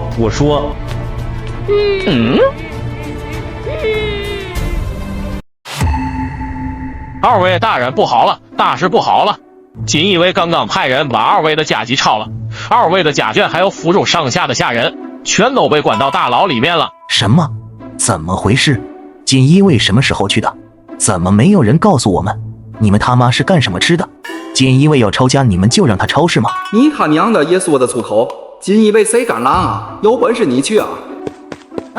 你干什么？你干什么？我的儿子在他手里呢，我就这么一个儿子。哦，我知道，咱们俩得冷静下来。他把我们的家眷都抓走了，他用的什么理由？你我要是就这么着急过去，如此莽撞，只怕是咱们俩都要被他死死的拿住。你这么拒，反而是害了你儿子。你要是死了，你想想你的妻子、小妾还有你的儿子，他们会怎么办？那你说我们现在怎么办？咱们俩要把沈正从叫过来，让他说说到底是怎么回事。这韩王怎么突然之间这么硬？我知道了，告诉二位大人，这个时候我去了聂司衙门，那就坐实了，我与二位有勾结，这件事情暂时交给我去办。我去看看这位韩王殿下到底是犯了什么病。沈正从求见韩王殿下。你等一下，我去通禀。仵作带来的结果如何？那5个知县是怎么死的？回殿下，那5个知县都是被人用刀砍死的，这伤口特别奇特，伤口很深，而且刀很快。那个仵作是福建人，早些年他家乡遭倭寇侵扰的时候，他曾经见过这种伤口，这伤口就是倭刀砍出来的。倭刀，倭寇。原本只以为是浙江官场的水深，却没想到水居然已经深到国外去了，把倭寇都整出来了。见闻这4年浙江遭受过倭寇的攻击吗？殿下，见闻2年8月有倭寇侵扰我大明，大多都是集中在福建、浙江和广东3省，所以浙江在建文当政的时候是经历过倭寇袭扰的，也有可能有倭寇留在了浙江，也许这个倭寇被人给养起来了，当作杀手。要如此看来的话，那名倭寇目标这么明确，就是奔着那5个知县来的，那只能说明这倭寇要么就在周通的手下，要么就在吴谦的手下。若只是单纯的贪污的话，问题还算不得那么严重。本王兴许能看在他们2个的能力上放了他们一马，毕竟浙江如此重要，可现在竟然涉及到了倭寇，那本王就不能放过他们了。殿下，沈正从还在外面跪着呢，您看。那就让他进来吧，既然那2位大人都已经和倭寇扯上关系了，沈正从这点事儿那就根本就不叫事儿了，让这位沈大掌柜的进来吧。沈掌柜起来吧，多日不见，沈掌柜风采依旧啊。沈正从抬起头来，兴许是这家伙磕头磕得太厉害，动作太剧烈了，以至于脸上的胡子居然脱落了一半。沈掌柜，你的胡子怎么回事？殿下，他这个年岁还没长胡子，只有一种，可能他是个阉人。啊，阉人不是？既然是个阉人的话，那就是个太监，挨了一刀不就不是完整的男人了吗？这怎么太监还能娶妻呢？看来是瞒不住了，殿下，其实草民是个太监。接下来沈正从把自己的遭遇一五一十的给韩王讲解。沈掌柜，你可真是给了本王一个惊喜。既然你是宫里出来的人，本王估计你在宫中当值的时候，应该是我爹还活着的时候。本王一向不喜欢重用宦官，更不会把宦官放出去经商，你丫的行啊！沈掌柜回去吧，盐税的事情我们就这么说定了，你出盐我出钱，这次给你带回去35万两银票，你可以去票号把它兑出来，兑不出来你来找本王。上阳台帖既然拿来了，就别拿走了，给本王留下。殿下，老曹拿银票送客。不过老曹啊，这上阳台贴是好东西，把这好东西送过来的人不一定是个好玩意儿了。他居然是个太监，本王真是想不到。若如此的话，也许他在宫中可能还有联系。朱松说到这，忽然想起沈正从刚才胡子掉下来的一幕。你说这沈正从他有没有可能贴上假胡子，以此来逃过锦衣卫的监视？说起这件事，殿下，前几天咱们安排在沈正从家附近的兄弟们上报了一件事，在沈府的后门出了一个大胡子。这大胡子，他们之前从来没在沈府见过这个下人，于是就悄悄地跟着上去，看着他进了油铺。可是，一直等到天黑，油铺打烊，这人也没出来。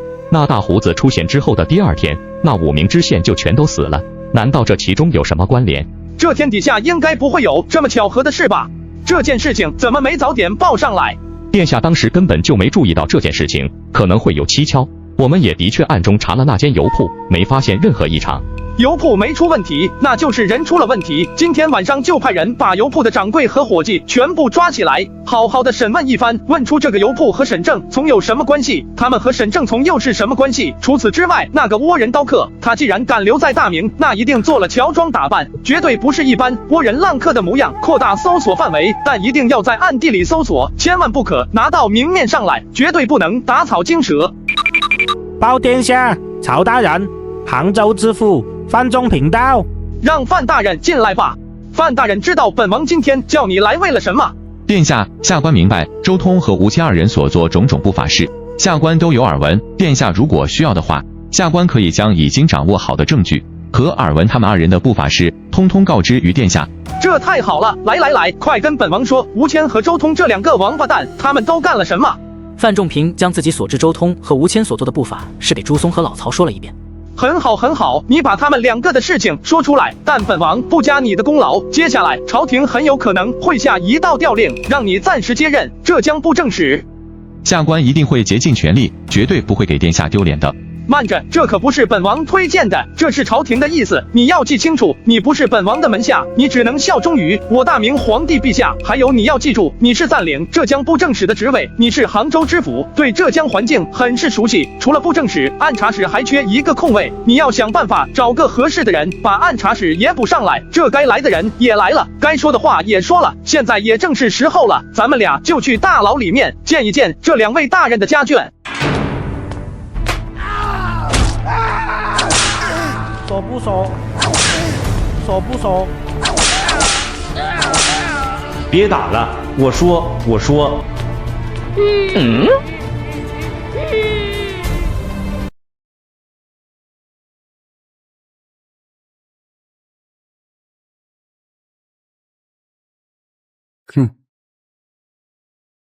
阿弥陀佛，几位施主，在本座寺庙之内，几位施主想做什么都可以。但能不能放了我的小徒弟？这位师傅，赵氏你可认识？老衲认得，那是老衲犯过的一个错误。老衲此生无颜面见佛祖。我看出他，你们搜索这间寺庙，记住，但凡看到任何书籍，全部拿来。诸位施主，后院还有我的一位师弟，他叫袁碑，他的俗家姓名叫做小田平一郎，请各位施主将他捉拿归案吧。这位师傅，后院的倭人有多少？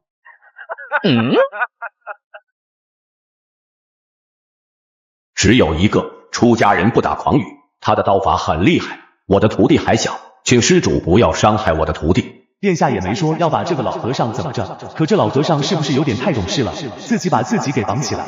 他这是做贼心虚还是怎么着啊？你们几个看住他，见他稍微有点不对，立马杀了他。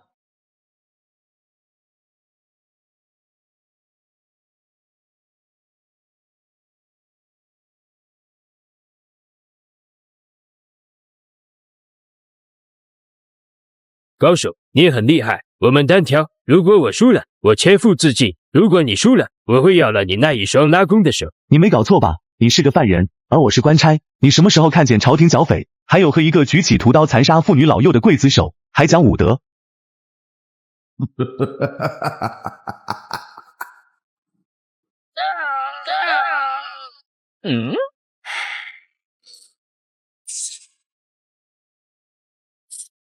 大明人不讲武德，你们就是这样无耻的人。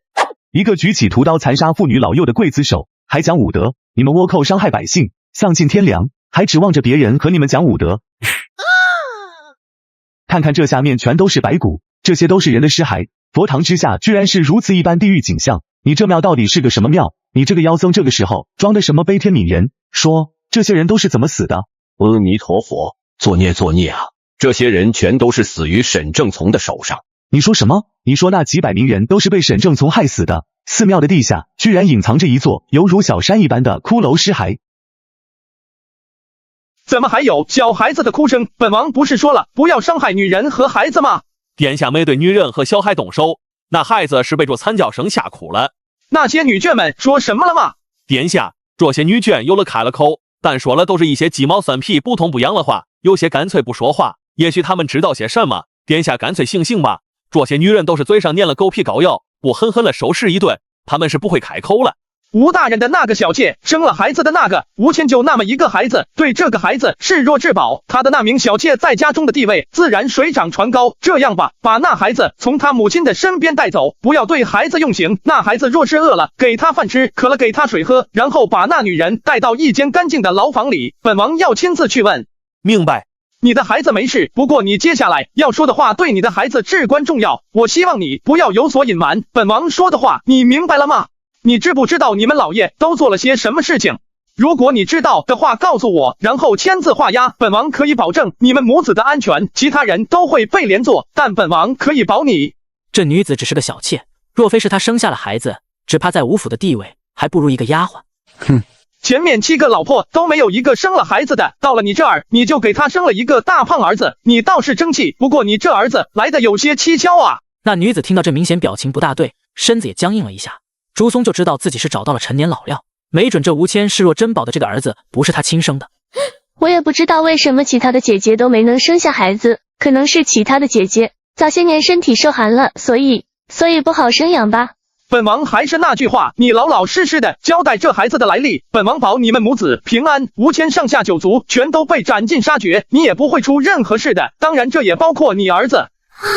我说还不行吗？当年我嫁给了老爷，一直也没个反应，老爷实在着急。这个时候，一个名字叫做沈正从的商人找到了我家老爷，他说在杭州城外有一座古庙，那古庙里有一大一小2个和尚。沈正从说那个庙很灵验，以前也有生不出孩子的女人到那儿去求，结果很灵。朱松听到这儿全明白了，哦，原来是这么回事。这种把戏朱松了解过，毕竟朱松是穿越而来的，在现代没少看野史。哼，王爷，你不是说要放了我和我儿子的吗？本王说到做到，不过还得请你们在大牢里面再住些日子。不过这件事情你们俩不要对外说，尤其不能和那些犯人们说，这对母子好吃好喝的供着。又有这个沈正从，这沈正从是靠着这个手段结识了这个吴谦。不对，这才几年，那小孩不过才3岁而已。洪武年的时候，他们3个就在一起混了，所以本王估计这个孩子只能是锦上添花，而且大概吴谦还不知道自己不能生育的事实。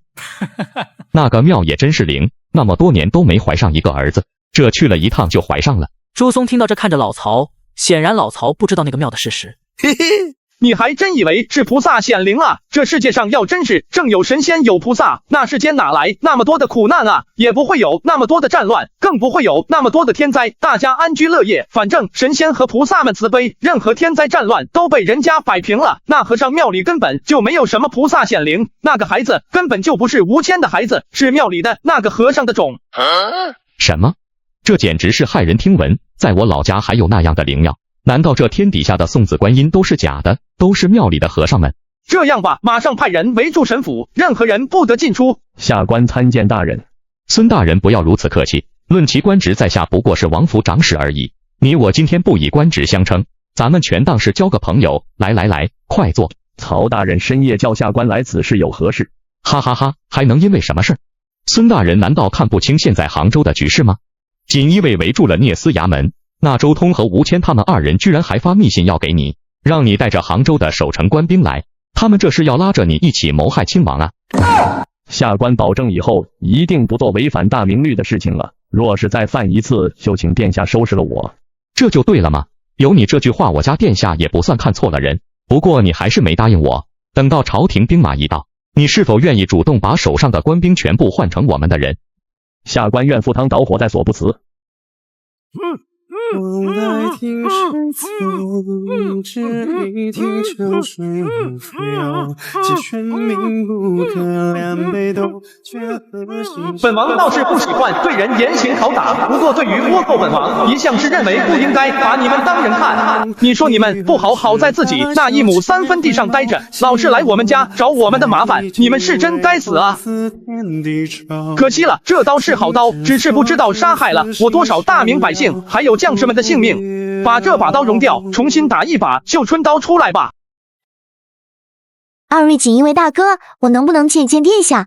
我有办法能帮殿下解决难题，能让殿下把2者的颜色带回去，请2位大哥行行好。殿下下令，神府上下1个人等不得出入。夫人要想见我家殿下，还是等等吧。2位大哥，这就算是我的一点点心意，我也不为难2位大哥。你们帮我跟殿下说一声，就说我想见他。殿下此番来浙江，不就是为了2浙的盐税吗？我能帮助殿下把盐税问题解决，如此岂不是皆大欢喜吗？二位在殿下面前也算有功。既如此，那我就替夫人去通禀一声。夫人先回府，殿下那边要是见您，我会来接您的。殿下，您终于来了，我终于把您给盼来了。殿下，这一切都是误会，都是周通和吴谦他们逼的。曹明只是一个商人，曹明哪来那么大的胆子呀？这一切都是他们让我做的，是他们要拉我下水。本王现在是该叫你沈掌柜还是沈公公呢？只要殿下开心，想叫什么都行。殿下，我有办法拿出2浙今年的盐税，我有办法拿出700万两，不，800万两。我可以把我名下的所有田产全部变卖，充作盐税。只要殿下您饶了我这一条命吧。哼，那我还是叫你沈掌柜吧。你都干了什么令人发指的事情？你觉得我会放了你吗？至于盐税，本王自然有办法，最不济把你的产业全部抄了变卖了，也得不这盐税不回来。殿下，您这话说的就太过了吧？我每年为朝廷挣下这么多钱，我还不够用这些钱买我自己一条命的。沈正从，你这一刀挨的真是不冤，合着在你眼里人生来就分3、6、9等，那你应该是最后1等才对。商人为3教9流之末，你挨了一刀，是个太监，在皇宫里你是伺候皇上的奴婢，可出了皇宫，你又是个什么东西？你连商人都不如。殿下，我承认你说的都对，我是鬼迷心窍，但是殿下不要忘了此次来浙江的目的是什么？殿下可是为了盐税一事而来，我要是死了，殿下这盐税只怕永远也收不回去。你敢威胁本王？殿下，沈正从的妻子想见您一面，他说他知道沈正从的盐都藏在哪。你说什么？沈正从的妻子程楼儿要见本王，他知道沈正从的盐藏在哪儿是吗？殿下，程楼儿说了，他作为沈正从的妻子自知难逃一死，但他愿意用沈正从藏下来的盐换他一条命。殿下，您是见还是不见？见，当然见了，人家都已经把话说到这个份上了，愿意用价值几百万两的盐换他的一条命，本王有什么不能见的？殿下，您刚才说了不能放过我的原因是因为那些人，可是这件事程楼也有参与啊，还给本王提这事来人。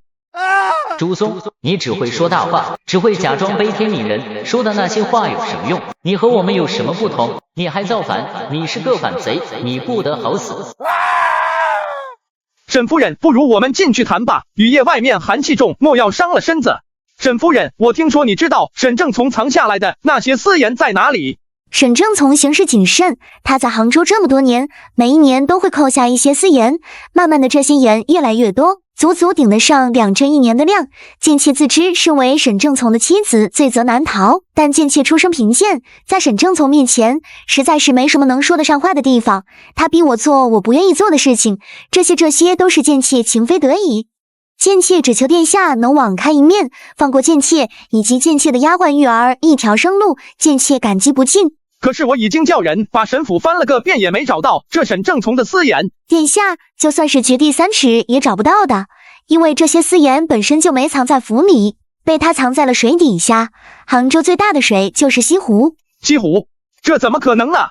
不管是什么容器，放到水里一样也会进水的呀。殿下，用反复浸泡桐油的布做成袋子，把盐装进去，然后再放进石箱之中，石箱的缝隙用蜜蜡涂抹，将缝隙彻底的盖住，就不会进水。原来如此，真是活到老学到老，沈正从还真能研究，万万没想到他居然把这些盐藏进了石河之中，扔进了水里，难怪本王怎么找也找不到。秦大人，本王资历尚浅，这多余的话本王也就不和你多讲了，你心里大概也都明白。你作为浙江都指挥使，任由同僚夺了你的兵权，作为执掌一省军事的最高官员，被架空了，你的表现可是让陛下很不满意。你要记住，朝廷现在是缺官员，但可不缺会打仗的将军。你若是干不了，可有很多人能接了你的职位。殿下的教诲，下官铭记在心。殿下的恩情，下官永生难忘。秦大人起来吧，今天叫二位来，是想问一下，二位对于按察使这个位置可有了人选？你们两个可不要不把这件事当回事儿来办。按察使虽然负责一省刑法点名，但同时也有监督布政、使和都指挥使的责任。说实话，本王本来不打算让你们推荐的，但奈何现在是特殊时期，本王也只能打破常规。殿下，下官这倒是有个好人选，此人原是浙江省提醒按察使司佥使袁雷，为人刚正不阿，坚如磐石，因为得罪了周通被一撸到底，现在是提醒按察使思思玉，他的才能下官作为杭州知府那事看得很清楚，若是他来做按察使，想必一定比吴谦要干得好。秦大人，你觉得呢？这地方三司只有布政使一人推荐，这可不行。你这做指挥使的也是要有推荐的。如果你觉得行，本王这就上表朝廷调此人为浙江按察使。那你觉得不行，你再给本王挑个人来。殿下，下官也觉得袁雷此人可以堪当大任，而且殿下尽可放心，此人向来不以私情论功，不以公事论私。若是他出任按察使的话，一定会给浙江官场带来一个崭新的气象。既如此，那本王相信你们，本王这就会上表陛下，这段时间按察使的工作就交给范大人暂管了。请殿下放心，下官一定不让殿下失望。这次杭州大案算是顺利的落幕了，朝廷那边该补上的官员，这几日都已经从各地征辟上去了。杭州作为浙江的首屈一指的城市，绝对不能出任何乱子。当务之急要让工匠，要让农民尽快的恢复生产。今年浙江出了这么大的事，再有什么事情，本王都会给你们顶住。可到了来年，那就只能靠你们自己了。殿下，朝廷那一边已经派了按察使来了。按察使的选拔，皇上不是已经全权交给了自己了吗？到底怎么回事？京师的官员已经紧缺成那个样了，还能派下了官员？这人是谁的人？殿下，据说此人是汉王推荐的，原是刑部主事，汉王靖难立下了不小的功劳，所以他向圣上推荐，圣上连想都没想就答应了。朱松略一思忖就明白了自己这个二侄子的意思，原因很简单，他这是心胸狭隘，憎恨自己。因为对于朱棣问朱松，在他和太子之间选一个，朱松选择了太子朱高炽，让这位汉王殿下心中对朱松这个做叔叔的有了不满。本王不管他是汉王举荐还是太子举荐，这个人让他马上滚回去。本王这就写一份奏折，浙江按察使的人选已经选好了，希望吏部能尽快出一份调令。秦大人、范大人，若是没什么事的话，二位大人就先返回衙门处理公务吧，想说什么就说吧。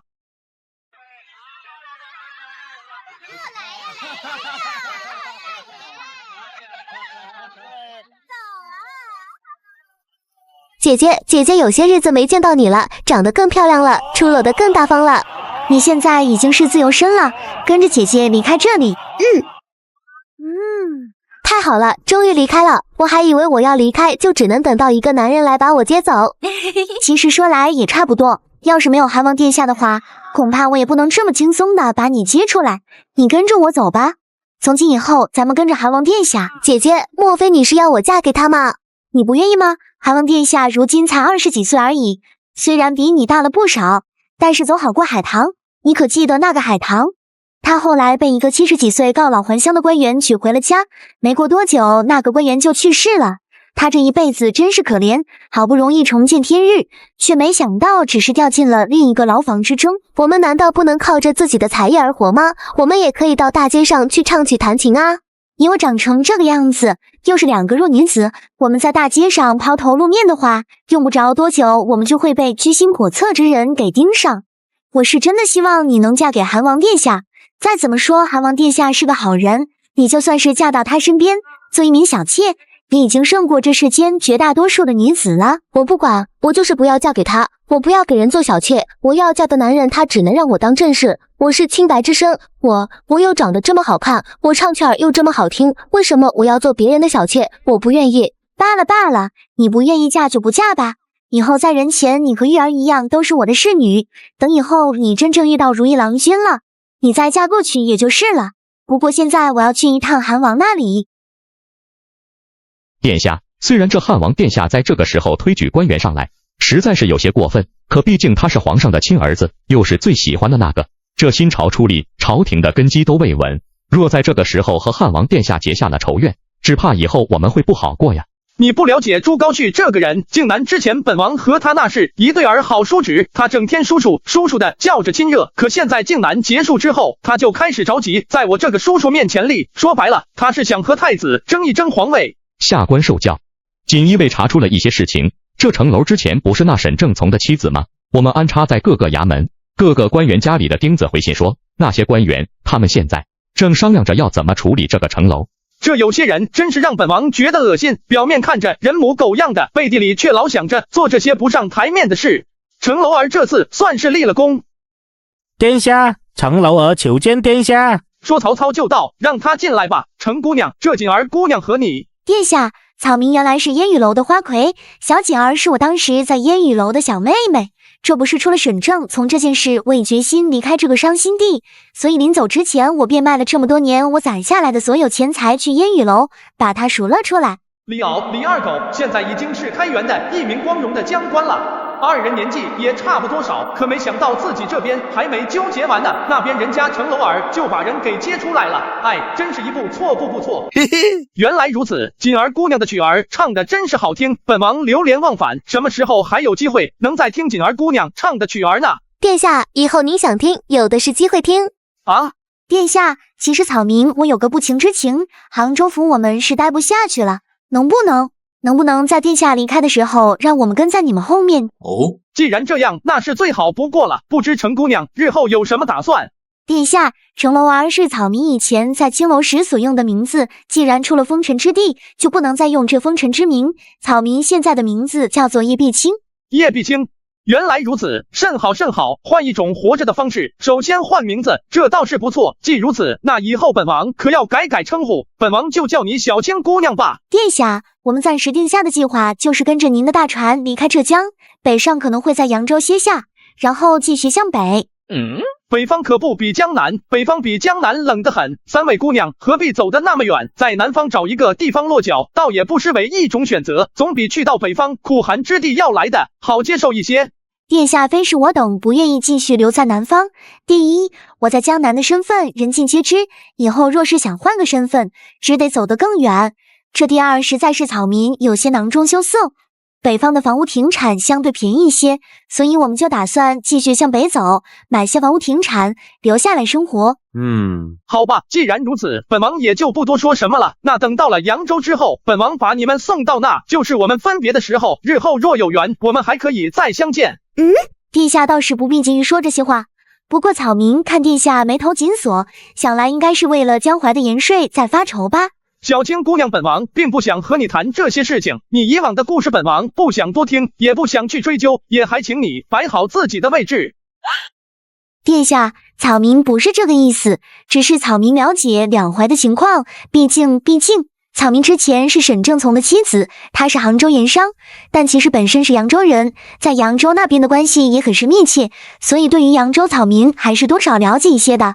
草民只是想帮助殿下，草民也不奢望能够得到什么名分，草民只想待在殿下的身边做一名侍妾，哪怕是能帮上一点点忙也好。起来吧，你先说说你的办法，你若是真的有好的解决办法，本王倒是可以实现你一个愿望，当然了，不是什么愿望都能达成的，你还是最好自己斟酌一下。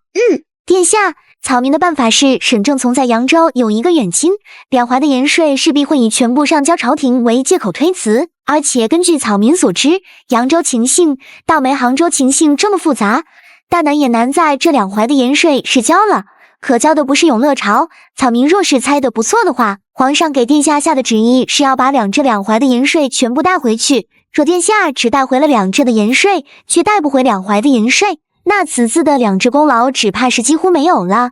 再加上现在新朝刚立，不管是朝廷还是殿下，都急需一个立得住脚的机会。对于殿下来说，顺利的拿回全部的盐税就是殿下的机会，而若拿不回盐税，那就不是殿下的机会，将会是殿下的政敌攻击殿下的机会。本王现在可是如日中天，权倾朝野，本王有什么政敌？殿下现在虽然没有政敌，但未必以后就没有。草民虽然没做过官，更不了解官场局势，但想来人都差不多。这做生意有的时候也是一样的道理，开始的时候没有敌人，可日后一旦个人的得失发展，触及到别人的利益了之后，那这个时候敌人就会出现了。这个敌人很有可能是您现在的朋友，也有可能是您意想不到的人。殿下考教草民，草民说的可对啊？对。本王没想到你居然不在朝堂，却能看清朝堂局势，实在是难得。若是扬州上下的官员们都打定了一个主意，一口咬死就是没钱了，你打算怎么做？殿下，那沈正从的亲戚和沈正从是一个德性的人，他的屁股同样也不干净，而我也知道他在扬州经商这么多年，他其实有很雄厚的银两，同样的他也在背地里藏了不少的私盐。草民打算出面与他商量，只要他愿意，我们可以取走他的一半银两，还有一半的盐。虽然这个方法经不起推敲，但无论怎么说，这两淮的盐税可都已经交上去了，殿下在朝堂上的位置基本上就站稳了。若非是重大的错误，否则殿下绝对不可撼动。你想要什么？想要钱财还是田产？又或者是房产？殿下，您就算是给我再多的财富，给我再多的田产，我们3个弱女子是根本守不住这些的。草民刚才的话的意思是，草民还是有信用的，在好多的时候能帮着殿下出些主意。草民留在殿下的身边，未必就是那种关系。殿下要是把我留在身边做个门客，也是好的啊。他这话倒是给我找到了一条新的道路，也许不用非得把他留在自己身边做个门客，以他的智慧才能心机手段，就算是当个官儿，恐怕也不比男人差呀。这样吧，本王就不给你银子了，也不给你田地，你不是想留在本王身边吗？本王可以给你个身份，不过不是侍妾的身份，从今天开始，你就是锦衣卫的指挥佥事。女人当官，乖乖，这可是破天荒头一遭。不必如此震惊，你不就是怕银子田产放在你这，你也护不住吗？现在你已经是锦衣卫的官员了，是本王的助手，现在本王手上人数有点紧，就先拨给你20个人吧。卑职谨遵殿下王命。你别说，这叶碧清进入角色还真是快。很好，今晚我们就启程。叶佥事，你可以回去收拾一下自己的行囊了。之前负责保护你的2名护卫，从今以后归你。之后本王再给你送过去18名好手，你与本王一同启程。到了扬州之后，本王少不了和扬州官员应酬，到时你就趁此机会偷偷进入扬州城去，见一见沈正从的那个亲戚。锦衣卫总旗以上都有腰牌，不过以往都是在锦衣卫指挥使司任命官员，现在本王身上也没有指挥佥事的腰牌给你，这是本王的指挥使腰牌。你既然是锦衣卫的官员，并非是韩王府的属官，那你就拿着指挥使的腰牌暂时用着。如果是沈正从的那个亲戚不信的话，你就拿出腰牌给他看。卑职领命。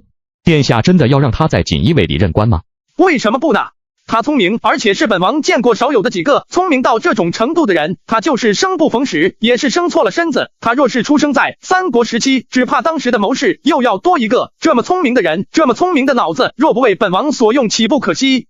正巧本王执掌锦衣卫，这朝廷上下所有官职都没有给女人做的官儿，但唯独锦衣卫是个例外。同样的，因为她是个女人，若是她不是一心一意效忠本王的话，本王也可以随时把她丢开。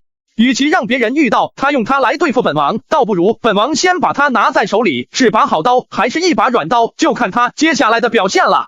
姐姐，我真是不敢相信这位殿下，他居然让你一个女人做官。是啊，我也没想到，我原本想的最好的结果就是留在他身边做一名侍妾，无名无分常伴他左右，又能护住你们2个，那就好了。却没想到他居然让我做官，不过这也不是什么好事。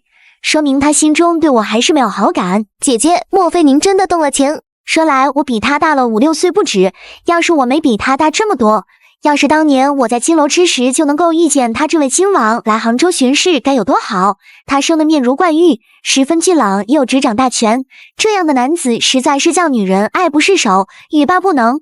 只可惜说的这些都只是如果而已，不过现在也好，如今我已经是锦衣卫指挥佥事了。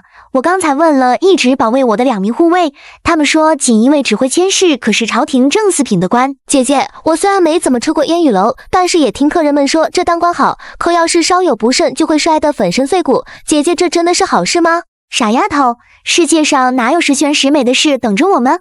我一个女人能做了官，这已经是十分不易了。不过想来我应该不会摔得很惨，有殿下在前面顶着，我们碰到的都是一些小鱼小虾，我们不能耽误了。这都什么时辰了？一会儿天色都要黑了，殿下的船是一定要赶在太阳落山之前启程的，我们得抓紧收拾了，还得雇一艘小船。姐姐，您都是锦衣卫的4品大官了，还要自己雇船，咱们直接和殿下坐第一条船不就好了吗？殿下的船还大。你个小丫头，你懂什么呀？殿下是暂时任命我们做锦衣卫，要是我不能把这事儿办下来，殿下就会剥了我锦衣卫的官身，我们又要回到以前那种必须要依附男人才能过下去的日子。姐姐，咱们是不是要小心一点？门外那几位是不是殿下派来专门监视咱们的？我现在的身份是锦衣卫指挥佥事。哪有女人在锦衣卫当官的？我告诉你，你别想吓唬我，锦衣卫里面哪有女人当官的？你赶快给我走！你们几个还愣着干什么？赶快把人给我送走！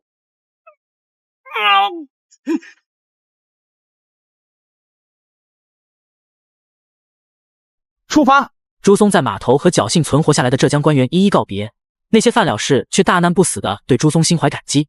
而已经上任的新任浙江布政使范仲平和原来的都指挥使秦泰对朱松那完全就是小弟宋大哥的架势。殿下一路顺风，殿下一路顺风。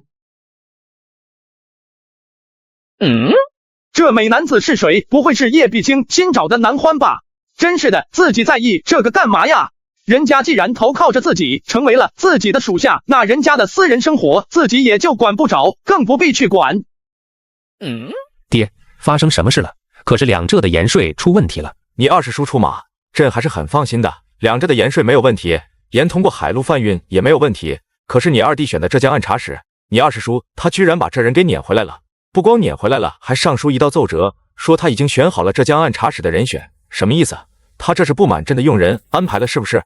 真是狂妄！爹，当初您可是下了圣旨，浙江一应事务全交给二师叔自行定夺。二师叔接连查了这么多案子，而且个个都是大案，安排了几名官员有结党营私之嫌。可这种事换做谁去都是一样。你的意思是说朕错了？当然不是，爹，这件事要论错也是二弟的错。二弟在二师叔即将结束浙江之行的时候送来的这么一个人，这本来就容易让二师叔多想。二师叔劳苦功高，又是靖南的第一功臣。二师叔虽然有结党营私之嫌，但是总归要比无欲无求更容易驾驭。几日之后，朱松的船终于到了扬州。扬州知府杨逍拜见韩王殿下。杨大人，快快请起，本王这一路风尘赶来，肚子倒是有些饿了。要不杨大人，咱们就别在这码头上闲话多去了，咱们找一处温暖背风的地方，陪本王好好喝上一顿，怎么样？这韩王未免太直接了吧？殿下酒席早就已经备好了，如今正是螃蟹肥美之时，请殿下入城，下官早已为殿下准备好了酒席了，请。喜儿，你老抱着个琵琶干什么？这琵琶就暂时交给别人，你们两个跟我去见一见沈正从的那个亲戚。姐，我才不要呢！我长这么大都没来过这么远的地方，我抱着琵琶心里才踏实。要是琵琶交给别人，我才不放心呢。好吧，好吧，既然你愿意捧着，那你就捧着吧。你们这18个人散开，在扬州城各处打听关于张茂的消息，晚上一并呈报给本官。你们几位是？我们是你家老爷的朋友，今日来到扬州，特来拜访，请你去通禀你家老爷一声，就说我姓程，程咬金的程，从杭州来。明白了，这位公子恁稍等，我这就去。父亲可是在为杭州之事所担忧，能不担忧吗？当初我就不应该贪心。那沈正从他说，只要我把扬州的盐送到杭州，他来帮着变卖，一定比我正常销路来的更多。也的确如此。咱们家那个时候光靠着这一项就多挣了50多万，再加上那位韩王殿下已经到了扬州，只怕是我们这一次难逃此劫了。东家，少东家，外面有客人来，他说他姓程。等一下，你说外面来了一个公子，他长得什么模样？他是自己一个人来的，还是带了别人来的？东家，那位公子不是一个人，他带了2个丫鬟，那2个师姐看不清样貌，脸上都带着轻纱，后面还有2个人高马大的汉子，眼神犀利了很，一看就不是普通人，绝对是个练家子。自己结识的那些人之中，倒的确没有这么一号人物啊。这到底是怎么回事？怎么偏赶在这个时候来了客人？那他有没有说他是打哪儿来的？哦，对了，那位公子他说他是从杭州来了。杭州，姓程？难道沈正从的妻子程楼儿不就是姓程吗？这时候躲都来不及了，却偏偏又来了一个丧门星。可是那程楼儿分明是个女子啊！难道是那2名戴了面纱的女子之中有1名是程楼儿？那这位公子是谁？快，赶紧让他们走！他们要是问为什么，你就说我得了风寒病了，一病不起起不来了。且慢，你先到门外等着。爹，这来的未必是程楼儿一人。您想，今日韩王殿下刚到扬州，没多长时间，程楼儿就赶到了。要真是他的话，那位公子是谁？那位公子有没有可能是韩王殿下乔装打扮的？毕竟这位殿下可是不走寻常路，不都说韩王善谋吗？扬州知府又没见过他，他若是找个人假扮自己去陪，那根本就出不起盐和银子的扬州知府去吃饭，反而是找到了咱们家，希望咱们能在2怀的盐税上出一份力，那也很有可能啊。你的意思是说，外面的那位公子很有可能就是韩王殿下本人亲自来了？只有这个可能啊，爹，要不怎么能解释那后面跟着2个魁梧的汉子，连咱们家看门的下人都能看得出来，那2个汉子不好惹，那一看就是锦衣卫啊。不管怎么说，不管韩王殿下他是要银子还是要盐，总归有商有量。可咱们要是闭门不见客的话，只怕会错过这唯一一个能保全咱们家的机会啊。如此，那就见一面吧。不过咱们还是装作不知道他身份的为好。在这种人面前可千万不要自作聪明啊！爹，你放心，我绝对不会表现出他的真实身份的。不过既然远道而来，儿子还是带父亲亲自去迎接一下比较好。张华，公子怎么知道我的名字？我当然知道你的名字了。你小的时候我还见过你，那个时候你第一眼见到我就躲到你父亲身后了，脸红的像是猴屁股。这位王爷是在说疯话吗？极微请。这位公子，不知这位公子与在下有过往的交情吗？在下怎么想不起来了？真是贵人多忘事啊！几年之前，我与沈正从一到了扬州看到您的时候，您当时可是看了我好几眼呢。你是程楼儿，你马上给我滚，有多远给我滚多远。我和沈正从没关系，我和杭州没关系，快走快走。我这次来可不是因为沈正从来找你的，沈正从如今已经伏法，而我和他一点关系都没有。可如今韩王殿下今天到了扬州，为了什么想来，你比我心里更清楚。我求求你了，你走吧，你有什么好办法我都不听，你离我远点，越远越好。快走，来人啊，送客。哼，我现在的身份是锦衣卫指挥佥事。哪有女人在锦衣卫当官的？我告诉你，你别想吓唬我。锦衣卫里面哪有女人当官的？你赶快给我走！你们几个还愣着干什么？赶快把人给我送走！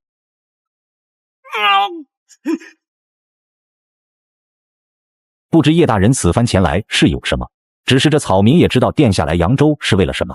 草民愿意将银子拿出来，不过可能拿出来的不会太多，大概也就100万两左右吧。哼，不错。现在殿下正在和知府大人以及扬州各级官员在酒楼喝酒呢。这我也是一路劳动，跟着殿下的大船从杭州颠簸到了扬州，我也是饿得紧，能不能让我在你们家吃顿饭啊？哎呦，那太行了，这可是我家的荣幸啊！华儿，快去安排，要最好的菜，最好的酒。你是何人啊？怎么会闯进我这里？这不是那天船头上的美男子吗？叶必清呢？原来自己不光是把张茂给骗过去了。殿下，卑职就是叶必清啊！啊，叶姑娘，不，叶大人，你还真是给本王一个大大的惊喜呀！本王万万没想到，这公子居然是你乔装打扮的，嘿嘿，乖，这怎么一点女性特征都没有了？这也太平了吧，不勒得慌啊！殿下，原来那一日在船头上的是叶大人。殿下以为不是卑职，那殿下以为是谁呀？本王，对了，你事情办得怎么样了？那个姓张的沈正从的远亲可答应你了？殿下，事情都已经成了。那张茂知道我是锦衣卫的官职后，吓得不行，他已经答应了，愿意拿出100万两银子，同时再把他手上的私盐全部交出来。不过我也给他一些甜头，就按照之前所说的，允许他从这批盐中分出1成来当做自己的，跟着朝廷的船出海贩卖盐。好，非常好，叶千世出道锦衣卫就职就立下了这么大一个功劳，本王要上表皇上，给你请下一个大大的功劳。卑职还以为这次事情结束之后，殿下就要收回卑职的权利呢，毕竟女人当官总归不太好。这有什么不好？女人能顶半边天，更何况你这么聪明，给本王解决了这么大一个麻烦，本王怎么能放着你不用呢？指挥佥事的位置你继续做，本王这次给你拨50个人供你调遣，接下来还有一件事情要交给你去办，还请殿下明示。殿下，自此以后卑职的这条命完全凭殿下驱使。殿下，这些盐。杨大人不用这么惊慌吧，建文当朝的时候，天下也不止你们扬州一家乱，而且你是永乐朝才到扬州做知府的，这些盐就算是要问责，也问不到你头上啊。可是啊，站得越高看得越远，站得越高看得也越清楚，天下官员都这个德行，上面的人岂会不知？拿了也就拿了，但是当官的也要办事，千万不能光吃不做呀。殿下言之有理，下官真是醍醐灌顶。不管是张茂还是其他的盐商，杨大人以后不要为难他们。扬州非常重要，2淮的盐税每年都要靠淮南淮北来支应，这可千万不能出任何差错。杨大人可知本王在杭州都做了些什么？下官知道，殿下在杭州查了多起大案，请殿下放心。两这如何下官不敢保证，但2淮的盐税，只要下官一天在任，2淮盐税就一定不会少一个子。本王要的就是你这句话。这样的场景以后严大人会看很多次的，不过本王希望是到每年该交盐税的时候才有这种情况。下官明白。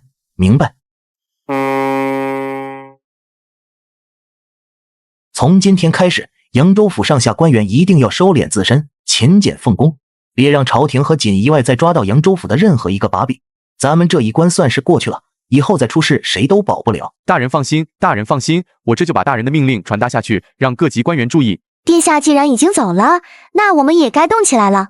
这几天本官一直在看扬州各处酒楼，选中了一处占地园林，修的也好。既然要做酒楼，那就要选一个潜力最大的。对了，殿下竟然说酒楼和赌场都是打探消息的好地方，那赌场我们也研究要搞一个。小姐现在说话谈吐倒真是越来越像一名锦衣卫的官员了。你懂什么？本官现在就是锦衣卫的官，什么叫像？还有啊，月儿你在外面也要装的男人一些，这景儿是个没长开的小孩，怎么打扮？脸上都有一股可爱的稚气，他又整天抱着他那个琵琶不撒手，睡觉都搂着。这50个殿下交给我的锦衣卫，我得留下10个人保护他，不过这40个人也足够了，接下来的事情就看咱们俩的了。几日后，王妃、赵妃，本王回来了。殿下，怎么也不写封信提前告诉我们呢？你这才去扬州多长时间啊？事情提前办完了，就提前回来了，也怪想家，想你们的。2怀的盐税都已经收的差不多了。殿下，您进宫见过皇上了吗？没有啊，没进宫啊，我进了城，直接就回家了。殿下，您怎么能先回家呢？您是替皇上出去办事的，刨出您亲王的身份，您是钦差大臣。钦差大臣回京的第一件事情，自然是要先去见皇上啊。不用担心，本王是故意的。陛下，韩王殿下回了京之后，直接回了家。这老二是真懂事，知道他立下了这么大功，朝廷实在是没什么能赏给他的了。他这么大的功劳，要再想赏他，那就只能把这2怀的盐税拿出一半来给他。他这自污之举倒是高明，朕表面上要下旨斥责他一顿，在私下里见面，朕还得谢谢他。难道不应该写吗？人家老20给你解决了多大的麻烦，给朝廷解决了多大的麻烦。要是没有老20啊，这朝廷紧紧巴巴的过日子，还不知道什么时候是个头呢。爹，这2怀的盐交上来了，虽然接下来还要通过海路贩卖，最快也要年底才能收回银子，但到底二师叔还是弄回来几百万的现银。儿子认为这些银子应该先用到西北赈灾。爹，儿子觉得大哥的眼光太浅，西北虽然有天灾，但西北的百姓又不是彻底活不下去了。可在草原上，兀良哈布蠢蠢欲动，瓦剌和鞑靼也一直暧昧不清。爹，儿子认为二师叔带回来的这笔银子不应该用作赈灾，而应该用作北方的军事上。是啊，爹，儿子觉得二哥说的有道理，儿子支持二哥的想法。国家现在刚刚稳定，哪有精力，哪有闲钱去北方打仗？西北连年灾祸，百姓的庄稼颗粒无收，朝廷要再不拿出一个错字来，只怕陕西、山西2省的百姓要饿殍遍地，一子而食了。大哥，你是史书看多了吧？还饿殍遍地，一子而食，哪有那么夸张？再说了，那陕西、山西又不是什么富庶之地，就算是熬，也总比长城被人突破了打进来要好得多吧？大哥，你3番2次的阻止不让出兵，是不是你想再过回以前的日子呀？够了，有你这么和长兄说话的吗？难道你忘了你爷爷留下的祖训？我大明是与百姓共天下，连百姓的生死都顾不上了，还谈什么与百姓共天下？好了，妙云，你消消气。高旭啊，你大哥说的对啊，我大明与百姓共天下，如今百姓受苦，咱们还能眼睁睁的看着不管吗？不过呢，你也有你的道理，草原上最近那几个部落的确不太安分，不过要打也不是现在打，现在一切求稳，国家没钱，打仗是最费钱的。你大哥当过家，他知道，你没当过家，你不懂。这段时间你继续操练兵卒，朕给你3年的时间，一定要把南军训练的和北军一样勇猛强悍。你到时候若真练出来了，朕首先记你一个大功。知道了，爹，我和老3定然不负爹的重望。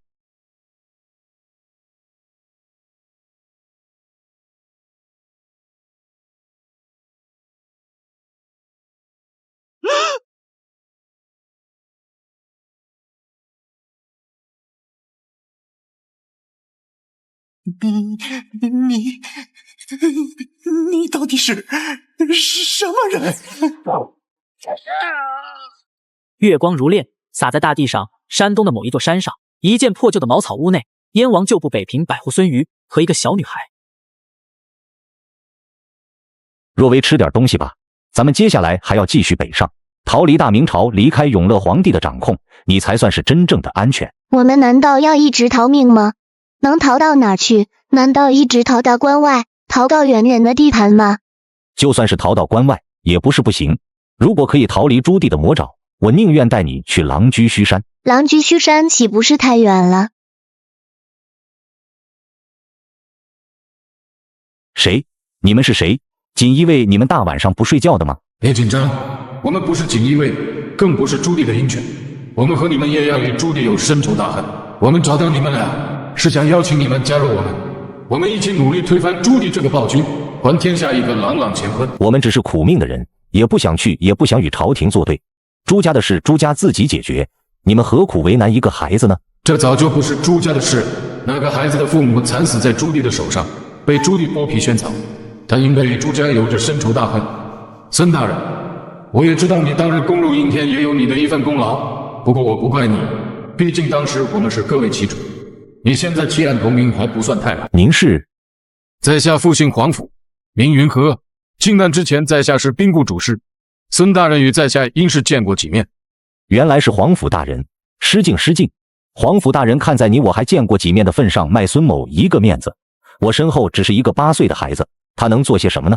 我受他父亲的嘱托，只想护佑他平平安安度过此生。至于复仇杀一个皇帝，对于一个尚未成人的女孩来说，实在难如登天。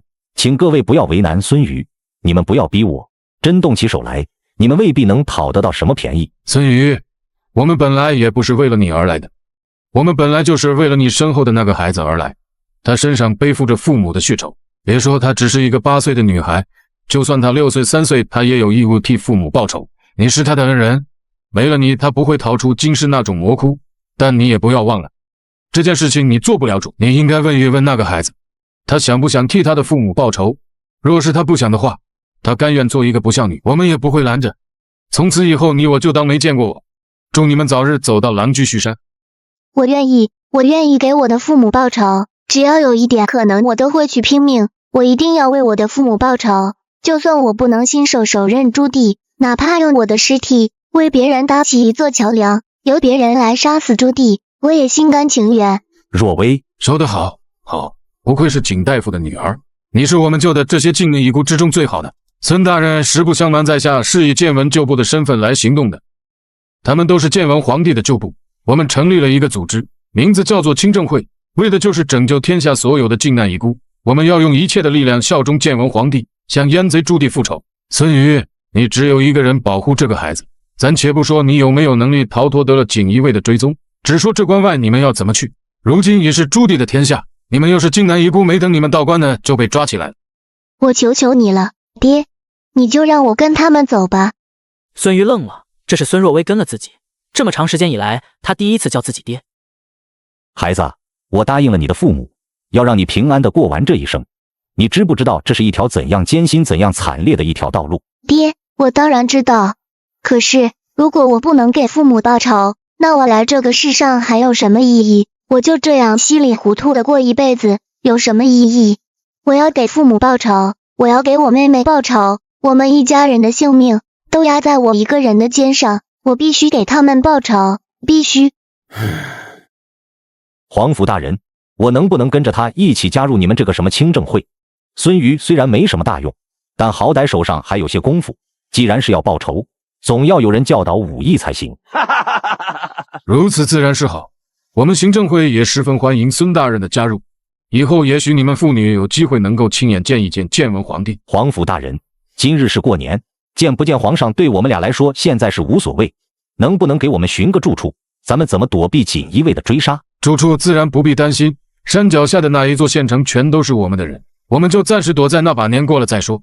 至于锦衣卫，我们既然能够躲了他，这么长时间以后就一定还能接着躲，这点你们放心。孙大人，请你们父女2个跟我们走吧，我已经在山脚下的县城里给你们准备了上好的卧房、温暖的火炕，还有过年的饺子，已经在等着你们了。正月初5，自打东厂成立以来，就将锦衣卫的权力分走了许多。锦衣卫现在的人手已经匮乏到这种程度了吗？区10日的时间，朝廷就死了3个6品以上的官员。殿下真不是兄弟们不卖力，实在是展现靖难一顾，太狡猾了。他们现在已然成了些气候，而且根据咱们兄弟们的探报说，建文皇帝可能没死，有很多的靖难一顾对建文皇帝死心塌地，所以即便这些人被抓到了，性情也是十分惨烈，要么咬碎藏在牙里面的毒药，要么干脆咬舌自尽，被自己的血活活的呛死。所以一直到现在，针对靖难遗孤的追查的确是没什么进展。告诉下面的人，全力追捕靖难遗孤，别的事都先放一放。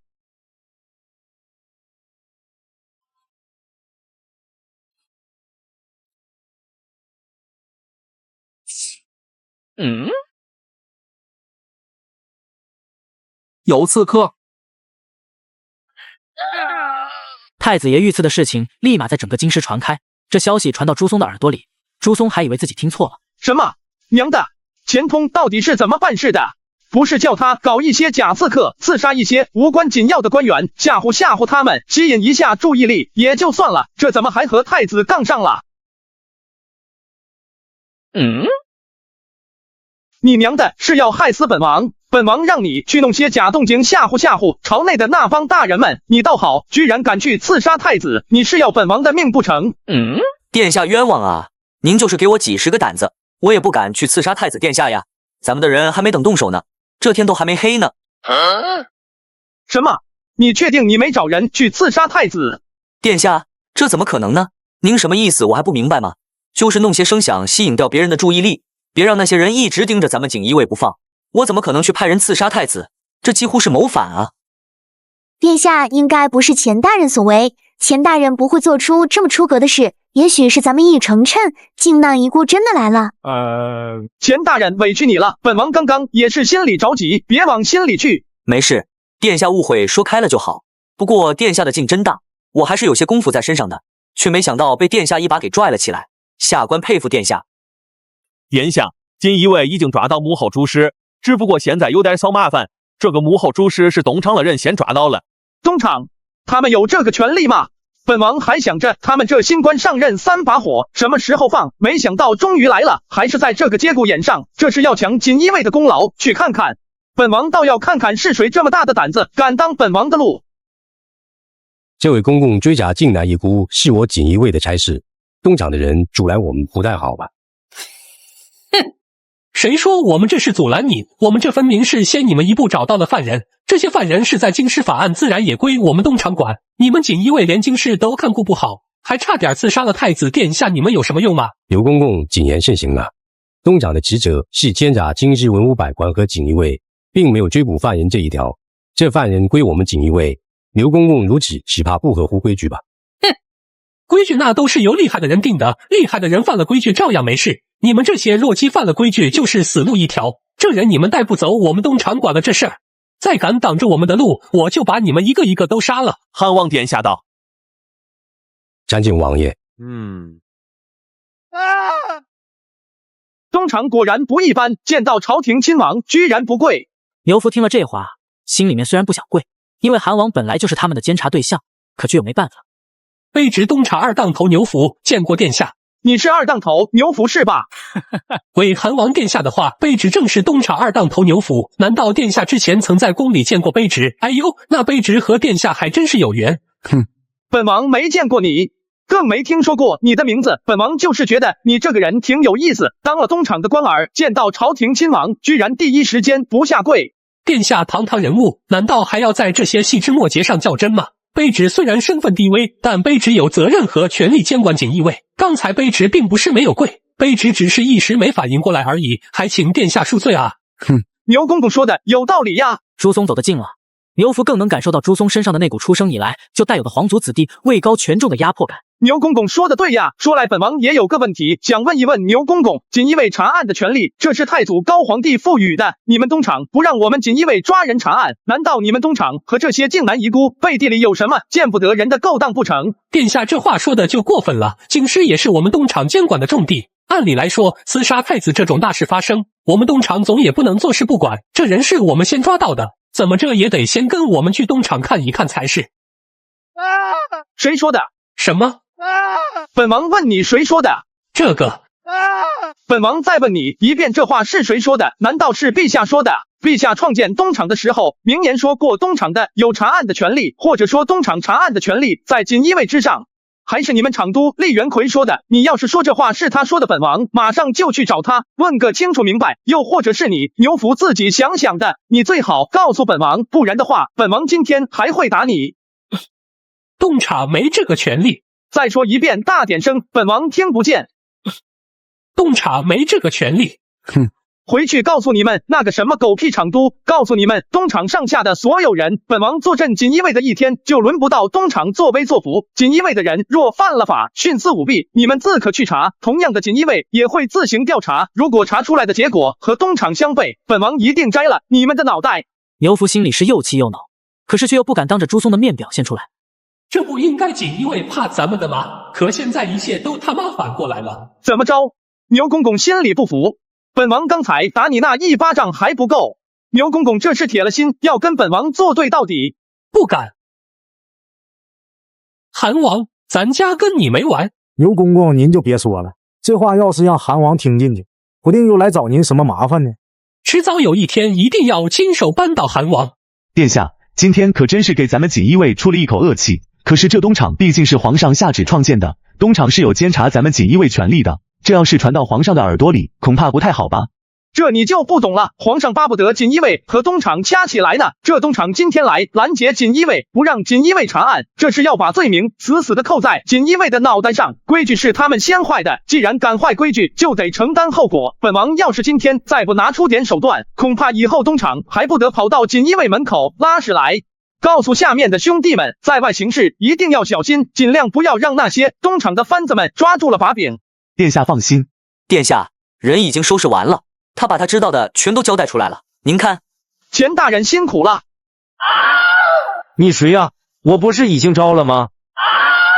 告诉本王，你们是受到了谁的指示？是建文还是逃出去的？建文就臣，建文他在哪儿？你要是告诉本王，本王可以放过你，并且还给你100两银子，让你离开京师，安身立命。我是真的不知道建文皇帝在哪呀，我根本就没见过他。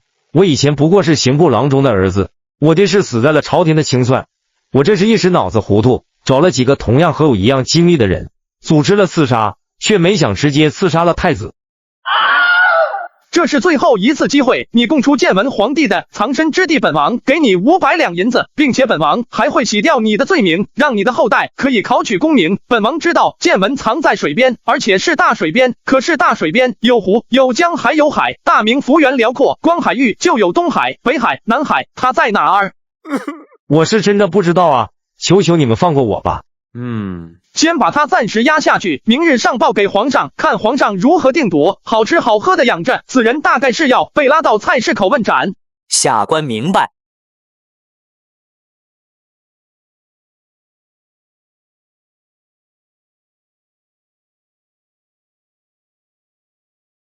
殿下，殿下不好了，东厂来抓人了。东厂最近几天刚消停，怎么又开始作妖了？跑到锦衣卫抓人来了，这是活腻了吗？他们在哪呢？回禀殿下，东厂的贩子现在就在门外了。吃了雄心豹子胆，让他们滚进来，本王倒要看看是哪个不长眼的敢来锦衣卫抓人。东厂大当头杨万楼见过殿下。原来是杨大当头，杨大当头今天来锦衣卫是要抓人。殿下，这是我们厂督大人的意思。我们厂督大人让卑职来带您的护卫张铁柱回去调查。厂督说，张铁柱涉嫌勾结靖难遗孤和白莲教。放屁！张铁柱原来可是开元的指挥使，靖难之役他可是立了大功，他怎么可能和靖难遗孤勾结？你们这是欲加之罪。殿下，事情还没有定下来呢，也许把张将军带走，我们东厂细细调查一番，没准还有转机。转机？杨大当头，咱们唱戏的就别蛮敲锣的了，送到东厂大牢里面，不是真的也变成真的了。只是殿下，我们掌握了确切的证据，张铁柱的母亲娄氏的确是白莲教的信徒，他的兄长也是白莲教的信徒，而且张将军此番回去，可不仅仅是杀了一窝子的土匪，他还杀了全村的人。现在那个村子唯一幸存下来的人已经到了京师了，现在就在东厂，他说要告官。杨大当头，我得先问问我的心腹，麻烦你和你带来的这些番子兄弟们到偏房暂歇片刻。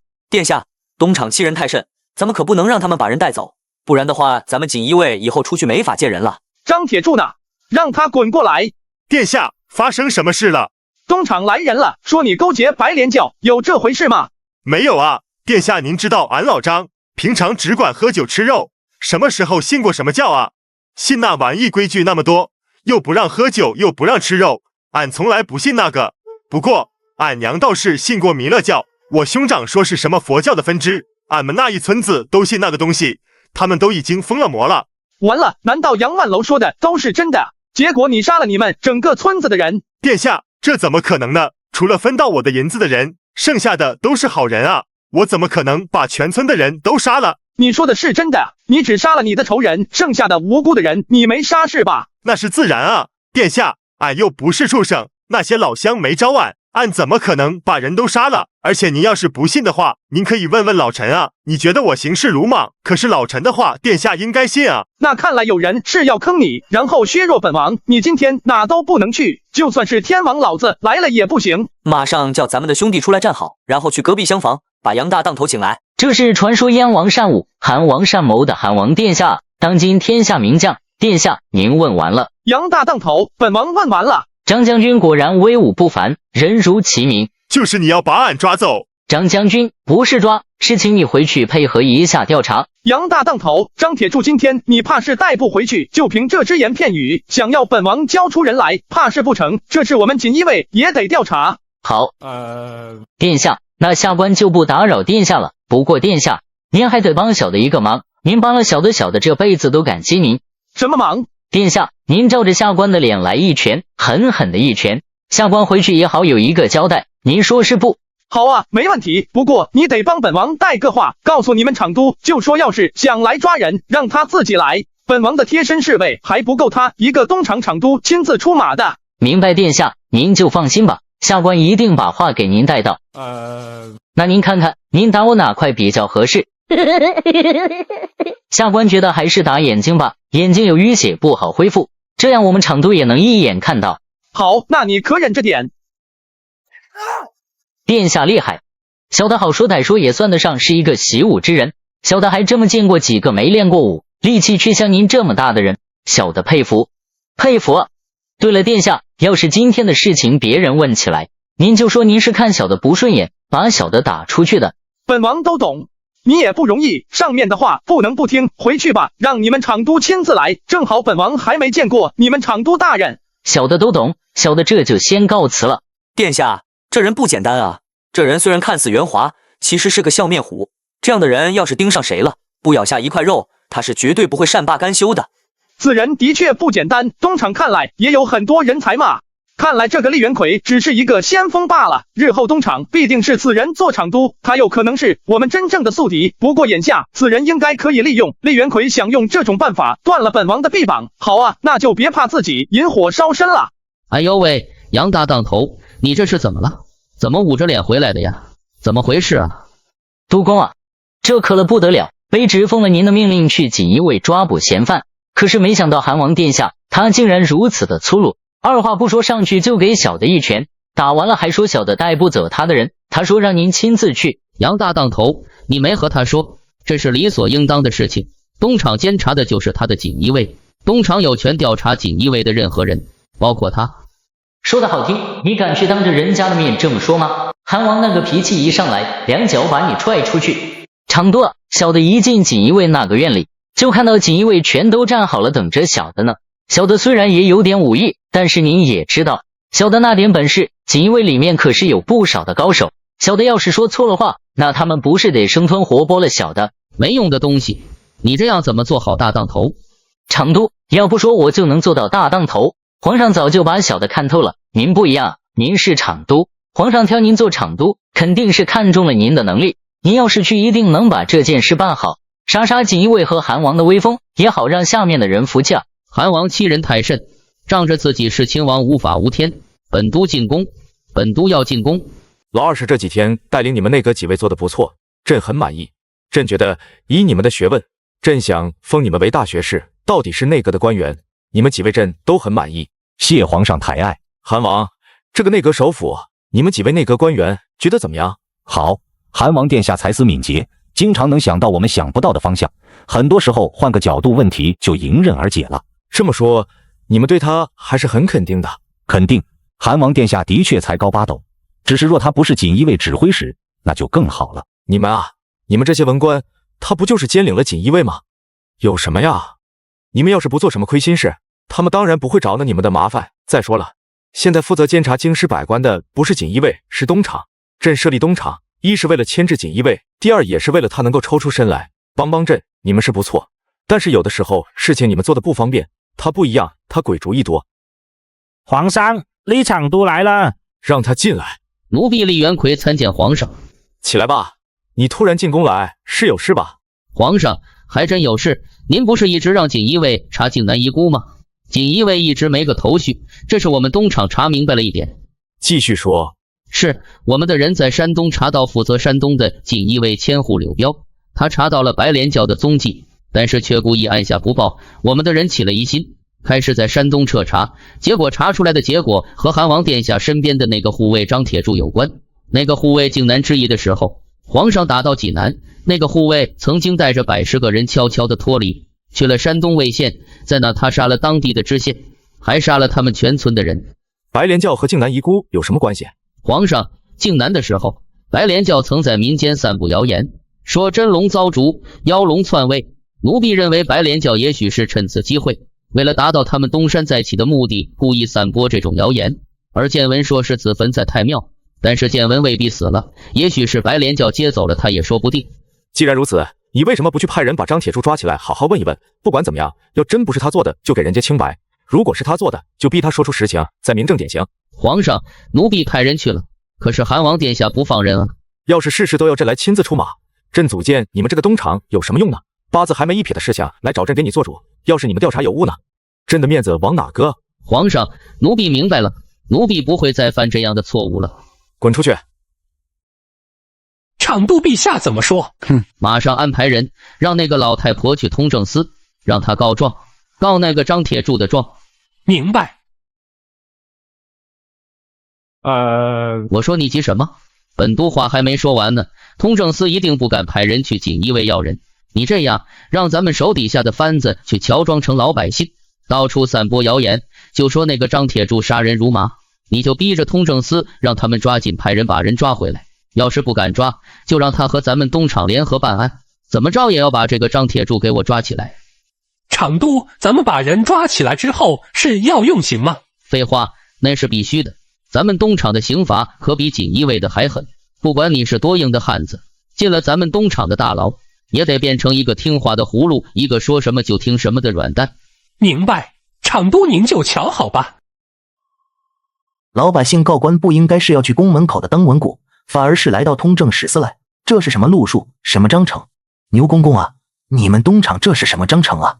老百姓要去告官，那也应该去敲登文谷，为何要来本官这里啊？李大人，这位婆婆要告的官，若是寻常的官，那自然是不用来到通政司，甚至不用我们东厂出面。可是此事是牵扯到了东厂，所以啊，我们厂督大人的意思是和通政使司联合办案。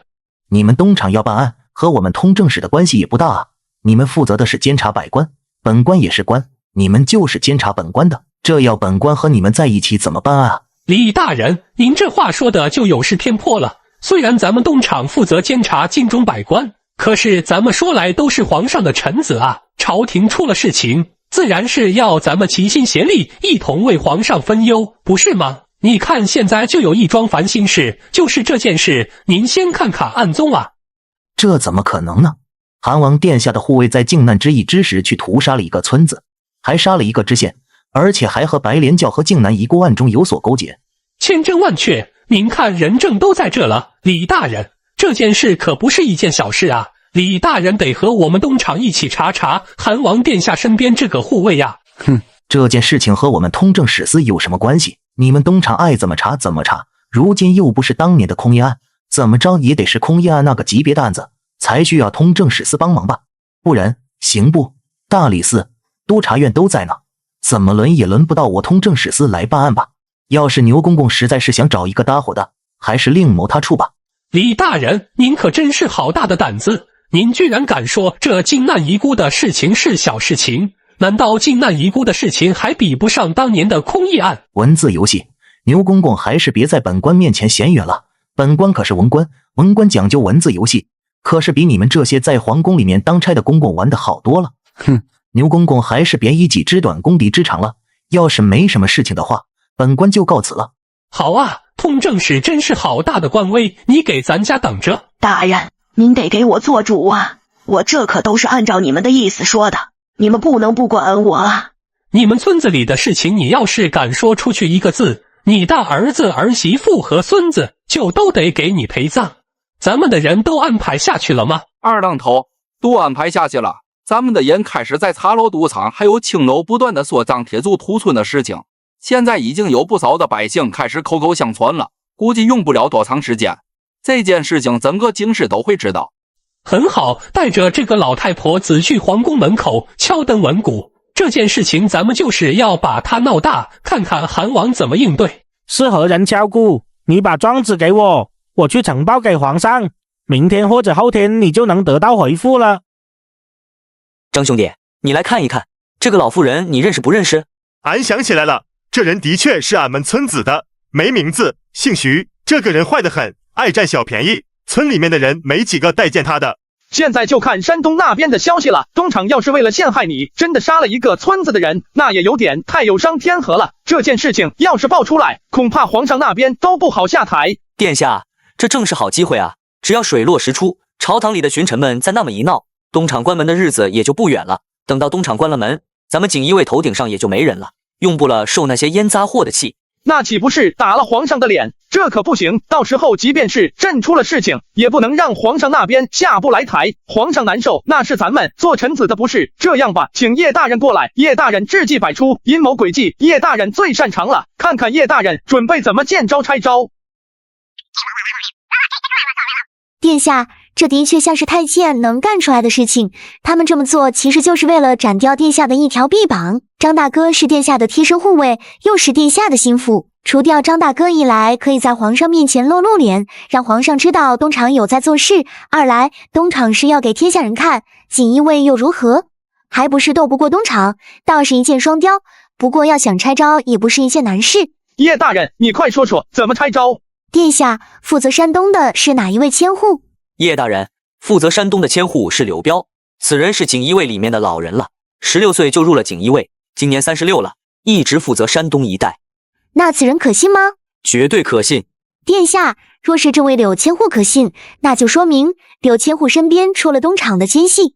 白莲教的事情，卑职也有所了解，而且派出去押镖的兄弟们也都陆陆续续的开始回禀，说各地出现了白莲教的踪迹。靖难之役，蛰伏多年的白莲教想来是闻到了机会，当时他们就散播谣言，什么真龙、妖龙，2条龙可以按照现在这样对应，所以他们把白莲教和靖难遗孤扯上关系，借此东风，想要攻击殿下。叶大人分析的很有道理，可是咱们接下来怎么接招呢？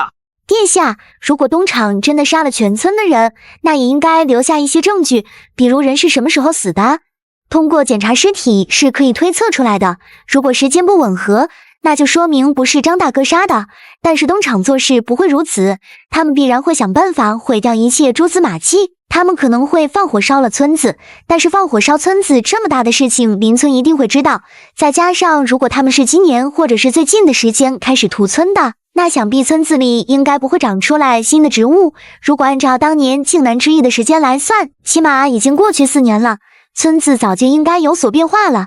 烧过的草和树木应该会让后来的植物长得更加的茂盛。说的对啊，这东厂栽赃嫁祸，就算是费尽了心机，应该也做不到天衣无缝才是。只不过他们真的那么狠，为了攻击本王，居然会选择屠村。殿下，您身份尊贵，东厂攻击您，若不是行如此险招，只怕是对您来说也只是不痛不痒。此招虽险，但是成功的可能也多些。若不是咱们锦衣卫对东厂一贯强硬，没他们把人带走，只怕是现在我们已经被动了。殿下，咱们现在要做的就是拖着，然后快点让山东的柳千户彻查，找出蛛丝马迹，证明是东厂蓄意栽赃陷害，而且要挖出他身边的奸细是谁。对这个奸细，我们要将他控制起来，然后严刑逼供。只要让他画了押，承认是东厂栽赃陷害，这一局我们就赢了。虽然够不上诽谤亲王的罪名，但是杀了一整个村子的人，就算是皇上也容不了他。很好，我已经让人800里加急，让柳千户彻查此事。只要查到了证据，我们就算是扳回一局。这几日张铁柱就搬到王府居住，本王就不相信东厂的人敢来锦衣卫指挥使司，还敢来王府要人不成？祖辈，没有我们王爷的命令，谁也进不去。睁开你的狗眼，好好看看，本都是东厂的厂督李元奎，你敢拦我的路？不好意思，除非是圣上亲临，否则没有我们王爷的命令，谁都进不去。那我们非要进去呢？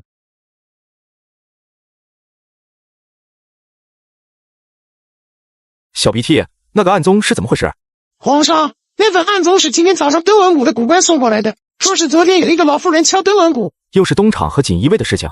暗宗既然送来了，朝廷也得拿出一个错纸，让东厂去办这件事。别说是朕的口谕和圣旨，就说交给他们来办，跟朕踢蹴鞠。哼，不要脸！怎么回事？我不是让你去通政使司吗？厂督，小的是按照您的意思去找的通政使司，可是那个通政使说什么也不愿意掺和进来，没办法，小的就让那个老妇人去敲了登文鼓。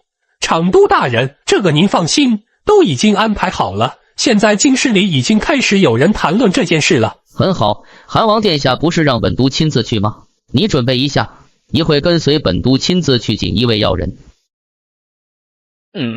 祖位，没有我们王爷的命令，谁也进不去。睁开你的狗眼，好好看看，本都是东厂的厂督李元奎，你敢拦我的路？不好意思，除非是圣上亲临，否则没有我们王爷的命令，谁都进不去。那我们非要进去呢？你们非要进去的话也不是不行，你们在这等着，我去禁区禀报一声，要是王爷让你们进来，你们就可以进来了。快点把门让开，让我们进去，否则今天要了你的小命。是谁这么大胆，敢跑到锦衣卫来撒野啊？大人，他们说他们是东厂的人，来到这要人来了。前面那个说是东厂厂督，原来是厉厂督。失敬失敬，厉厂督跪脚踏见地。今天到我们锦衣卫指挥使司来，是有什么事吗？你是锦衣卫副指挥使钱通吧？哼，刚才他说的话你难道没听见？今天本都是来要人的，快快把侵犯张铁柱交出来。哎呦，这可真是不巧，你们来错地方了。张铁柱也不是我们锦衣卫的人啊，人家是韩王殿下的贴身侍卫，韩王府千户，人家归韩王府管。你们要去要人，得去韩王府要。钱大人，韩王殿下不是在锦衣卫指挥使司吗？贴身侍卫当然是在韩王的身边啊。厂督大人啊，您看，我也就是一个副指挥使，我能管到人家韩王殿下，那我不是老寿星吃砒霜，活腻歪了吗？韩王殿下现在应该是已经从内阁办理完公务出来了，没来锦衣卫指挥使司，那自然是回了王府。好，既然韩王殿下不在锦衣卫指挥使司，那本都今天就来查一查你们锦衣卫。本都奉旨提领东厂，东厂有监察锦衣卫之权，这下你们拦不住了吧？厂督大人，这是自然，只是厂督大人，您要是想进锦衣卫指挥使司，您还是得去一趟王府。混账，韩王他不在这，难道本都还进不去吗？厂督大人，您真的要进来？不错，本都要进去好好查查你们，只要让我查到一点东西，我扒了你的皮。什么意思？你们这是要杀本都？厂督大人，我们哪有这个胆子？这不是前段时间除了太子爷被刺杀的事情吗？我们殿下知道那些靖难遗孤一定也会盯上锦衣卫指挥使司的，所以啊，早早的就下令让弓弩手和火铳手全都回来防卫锦衣卫指挥使司。那还不把这些人给本都撤了？撤不了啊，这些人那都是韩王殿下的心腹，他们只听韩王殿下的命令，我平常见了他们还要主动点个头呢。哼，我去韩王府要人，你们就在这等着。今天这个人无论如何也必须带到东厂。殿下，要不咱们这一局和棋了吧？我说老曹，你要不要点脸？我都要赢了，你跟我说和棋，讲得太美了吧？王爷，门外来了个人求见，说是东厂的厂督厉元奎，您看。你先躲起来，事情交给本王，没有本王的命令，你要是敢擅自出来，本王踢烂你的屁股。厉厂督，百闻不如一见，你可是皇上创建的东厂的第一任厂督，本王对厉厂督那真是仰慕已久啊！今天见面果然是不同凡响。东厂厂督厉元奎，见过殿下，殿下也是少年英才，奴婢钦佩。厉厂督如此说，实在是折煞本王了。本王依旧为人父，不再是当初的少年了。来来来，厉厂督请坐。来人啊，把本王珍藏的上好的雨前龙井拿上来。厉厂督，这茶是上好的雨前龙井，皇上赏赐的，寻常的时候本王是绝对不会拿出来招待客人的，舍不得。但是今天厉厂督来了，本王舍得。殿下这话真是折杀奴婢了，奴婢一个阉人怎么能当得起殿下的话？厉厂督，你知道本王最欣赏的是你的什么优点吗？就是你这个人胆子大啊！整个大明朝都没几个人敢和本王作对，唯独你是第一号，也是目前为止头1号的人物，所以本王佩服你。殿下的意思是，奴婢身为东厂厂督，不该和殿下作对吗？厉厂督，这是说的什么话？你就是干这个的，你要是不和本王作对，本王反而瞧不起你。公事上咱们2个是敌人，私下里本王还是很看好你的。厉厂督，你啊是个汉子。殿下，当初殿下下江南的时候，张将军跟在殿下的身边，当过很短的一段时间的锦衣卫吧。而且殿下您是朝廷亲王，但您也是锦衣卫指挥使，您的贴身护卫犯了事情，除了东厂谁还有这个权利管呢？殿下别让奴婢犯难，还是让奴婢把人带回去吧。厉厂督，本王不是不让你把人带走，可是事情的经过到底怎么样，本王总得也调查一番吧。他是和我的另一个护卫一起前去的，为什么你们从始至终没有提到本王的另一个护卫？殿下，您说的另外那位是陈将军吧？陈将军也是依令行事，而且这件事情最严重的点不在于张铁柱杀了多少人，最重要的点在于他们一家可都是白莲余孽。现在这白莲教又和那个什么靖南遗孤勾结在一起，殿下，白莲教还有靖南遗孤牵扯在一起，这真不是一件小事啊！求殿下别让奴婢为难，为了皇上，为了大明江山，您就让奴婢把人带回去吧。厉厂督，咱们都是专门干酷吏的活的，就别互相隐瞒了。张铁柱铁打一般的汉子，要是进了你们东厂的大牢，那还不得变成软汉啊？想听什么就让他说什么，这话是你说的吧？殿下，您在奴婢身边安排了奸细，是吧？厉厂督，你在本王的身边应该也是安排了人的吧？本王这也就是礼尚往来，而且现在能和本王作对的真不多，你算是一个。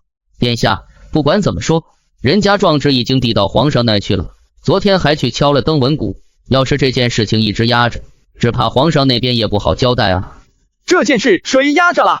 本王也没压着这件事啊，一直在调查呢。你在柳彪身边安排的那个奸细，本王也让人去查了，只要查出来到底是怎么回事，那一个村子的百姓到底是谁杀的，一切不就水落石出了吗？殿下什么意思？奴婢听不懂。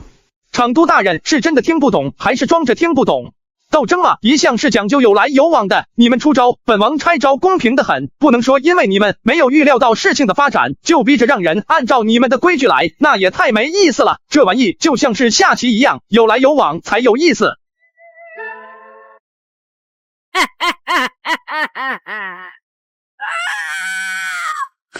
放心好了，答应你的银子，我会用纸钱给你捎过去的。你这条贱命，能够为我们厂督效劳，也算是你不白来事先这一遭。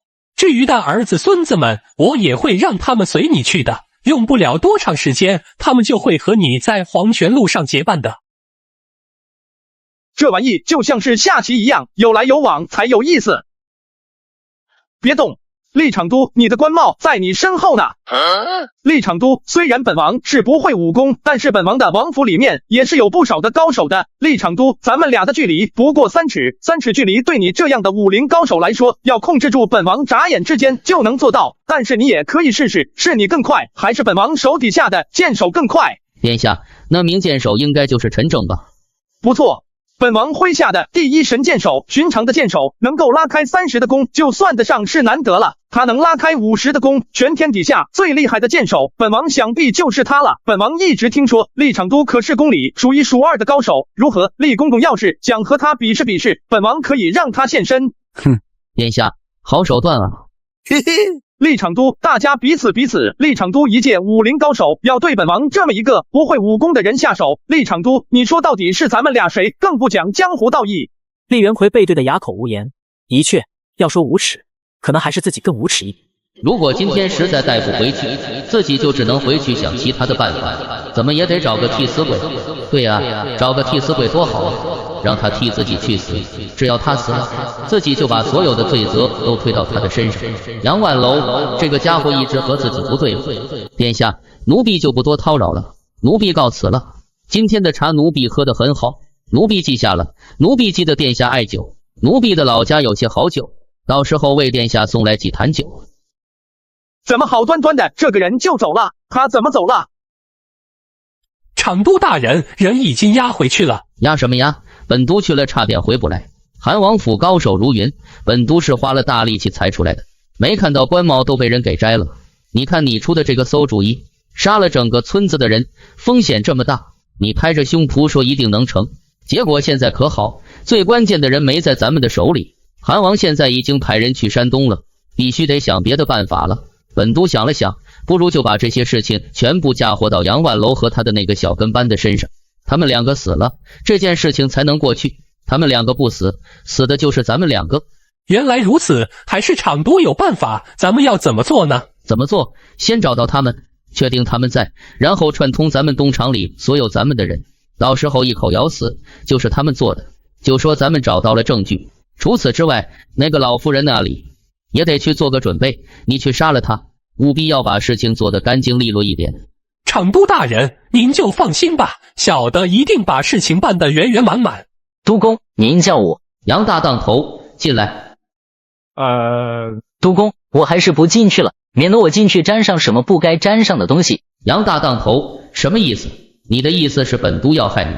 哼，那哪能呢？督公，您不是要害我，您是要我给您做替罪羊是吧？杨万楼怎么知道的？哼，督公，咱们都是一个东厂的，您和牛福做的事情，我知道的还是不少的。韩王殿下那么强硬，这件事情没成功，不日就要反噬你们。督公，您现在就是等着我进去，然后你也好杀了我。毕竟我的武功不如您，我一死，那还不是你想说什么就是什么。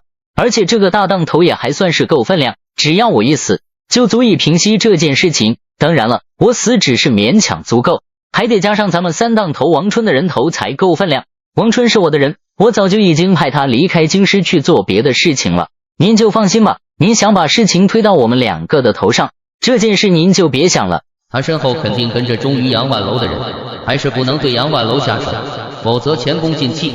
难道今天自己必须死？不行，就算是死，也得带走几个。东厂是自己的，只能是自己的，就算是自己死，自己也得把东厂全部带走。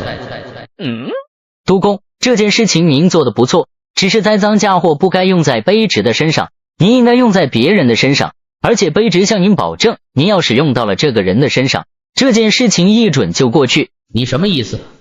督公，这件事情一开始是谁的主意，您就把所有的罪责都推到他的身上去就可以了。一来，这个人做事一定会留下蛛丝马迹，有了这些就足以坐实。二来，此人之前本来就和韩王殿下有些前仇，动机也能说得清楚，不然的话您就算是推到我的头上，只怕到时候韩王殿下要真是铁了心的查这件事情，只怕也能查出来您啊。杀了牛福以后，这东厂岂不是你说了算？哼，督公，我的武功您是知道的，我的武功稀松平常，实在是入不了您的法眼。您以后要想收拾我，还不是手到擒来，我还能逃到哪去呢？督公，其实咱们俩没必要一直闹不和。您喜欢牛福，不就是牛福能给您出主意吗？他能做的我也能做。敢问督公，小的这颗脑袋比起牛福的脑袋谁的更好用？这他妈还用想吗？杨万福都没出门，就把今日的事情摸了一个差不多，而且还看破了自己的动机。牛福那点阴谋诡计，在杨万楼这根本什么也不是，自然是你的脑袋好用。你的意思是以后你愿意效忠于我？那当然了，督公，咱们可是一起的，都是在东厂为皇上效力。我是您的属下，我怎么会不效忠于您呢？之前咱们一直没能坐下来好好的谈一谈，要是咱们能够坐下来谈一谈，您就知道我对您的忠心了。以前你可是经常与我对着干，我让你做什么没有一次你是能做下来的。督公，以前您身边不是还有一个牛福吗？牛福可是一个阴险的小人，有他在您的身边，小的就算是有心要接近亲近您也没办法。而且您一直认为他才是您身边那个能够帮助您出谋划策的人，有他在您自然看不到我。现在他不在了，小的终于可以向您表忠心了。别的不说，小的以后一定不会像他这样出这些馊主意来坑您害您的。您说呢？现在是到了生死存亡的关键时刻，自己要是在东厂大开杀戒，别说是留个全尸，恐怕自己还得被挫骨扬灰。不能这样，必须有一个替罪羊。好，既然我们把话说开了，那以后咱们就别再隔着肚皮了。督公，那是自然，那是自然啊。杨大当头，你居然一个人也没带？督公，我来见您，带什么人呢？您是我的上司，我要是来见您还得带几个人，那岂不是太不恭敬了？公公啊，您们当时找到我的时候，不是说只要随便帮助你们污蔑一个小官就行了吗？草年听着外面的人说，这怎么和韩王爷扯上关系了？韩王呀，那是和皇上奉天靖南的，我们可得罪不起。您还是放我走吧，我们的银子也不要了，我们给您拿回来。宅子我们也不要了，求求您了，放我儿子儿媳妇还有几个孙子离开吧。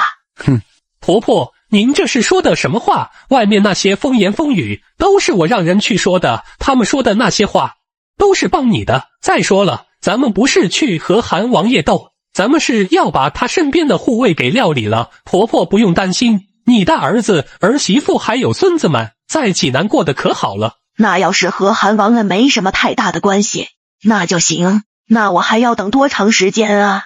公公，我想孙子了。婆婆别着急，咱们就快结束了。你昨天去敲的登门鼓，皇上已经看过了，这几天就要把那个护卫抓起来了。等到这件事情结束，我还会再给你200两银子，让你们一家过得快快乐乐，开开心心。哼，放心好了，答应你的银子，我会用纸钱给你捎过去的。你这条贱命能够为我们厂都效劳，也算是你不白来世间这一遭。至于的儿子孙子们，我也会让他们随你去的，用不了多长时间，他们就会和你在黄泉路上结伴的。牛夫心里的一块石头落了地，回到了东厂，却发现整个东厂安静得很，一个人也没看见。他心里升起一股不好的预感。为什么这里这么安静？为什么东厂里一个人也没有？平常这个时候东厂都是需要留下几个人值班，到底发生什么事了？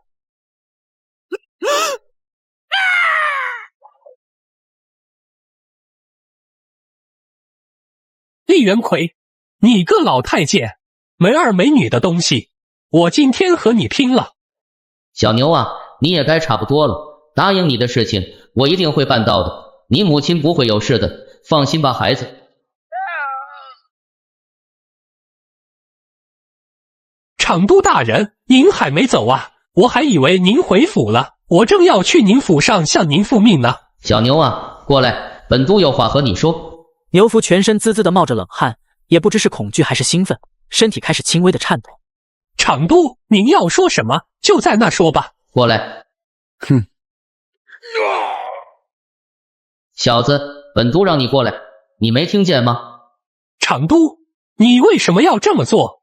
我对您忠心耿耿啊，你不能这么做。小牛啊，我也没办法，你的计划漏洞百出，不光没能让韩王爷难受，还把我推到了风口浪尖上。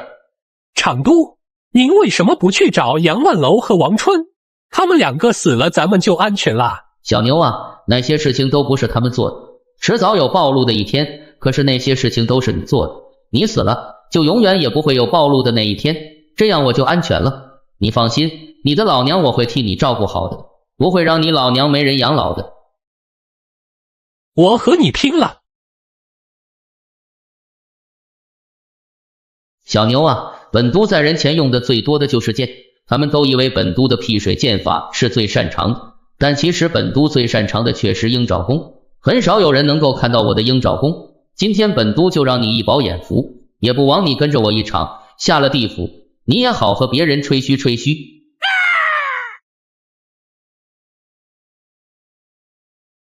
对，小子，就是这样，这样才有意思。你也不枉在咱们东厂做一回2当头。我会在东厂为你设一个灵堂，让下面的小崽子们每天给你上香。你虽然是个太监，但是是一条汉子。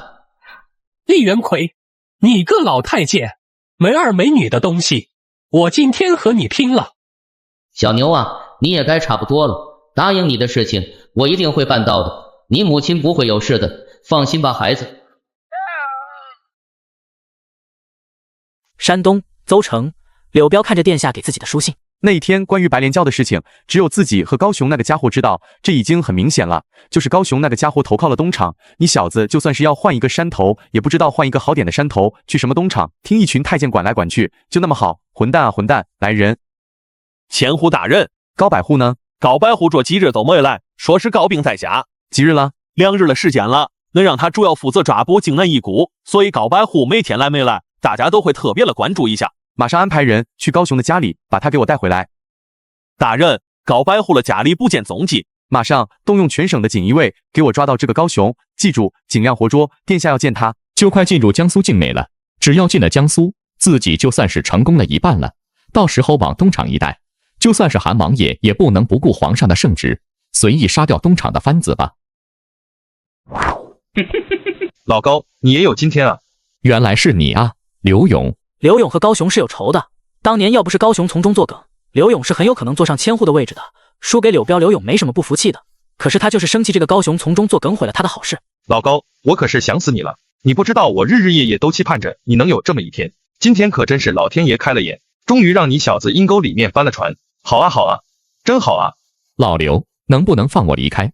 我答应你，日后我若是飞黄腾达，我一定不会忘记你的，就当是我为了当年的事情替你做出弥补吧。高雄，你是什么个东西？别人不知道我还不知道吗？真是让你得了势，那我以后还能有好吗？哼，你还好意思提起当年的事情？当年要不是你花了大把的银子贿赂钱通，说只要不让我当上千户，怎么都好说，我会输得这么不明不白吗？老刘，这件事情是我做的不地道，可是你也不应该取笑我的媳妇没有你的媳妇漂亮。咱们俩这也算是一报还一报，扯平了。当年是柳彪占了你的位置，你不应该恨我，你应该恨的是柳彪才对啊！放你娘的屁！我输给柳彪心服口服，他的确比我强，而且功劳比我大。可是你他娘的算是一个什么东西？就算是我技不如人，可是山西省的千户呢，我本来应该够格了吧？结果你去到钱通那，硬生生花了那么多的银子把我拽下来，上不去你就开心了是吧？今天说什么我也不能让你过去，我要抓住你去请赏，还我的功劳，没准啊，我就差你这么一个功劳。老刘，要是你愿意，你跟着我一起走吧，我们去东厂。一朝天子一朝臣，东厂那可是现在的永乐皇帝创立的，可是比那个什么锦衣卫有前途多了。那是太祖皇帝建立的锦衣卫，现在太祖皇帝都驾崩多少年了，你在锦衣卫熬着，永远没有出路。高雄，以前我还把你当成是我的对手，现在看来你小子不配做我的对手。锦衣卫永远也不可能被取代，因为就算是有一天锦衣卫被东厂取缔了，那锦衣卫要做的事情就变成了东厂做的事情，东厂就是锦衣卫。而且你小子让我说你什么好？跟着韩王爷吃香的喝辣的不好，非要去听太监吆五喝六，你小子真是棒槌！我今天就要替天行道，收了你这个棒槌，把他给我抓起来！老刘，我错了，过去的事情是我错了，我求求你，我不去东厂了，你放我走吧，我以后再也不出现在你的面前了，行吗？我离开大明，我再也不回来了。不行，高雄，放了你我的功劳怎么办？来人，给我把他的膝盖敲断！慢着慢着，你们要是把他的牙打碎了，他要是说不出来话，咱们不是白抓了吗？王爷可是说了，要尽量抓活的。刘勇，你这个王八蛋，我就算是死，我也不会放过你的，你给我等着，只要我还有一口气，我一定报复你。刘勇，你给我等着。去，把他的鞋子脱了，穿什么鞋啊，腿都废了，把他那个袜子给我塞进他的嘴里去。皇宫里，朱棣看着厉元奎交上来的告禀，看着告禀里面写的牛福做的种种事情，其实朱棣一眼就能看得出来，这本来就是厉元奎退出来的替罪羊，但是怎么说东厂也是自己亲手组建的，而且这个厂督也是自己挑出来的，要是这点时间都没过去，这个厂督就出事了，那自己在朝堂百官面前，那岂不是也没了面子吗？牛福做这些事情你都知道吗？奴婢都知道。都知道你做了吗？皇上，奴婢不敢瞒您，所有的事情都是牛福策划的，奴婢是给了他一点帮助，给他行了些方便，请皇上恕罪。你啊，朕是相信你才把东厂交给你的，现在闹出了这样的事情，你们是真的让朕很失望。为了诬陷韩王身边的一个小小的侍卫，居然拉上了一整个村子的百姓们当你们的垫脚石，果然真是够狠啊！朕罚你一脸的俸禄，还有那一整个村子的百姓们的性命，朕先记在你的脑袋上，等你以后立了功劳，你拿着钱给那些惨死的百姓们做一场法事，让那些百姓们好好的离开，别做了孤魂野鬼。皇上，奴婢一定做到。其实说来，当时牛福也是先斩后奏，奴婢实在是……行了，朕不想听，下次别再做这种事情了。依着太子爷和老二十的脾气，你们拉上一个村子的人来做事，他们两个是恨不得撕了你们的。多余的话朕不多说，以后别再让朕失望，给你擦屁股就行了。至于空出来的二当头的位置，你自己看着办，下去吧。厉元奎退了出去，刚刚出了御书房，迎面就看到了太子爷。太子爷已经知道那个村子的事情了，看到这个厉元奎就是气不打一处出来。你过来。太子爷，您叫奴婢吗？除了你这还有谁？赶快给我滚过来！你们东厂是不是要疯啊？为了莫须有的罪名，拉上整整一个村子的人的性命，要是大明朝都像你们这样，我大明还有未来可言吗？太子爷，这件事情和奴婢没关系啊。和你没关系，你是东厂的厂督，这件事情和你没关系。你在这糊弄你祖宗呢？你们东厂不是这个也不怕那个也不怕吗？好啊，你们要是真的谁也不怕，你明天来查查我这个太子，看看我是不是也让手底下的人去杀了一个村子的人。太子爷，别骂了，皇上让您快点进去呢，说您要是没什么事的话就回去吧，有事。别跪了，你那身子骨，跪下了再起来费劲。你刚才在外面喊什么呀？那么大声！爹，东厂行事不正啊，为了对付二师叔，不惜用一个村子的百姓的性命来给他们铺路，如此视百姓的性命为草芥，这样的人怎么还能再用呢？怎么两个人都是一样的岁数，自己的弟弟能看得懂的事情，怎么自己家这个傻小子就看不懂？嚷嚷什么呀？朕当然知道这件事情东厂做的不对，而且做得很不对，可是现在如此处理就是最好的办法。不然的话，要是这件事情大张旗鼓的嚷嚷，对谁有好处？对你爹我有好处，还是对你叔叔有好处？对老二老三有好处，还是对你有好处？爹，那是几百口人的性命，别说是咱们大明的子民了，您就是以后带兵打到草原上去，您要是屠杀原人百姓，儿子也是要来说这个道理的。无休止的屠杀下去，只是无休止的相互报复，唯有以礼教化，才是长久之道。开疆拓土重要吗？儿子看来不重要，因为开疆拓土若是不耐把百姓安顿好，让百姓真真切切的知道跟着大明做朱家的子民是能过上好日子的，那打下来的疆土迟早是要被人再夺回去的。爹，东厂开了一个相当不好的头，对自己的子民尚且如此，若是这种为官的风气传播开来，我大明官员人人都是百姓的性命为草芥，爹，我大明恐怕真的是要像秦朝一样二世而亡啊！老大，你今天的话说得很好，爹心里很欣慰。不过现在东厂动不了，爹这么做是为了保护你叔叔和爹之间的兄弟关系。没你叔叔，咱们一家也许现在就死在了流放的路上。这点你要是想不明白，你就去问问你二师叔。你二师叔他什么都清楚。卑职锦衣卫百户刘勇参见王爷。老钱，这位是殿下。这高百户是柳彪、柳千户的手下，高雄就是他抓住的。刘百户此次立了功，你辛苦了。殿下，卑职不辛苦，这都是卑职的分内之事。那个叛徒在哪？殿下，人就在里面，请殿下随卑职来。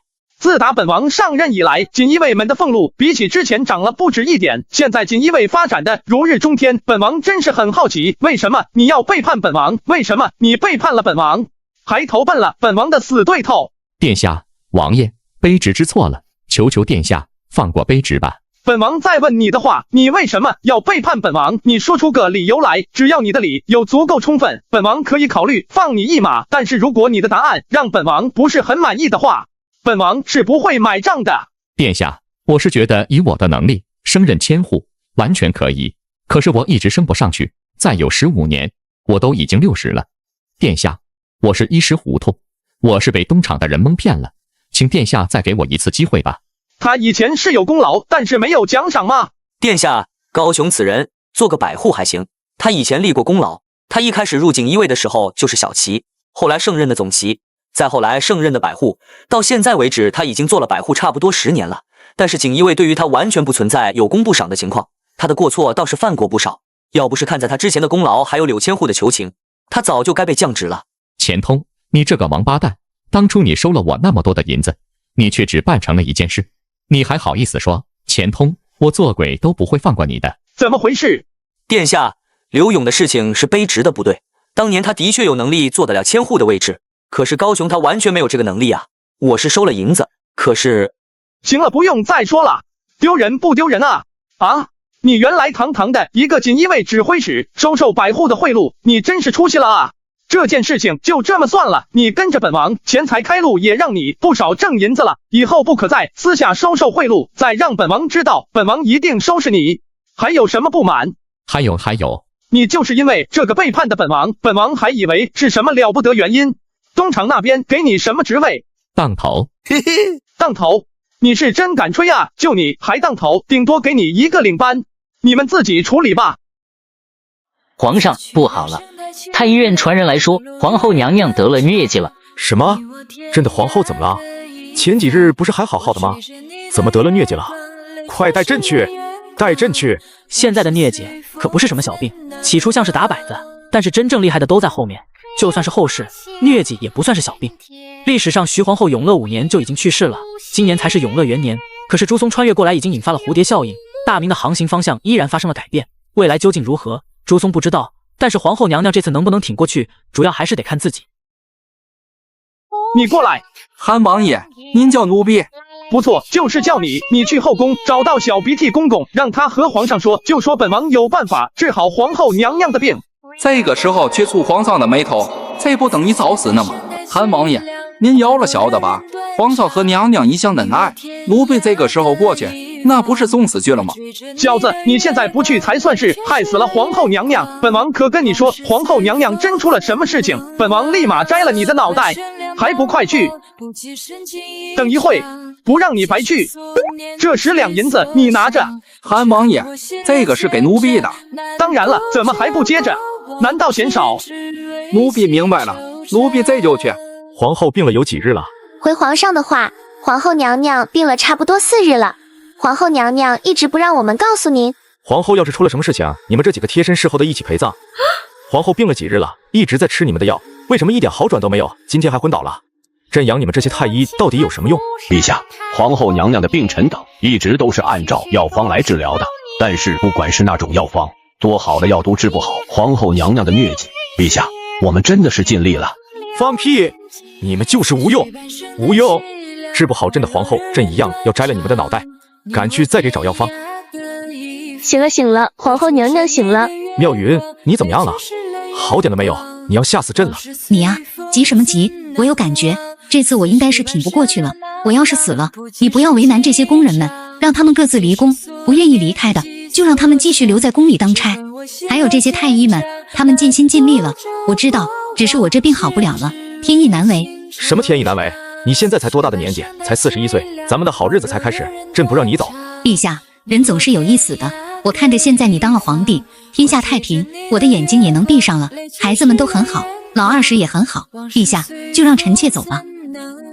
皇上，韩王爷说，如果皇后娘娘得的是疟疾的话，那韩王爷有办法治好皇后娘娘的病。搞些挣钱的法门他行，他懂医术吗？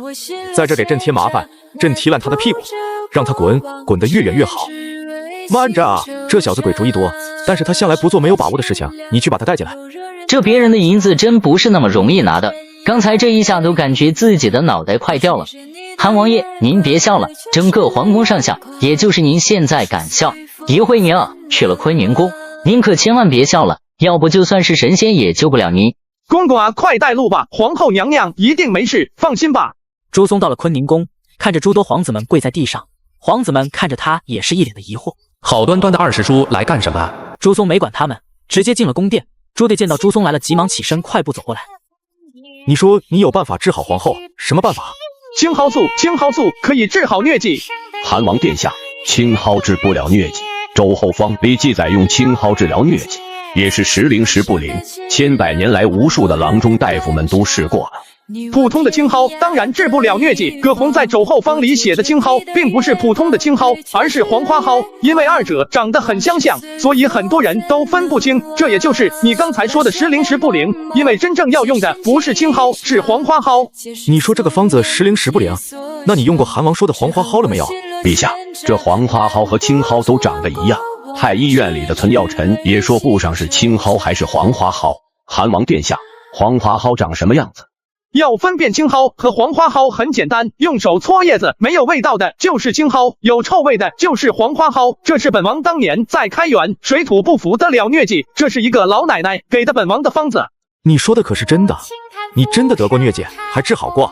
四哥，这种事情我怎么会开玩笑？要是黄花蒿起不了作用，我愿意给皇后娘娘陪葬。说的什么话？王爷陪葬，不要你陪葬，只要能够治好皇后的病就好。怎么着也要试一试，黄花蒿在那才能采到。在河边，青蒿和黄花蒿基本长在一个位置。现在这个时候，蒿子刚冒头，但是也可以分辨出来。怎么回事？皇上，娘娘的身体这么多天折腾下来，已经很虚弱了。疟疾本来就不容易好，真要看是不是有效果，还是得看明天早上皇后娘娘的状态。你们把脉，看看脉象到底怎么样？皇上这个时候看不出来脉象如何的，毕竟要刚刚喂下去。妙云，你醒了？你这个当父亲的，让孩子们在这跪着，你在这坐着，怎么？这些孩子都不是你生的？老大的身子骨那么脆弱，你就看不见？他们为了母亲跪一晚上，怎么了？为他母亲祈福，这是他们身为儿子、女儿应该做的。你是不是要活活的气死我，你才满意？妙云，朕那是那个意思。朕和孩子们无时无刻不希望你好起来。我们的孩子们都是好样的，没让咱们俩失望。你别说老二使这个办法还真是好用。看来千百年来郎中大夫们都用错了药材。朕要把黄花蒿能才能治疟疾这件事写到永乐大典里面。母后，您没事就好。老二是不知救过我们一次，你是皇上，不好向他道谢。我这个皇后却可以，我亲自去叫他。朱松正在那做梦呢，他梦到自己回去了，穿越回去了，好不容易回到了家乡，吃到了火锅，还有西红柿炒鸡蛋。二师弟，醒醒！嘿嘿，四嫂，您没事了？是啊，本宫没事了。老二师，这都是你得功劳，我欠你欠的太多了。四嫂，您吉人自有天相，一定会没事的。二师弟，你对我的大恩无以为报，对我们家也一样，有我和你四哥在，以后你但凡是有用得着嫂子的地方，尽管和嫂子说。天还没亮呢，外面凉，赶快把皇后娘娘扶进去。好样的，这下朕欠你的更多了。那个姑娘的事情朕不管了，你把她提上指挥同志就提上来吧。文武百官那边有朕顶着，不过你可记好了，就这一次，锦衣卫从今以后，不管是女人不能当3品官，4品也不行。真要是当的话，而且真的有才能，6品或者6品以下。知道了，皇上。不过臣今天要和皇上请个假，臣在这守了1夜了，这腰酸背痛的，那个今天臣就不去了。反正他们也是来来回回的弹劾臣，臣看着还不能扣下来，实在烦心的很。呵呵，也就是你，那用这招来跟朕请假，还守了1夜。我看你在这睡得不错，要不是皇后叫你，没准你还在这谁呢。回家就回家吧，你好好休息，让妙锦过来照顾她姐姐几天。这几日朕也要出去躲躲，那些事情就让太子暂时管吧。怎么样了？我姐姐她怎么样了？自打徐皇后逼着自己的妹妹嫁给韩王，2个人假婚相处至今。放心吧，你姐姐没事。昨天晚上我说了一个方子，用上了，现在好的差不多了。太医们守了1晚上，早上皇后娘娘还出来走了1圈，基本上没什么事了。姐姐没事，那就太好了。对了，我和皇上还有皇后娘娘说了，这几日你就在后宫好好照顾照顾皇后娘娘。这段时间皇后娘娘都没看见你，我看得出来她很想你。对了，你进了后宫，在皇后娘娘面前可要多说我对你的好，听到了没有？徐妙锦听了朱松这话，差点没笑出来，一时之间也是冤家上线，当即说道：我偏不，我就说你虐待我，吃饭不让我上桌，还把我一个人关进小院子里，我就这么说。好啊，你啊，睁眼睛说瞎话是不是？那个小院子明明是你自己要的。行了，我会说你的好的，而且你对我本来也不差，这次真的谢谢你，救了我姐姐。小事也是皇后娘娘吉人自有天相，恰巧得的是疟疾，恰巧我就知道治疗疟疾的配方，但凡换了一个病，我都使不上劲。好了，不多说了，你快进宫去吧，过几日你要回来，差人告诉我，我叫人来接你。眼前这个男人好像真的很不错，唯一的缺点就是他是朱棣的弟弟。爱妃们，本王没事，就是有点饿了，让人给我买几个包子来吧。我在锦衣卫还有事情没办完，咱们的叶大人马上就要升为朝廷从3品的官员了，真正意义上的3品大员了，让我们恭喜叶大人。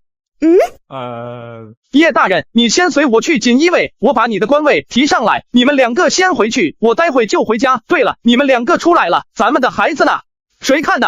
殿下，孩子们都大了，咱们儿子现在可以哄着妹妹了，更何况家里还有奶妈呢，饿不到的，你放心吧。殿下，你快点处理事情，昨晚没休息好，事情办完了快点回来，我们俩等你一起吃饭。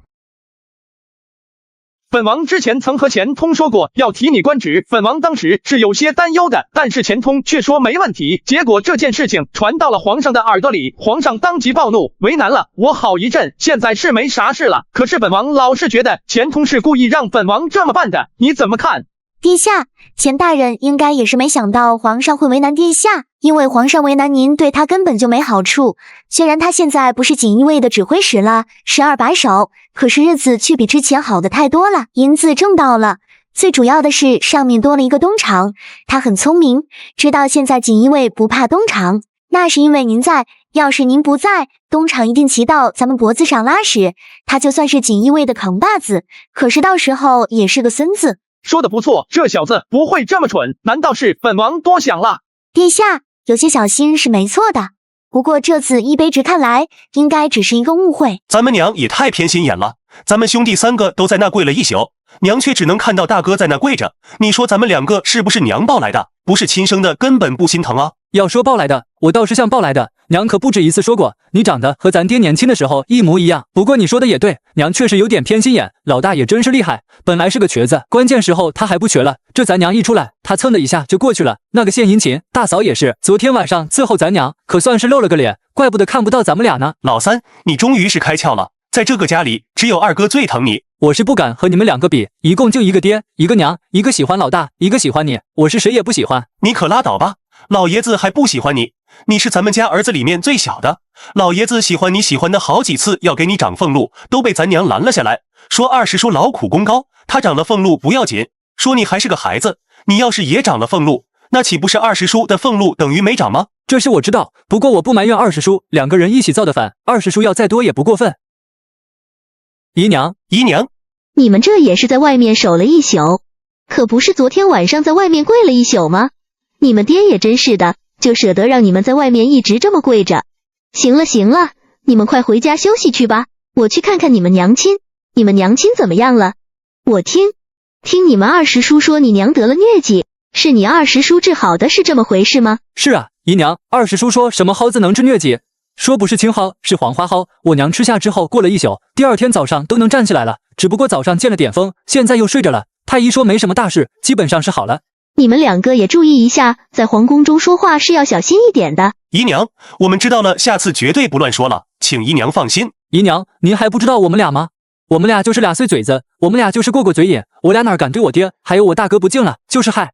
行了，你们两个没事就好，我先去看看你们娘亲，你们回家好好休息。二哥，你说姨娘会不会去告密啊？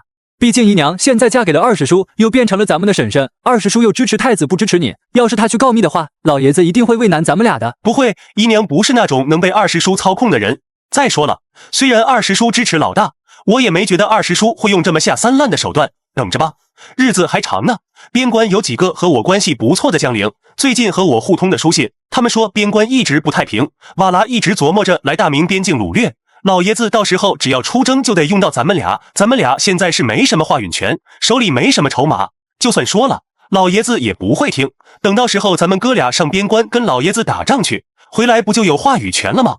二师叔本事再大，功劳再多，能有咱们随军出征的功劳大。咱们两个在战场上好好的立功，回来了别说老大了，就是二师叔，咱也不放在眼里。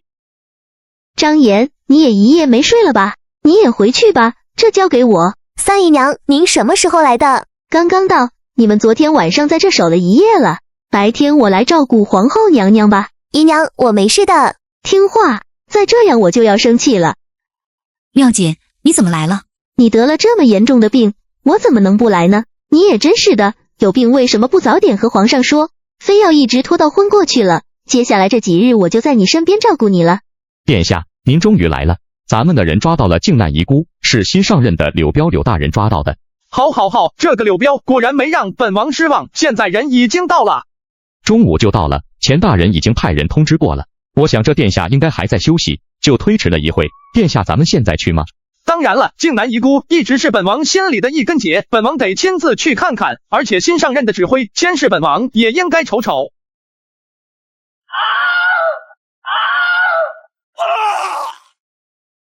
卑职锦衣卫指挥佥事柳彪参见殿下。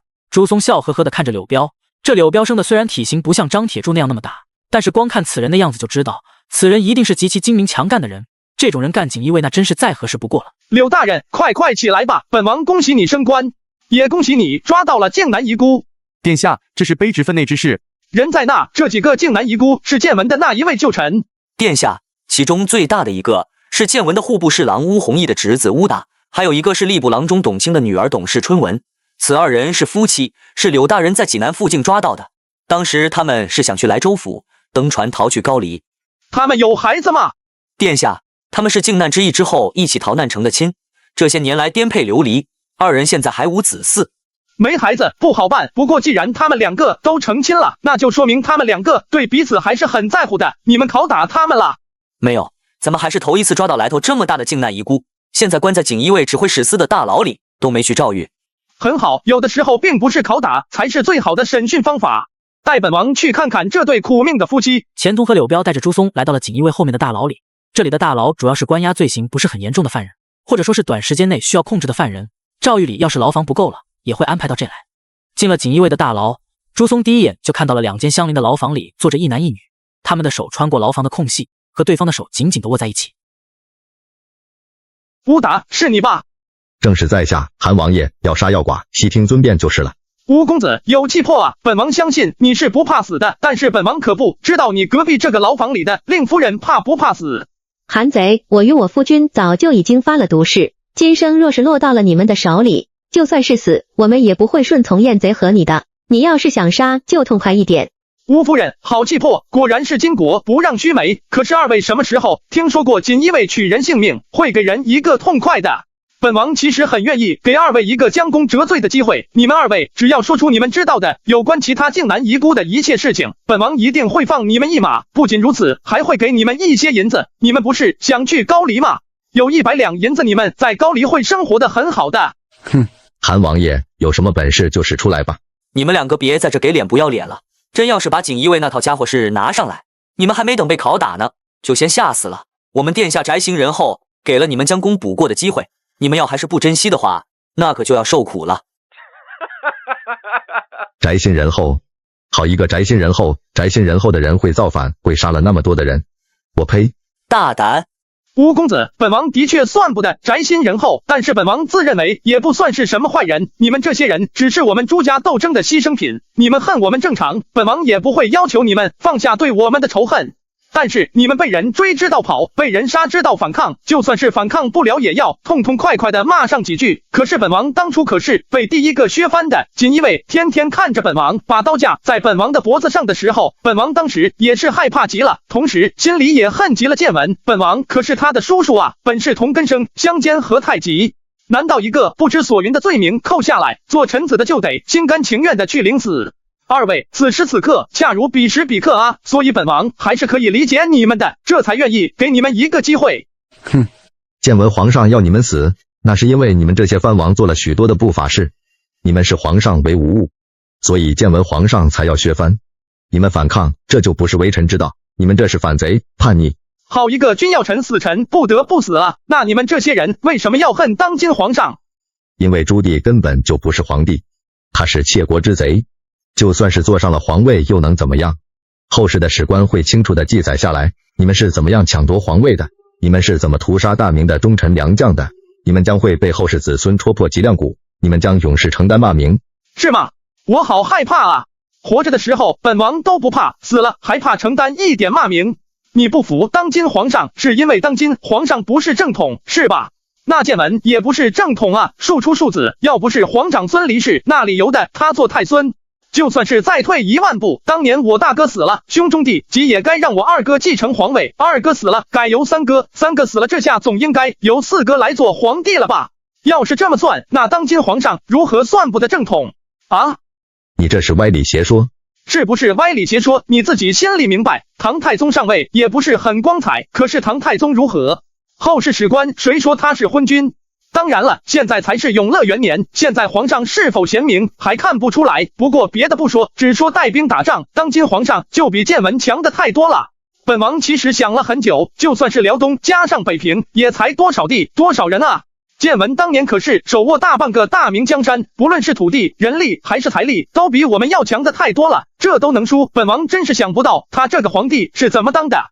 也是有其太皇子成那样无能的奸佞小人在一旁吹嘘迷惑，难怪我的那个聪明的大侄子打成这样。大明在当今皇上的手里一定比在他的手里强。把董春文带走，单独审讯。朱松，你这个逆贼，有娘生没娘养的东西，你有本事冲我来，冲一个女流之辈算什么东西？朱松，你丧尽天良，不得好死！这些读书人啊，骂人都不带什么脏字。殿下，董春文是不是安排到教坊司去？去什么教坊司？好生养着，好吃好喝的供着，今晚在他的饭菜里面下点催吐的药，让他以为自己有喜了。明日他若是主动问起，你们就找个郎中来给他看，就让郎中一口咬死，他有喜了。然后在他原来的病房里面安排一个新的犯人，到时候你假模假样的审讯董春文一番，再把他送到另一间新牢房，让他和他的丈夫能说得上话，但是够不上。殿下，高还是您高？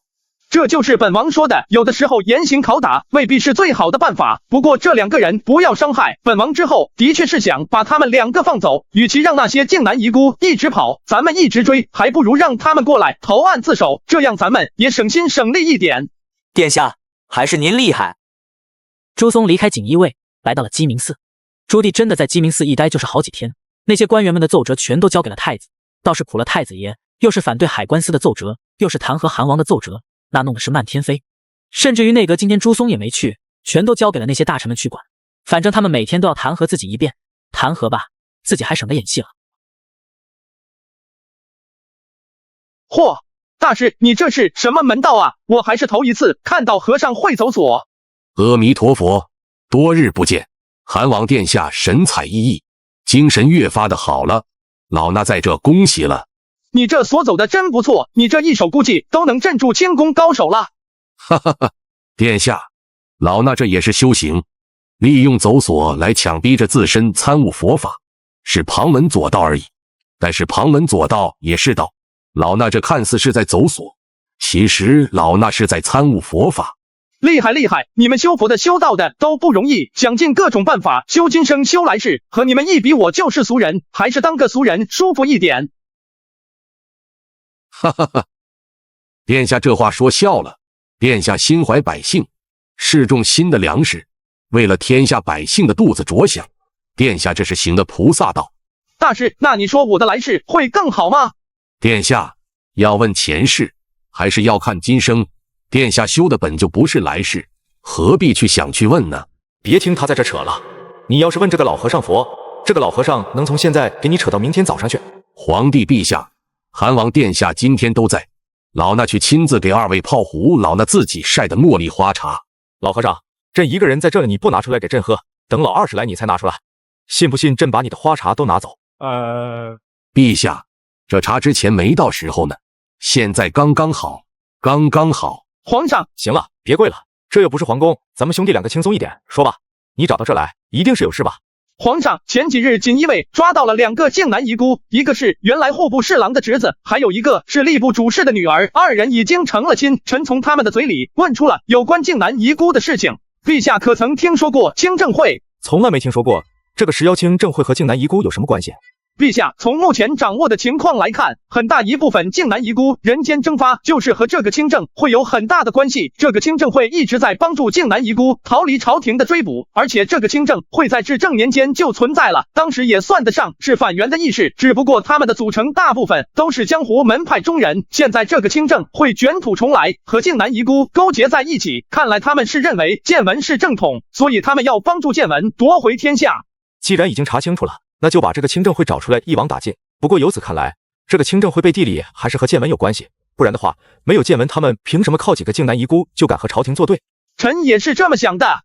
臣还有一件事，对那些不重要的靖南遗孤，咱们能不能放他们一条生路，离开大明，去高丽或者东瀛等国？只要他们永远不踏上大明的国土，咱们就不再追捕他们了。这一来，天下虽然稳定，但是目前民间还是有相当一部分人心向建文，这些人也是一个不小的力量，他们帮助靖南遗孤躲避朝廷追查，这也是一道难关。但若是我们能施以怀柔，就像是乌达夫妇，放他们一条生路，他们未必不会帮助我们透露出清正会还有其他靖南遗孤的事情。老二十，你这就有点太天真了。咱们杀了人家的全家，人家恨不得食我们的肉，喝我们的血，怎么还会反过头来和我们合作呢？皇上，未必没可能啊！之前建文手握大半的天下，您都能带领我们获胜。现在手握天下的人不是他们，是您。以前我们能赢，现在我们一样能赢。靖南遗孤之中不乏人才，他们有些人还是活得很明白的，知道报不了仇。与其如此，还不如早早的就过来和朝廷合作，为自己谋一条生路。诚然，这样的人或许不会多，毕竟背着的是家族灭门的血仇。但是只要有一个，我们就多一分找到建文的胜算。皇上，那些什么所谓的靖南遗孤，无非就是土鸡瓦犬，真正重要的是建文，只有抓到了建文，皇上才能高枕无忧，不是？说的不错，朕同意了。靖南遗孤的事情，朕就全权交给你去做了，越早找到建文越好。你别说你那个钱财开路的计划，还真是没白做。这段时间倒也有些成效，别太琢磨挣钱了。皇亲国戚还有勋贵功臣，你绑的差不多了，青楼还有赌场开的可以了，该干正事了。臣了然，该干的事情，臣一天也没有松懈。你这个太子太师也不能一次东宫都不去，你得去看看，老大比你还是差远了。而且还有个太孙在那呢，你也教教我孙子。皇上，实不相瞒，臣的儿子臣都没什么能够教他的，全是王妃在家里面操心。臣的儿子大概天生愚钝，不过好在性格善良，活泼好动，而且在动手钻研技艺方面好像很有天赋。臣提炼白糖的方法琢磨出来了之后，臣的儿子看了几遍，基本上就学会了，弄起来像模像样的。现在臣的家里基本上是不用买糖了，那些白糖足够吃上好几年的。你倒是省心，全都交给了弟妹来做。不过朕也不用你教孩子什么45经之类的，那些东西有专门的先生，知识是谁都可以教的。朕要你教一点他在先生哪里学不会的东西，咱们俩一起教他。我教他领兵打仗，你教他如何做人，如何体恤百姓，还要教他如何行事。你办事朕放心。皇上，教孩子臣还真是不太擅长，要是皇上放心的话，每天等他上完了课程，读完了书，臣就带着他，让他在臣的身边。臣觉得臣还是以身作则，让他看着比较好。就听你的，怎么教他，他怎么学，那就是你们两个的事情啊。二师叔，您来了，太子在御书房正批奏折呢，您找他，我去给你叫去。不用，我也不是为了老大来的，我是为了你们家詹姬来的。老爷子要是不说，我都忘了，我现在还有一个太子太师的身份在，太子和我年纪相仿，我实在是没什么能教他的，还是叫一叫詹姬吧。二师叔，我们家太子跟您还有很多的东西要学呢，不管是因为您是长辈，还是因为您厉害，不过您顺便还能带带詹姬，那真是再好不过了。二师叔跟我来吧，詹姬现在正在读书呢。小子念的也是昏昏欲睡，朱松听了甚至感觉这小子好像是在念经。这个臭小子平常拿起刀剑来可有精神了，一念书就完了。正常，小孩子就是喜欢练武，喜欢挥舞刀剑，老大要是身体好，估计也是一个不错的将领。太子妃听着二师叔夸赞自家丈夫，那别提有多高兴。有了二师叔帮扶，那自己一家面对老二老三抱团的刁难，那不是也轻松多了吗？二师叔，我们家太子还有詹姬就拜托您了，他们俩啊跟在您身边能学到好多的东西，不光是他们俩，我要是个男的，我也能跟您学到好多东西，只可惜我不是一个男的。有你这么一个妻子，有你这么一个娘，他们父子两个还能差吗？嘟嘟呀嘟嘟嘟嘟嘟。哎，詹姬，你没看见叔祖父啊？哇，叔祖父好。嘿嘿，你小子刚才在里面不是还昏昏欲睡的吗？怎么现在突然这么精神了？叔祖父，我这上午的课上的差不多了，下午就要去练武了，我当然有精神了。哦，原来是这样，今天下去不去练武了，叔祖父带着你去城外骑马好不好？真的吗，叔祖父？那太好了啊，叔祖父。今天我下午哪都不去了，我就跟在您身边。好，嘿嘿，侄媳妇，我今天带着詹姬去城外骑马，晚上的饭我也管了，你们不用再准备他的了。太子妃巴不得的呢，自己这儿子那是属猴子的，天天什么也不琢磨，就是琢磨着怎么上天。要是让二师叔带出去一天，那自己得多省心啊。好，二师叔您请便，什么时候送回来都成，跟在叔祖父的身边要乖乖的，不然回家有你好看的。知道了，娘亲，太好了。叔祖父，我终于逃脱我娘的魔爪了。詹姬，你怎么还不下来？不是骑马吗？叔祖父，我肚子疼。哎呦，我的肚子好疼啊！叔祖父，我要回去看郎中。回去你就别想了，你爷爷一直让我教你，文绉绉的我不行，习武我更不行了。但是啊，种地我还是可以教你的。你小子的日子过得实在是太好了，得让你小子吃点苦头才行。叔祖父，孙儿真的难受，孙儿又不行了，我的肚子好痛啊！朱松看着憋不住笑，好小子，在这装病是吧？论起装病，你叔祖父真的算得上是你的祖宗了。好啊，既然难受，那也不能强迫着你去干活。不过呢，叔祖父也是早有准备，身边正跟着郎中呢。来，小子，快过来，让这位军中郎中给你看看。完了，叔祖看来是早就已经想到自己会装病了。叔祖父一定要这样吗？嘿嘿，当然了，这是必须的。小子，叔祖没有别的能教你的了。不过呢，你要是不想学怕是也不行，你叔祖还有一个太子太师的身份，朝廷正一品的官。与此同时，在山东某处山林之内，一处天然的大洞穴内，孙于正和面前的人据理力争。你们这是强词夺理。之前让我们加入你们的时候，你们明明答应好了不让我女儿去冒险，为何现在还要给我女儿安排如此繁重的危险的任务？她今年才7岁。对面的人脸上有一条长长的刀疤，左眼好像受过伤，若不是知道他是个人，只怕在这山林遇到还以为碰到了山魈。此人是黄甫云和手下的一员能士，名叫单与仲，单使双刀。建文年间曾经受黄甫云和大恩，之后他就跟着黄甫云和加入了。他平日在清政会的工作就是负责断后和暗杀朝廷的官员，以及追踪的锦衣卫死在他手上的锦衣卫多达10数名。而今天单宇仲找到孙瑜，就是希望孙瑜能让孙若薇去刺杀山东省布政使。老孙，不得不承认你很不错，若你是西北人，咱们两个或许应该能成为一对不错的搭档。只可惜你从了军，而我是个江湖人。不过现在也好，大家都是一条绳上的蚂蚱，天下是朱棣和朱松的天下，咱们要是不好好的抱团在一起，迟早有一天会被朝廷的人抓到，然后五马分尸。那山东省布政使是个淫邪之徒，最喜女童，整个听证会就属于你的闺女长得最标致。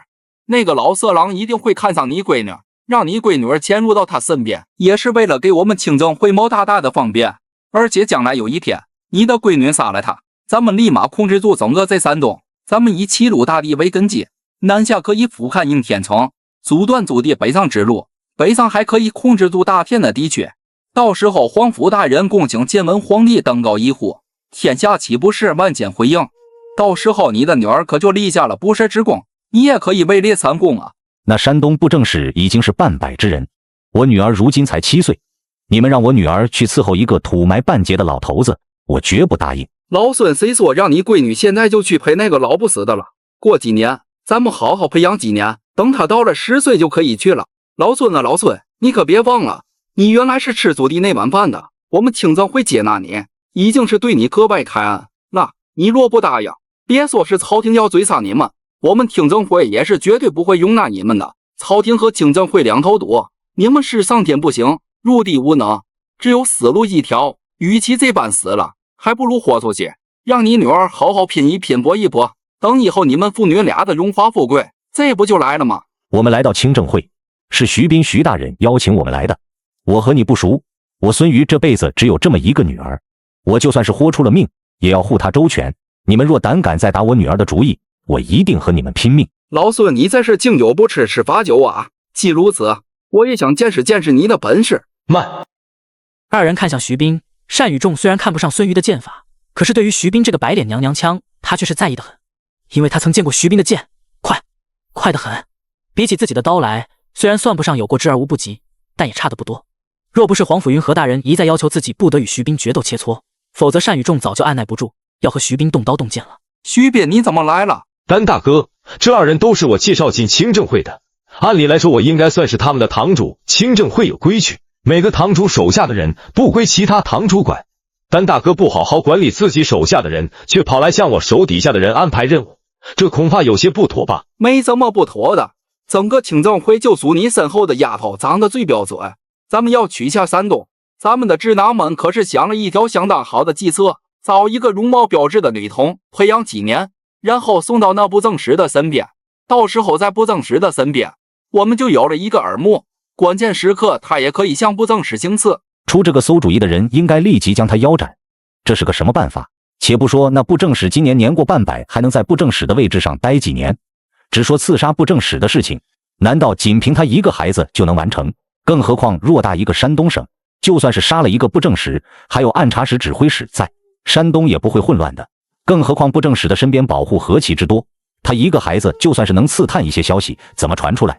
总之这个计策时乃是下之策，不，下之策都算不上，这就是竹篮打水一场空的事。姓徐的姓孙的，我不管你们怎么想，反正我接的可是上面的命令，必须带这个女孩回去。姓徐的姓孙的，我不管你们怎么想，反正我接的可是上面的命令，必须带这个女孩回去。哼！干什么？怎么咱们清政会要自相残杀不成？皇甫大人，要反了！他们这是要反了！我只是接到了上面的命令，要选出一个长得标致的女孩送到山东布政使的身边去为清政会效力，可是他们不愿意交出孙若薇，还要动武。皇甫大人，要我说，咱们干脆杀了他们2个，把这个小姑娘带走算了。哼！皇甫大人，如果清政会容不下我等，我们也不会让皇甫大人难做，我们会离开。但是如果谁敢拦我们的路，就别怪我徐斌不讲咱们这长时间的情分了。谁挡在我的面前，谁挡了我们的路，我们就会杀了谁。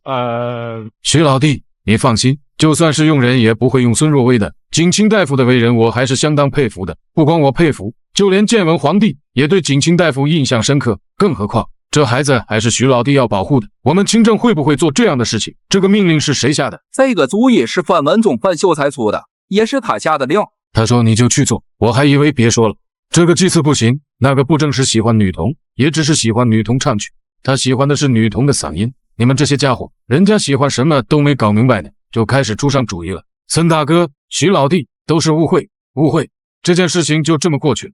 你们好好的准备，过几日我们下山，山脚下有个村子，咱们既然要报仇，也得有一个正当的身份。你们放心，你们的新身份很快就安排完，咱们这些露了脸的总得留在山上，别让锦衣卫发现了。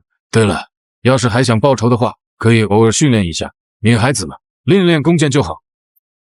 你们先在寨子里面好好的收拾一下，我已经和副长们申请，给你们做一个新的身份。不过孙大哥，你的相貌到时候要改变一下。2年后，永乐3年，自建文4年改成洪武35年之后，距今已经过去了3年半的时间。这3年半的时间里，大明休养生息，靖难4年打出去的元气开始慢慢的恢复。在一系列的国策之下，国库开始逐渐的充盈。有了钱，永乐皇帝终于可以放开手脚大干一场了。首先在辽东以北努尔干都司以南的松花江流域建设了龙江造船厂，大明的宝船队所需的船只已经全部建造完毕。现在是永乐3年开春之时，也是朝廷定下下西洋的日子。从龙江造船厂造出来的新的宝船已经从北方沿着大明的海岸线来到了应天的宝船厂，与应天宝船厂建造修缮的宝船合为一处，这里便是马宝下西洋的出发地。这是大明朝的一件大事，下西洋是大日子，朱松自然而然也要出现。马宝身穿永乐皇帝御赐的蟒袍，身上披着的是韩王送的斗篷，他来到朱棣的面前跪下。马宝，今天是你下西洋，扬我大明国威，维持南洋诸国情谊的大日子。朕今日封你为宝船正使，赐你新的名字，从今天开始你就叫郑和。臣郑和定不负皇上所托。你带着宝船队，要暗地里查找建文的踪迹，找到建文，把他带回来。若是带不回来，就地诛杀。请皇上放心。皇上圣功金安。朕安，起来吧。王公公以前就是在太祖高皇帝的身侧伺候的，心细如发，事无巨细。今日封你作为宝船副使，与郑和一同下西洋，朕很放心。时候也不早了，今日风平浪静，乃是上天忽悠我大明，忽悠我大明宝船队顺利起航。你们2个赶紧登船吧，朕在应天早日等着你们俩归来。臣遵旨。宝船正使、副使上了船之后，锣鼓喧天，鞭炮齐鸣，宝船场是好不热闹。周围里里外外的围了3、4圈看热闹的百姓们，远远的看到朱棣的身影，百姓们就山呼万岁，这让朱棣的心里很是高兴。靖难之后，国力恢复的不错，老百姓们实实在在的跪一下，叫我一声万岁，也喝了蜂蜜，心里还舒坦。皇上的功绩，上天看得见，百姓们也看得见，只可惜那些靖难遗孤看不见。这几年你抓到了不少的靖难遗孤，可是他们没一个知道建文的下落。你说建文是跑到哪去了？他会不会真的飞上天了，成神仙了？那应该不会吧？朱允文有什么功绩足以成仙吗？显然是没有，而且臣弟也不想皇上知道太多炼丹成仙之事，皇上千万不要走秦始皇的路啊！朕岂是那般糊涂的人？始皇帝英明神武，晚年却看不淡生死，真是可惜啊！秦二世而亡，就是因为他给汉朝做了400年的嫁衣。北方的鞑靼又开始不老实起来，国家修宝船，如今宝船队成功下了西洋，已经逐渐离大明的国境远去。朕现在真想干脆出兵，将他们一举歼灭，让后世儿孙永不受战乱之苦，你觉得如何？皇上现在大明的国库虽然已经充盈了许多，但修永乐大典一事现在也刚刚敲定下来。前几年谢晋大学士修太祖实录修得不错，臣弟以为先进大学士可以回到内阁了，永乐大典可以开始修了。至于北方，现在还是要以和为贵呀。你和老大的意思一模一样，都是要朕暂时不打，要和北边以和为贵。朕倒是想和他们以和为贵，可他们想和朕以和为贵吗？朕几年没有去塞外打过仗啊，他们以为大明经历了内乱之后，就再也没有往日的雄风了，一群不要脸的东西。大明边境的百姓现在生活的水深火热，老大不理解，难道你还不理解？四哥，人是杀不干净的，前元想断我汉人的文化文脉断得了吗？断不了的，人是永远都杀不干净的。要想让北方真正的太平下来，是不可能只靠武力来解决的。四哥要想打臣弟也支持，只是现在的确不是最好的时机，要想打怎么着也得再等一等，毕竟咱爹是武皇帝，您是要做文皇帝的，大明开国的2任皇帝都是武皇帝，这也不合规矩啊。文治方面还是要抓的。太子和韩王虽然说的话大致相同，但是击中朱棣的点却不一样。太子只会说百姓疾苦，现在国家不宜开战，而朱松每次说都能说到朱棣的心坎里，那就是所谓传承第一，开国皇帝是武皇帝，那第2任皇帝按照规矩来说，怎么着也得开始抓一抓国家的文治了。你这永乐大典不修，国家哪来的文治？说的有道理，那就再等等。朕的确是手痒得很，朕也的确想给边境的百姓谋一点太平。朝中最近总有大臣上奏，希望国家能放弃对辽东的经营和管理，收回辽东的兵马，以固边防，你怎么看？四哥，这是万万不行的。辽东虽然是塞外边疆，也在大明长城之外，可那也是我大明的土地。辽东土地上生活的百姓，也是我大明的子民。我们做儿孙的，不仅没开疆拓土，反而还把土地丢了，这如何对得起咱爹？说的不错呀，老大老二要是有你这份想法就好了。他们俩呀，两个极端，一个觉得我大明就应该以怀柔为主，以仁义治天下；另一个觉得大明的江山是用刀砍出来的，后面的子孙们也应该用刀保护好大明的江山。他们俩要是有你一半，我也就放心了。他们俩要是像你一样结合起来，成为一个完美的储君，那该多好啊！朱松回头看了看，见老大、老二虽然身边都有人，二人也都有说有笑的在和身边人谈着话，周围也没有人偷听。四哥，看来你是真的很喜欢老二。朱棣听了之后，瞟了朱松一眼，又回头瞟了太子一眼。你看看他哪有一点像咱们朱家人？咱们朱家造反出身，什么时候冒出个大圣人啊？这不是阴沟里面蹦出个棉花球吗？朕有的时候都在想，他是不是朕抱回来的给忘了。四哥，你就算是不喜欢老大，也不至于这样想啊！你要真觉得老大不是你亲生的，那你看看詹基啊！朱棣闻言看了一眼站在老大旁边的太孙，太孙瞧见爷爷，正看自己，给了爷爷一个大大的灿烂的微笑。说的不错，老大也就是沾上我孙子的福气了。宝船队也下海了，终于算是完成了第一步。且看郑和在海洋上能不能找到剑文的踪迹。剑文不死，我心难安。朱棣说完，上了马车，天子一驾缓缓启动，浩浩荡荡地向皇宫走去。宣德8年，皇帝朱瞻基已病入膏肓，临终之时召见朱松：“主少国疑，请叔祖即位。”臣只想摆烂，您却叫我当皇帝。宣德皇帝下圣旨，废太子朱祁镇，禅位与韩王朱松，遂驾崩。韩王朱松临危受命，下葬宣德皇帝朱瞻基之后，朱松登基，国号天顺，时年53岁。叔祖，小叔叔去哪儿了？今天郑和下西洋的日子，小叔叔怎么没来呢？你小叔叔这几日被你叔祖母看得紧，你和他一起在大本堂念的书你都背得滚瓜烂熟了，他连一半都没背下来呢。你叔祖母急了，今天哪都不让他去，就让他在家里读书。啊，叔祖，我还想找小叔叔一块去玩呢。小叔叔被叔祖母扣在家里了，那可怎么办啊？你要是想找你小叔叔去玩的话，你现在就可以跟着叔叔去叔祖的家。你到了叔祖的家，那你小叔叔就算是脱离苦海了。要不然你叔祖母非得把他看死不成。行，叔祖，那就这么说定了，我一会儿就跟你走。你快看看他们一家，这老的知道去拍马屁，把这小的带的也去拍马屁。我刚才听说那小兔崽子还要去二师叔的家里找他的小叔叔去玩呢。太子爷太子妃这几年日子过得不错，得益于朱松的钱财开路计划，还有太子妃的弟弟张克俭参与其中，两边挣钱赚的是盆满钵满。这也不负往常一身的穷酸，现在穿着的衣服戴着的首饰，比起两个弟妹是有过之而无不及呀。他们两口子一直也没什么本事，就靠着拍二师叔的马屁，没有二师叔的马屁，他们这一家还过得穷苦呢。真是的，好端端的一个太子当成这样，我都替他不值。其实我觉得同样是侄子，你和老三怎么就不能去和二师叔说说好话呢？二师叔能挣钱，老爷子都靠着他指着他呢，你们两个嘴甜一点，他挣钱还能不分给你们俩？你懂什么？二师叔从来就没想过要支持我做太子做储君，他一直支持的都是老大，也不知道老大给他灌了什么迷魂汤。什么储君，什么东宫，什么迷魂汤啊？我的意思是让你去和二师叔亲近，也带咱们做生意。在家里面你现在领着死俸禄，原来手底下的士兵还有军权不也都被老爷子拿走了吗？没了下面的那些士兵，你拿什么吃空饷？老爷子现在为了攒钱无所不用其极，你们兄弟两个还不用点心，好好巴结能挣钱的二师叔。那些文官大臣们都喜欢老大，不喜欢你，你还不得想办法挣点钱去贴补家里，然后拿出去走动。没有朝中大臣支持你老爷子，凭什么选你当太子？你看朱瞻基那个小崽子，现在还没有册封皇太孙，老大虽然册封的太子，可是又能如何？真正一锤定音的关键也不在他，在这个小崽子身上。只要老爷子封了他为皇太孙，那你可就真没希望了。可以呀，我还不知道你居然这么聪明。那是，人不都说打虎亲兄弟，上阵父子兵了？这争储咱们俩夫妻也得一条心才能使上劲儿啊！人家不也是夫妻两个一起想主意想办法吗？我也不甘落后，更何况你当了太子，我就是太子妃，将来你即位我就是皇后，这王妃我是当到头了，再往上升又能升到哪去？可是皇后不一样，你看咱婆婆多好啊！永乐7年，朱棣派大将邱福、王忠、黎元等5位大将率兵10万出征，轻敌冒进中了鞑靼军队的埋伏，10万军队全军覆没。永乐皇帝大怒，次年2月亲率10余万人亲征。5月初，永乐皇帝击败鞑靼大汗本雅失礼，而后又击败鞑靼太师阿鲁台。鞑靼暂时臣服于明朝阿鲁台，接受了和宁王的封号。永乐9年，皇太孙朱瞻基大婚，一同迎娶吴善祥和孙若薇，吴善祥为太孙妃。永乐12年，瓦剌来犯，永乐皇帝于3月初发动第2次远征，大败瓦剌首领马哈木。永乐20年，朱棣又发动第3次北征，阿鲁台率领鞑靼主力不敌，只能远遁，明军追击不得，只得班师在回去的路上又击溃了与鞑靼勾结的乌梁哈部。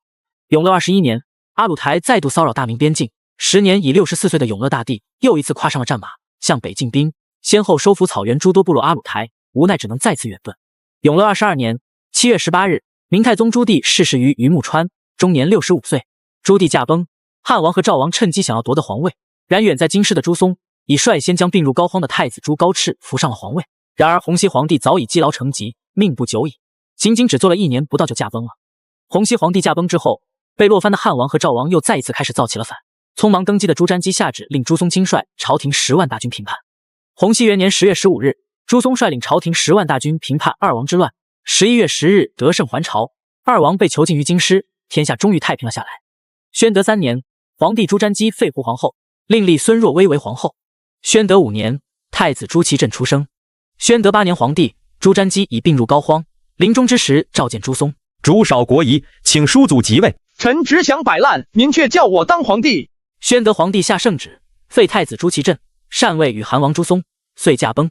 韩王朱松临危受命，下葬宣德皇帝朱瞻基之后，朱松登基，国号天顺，时年53岁。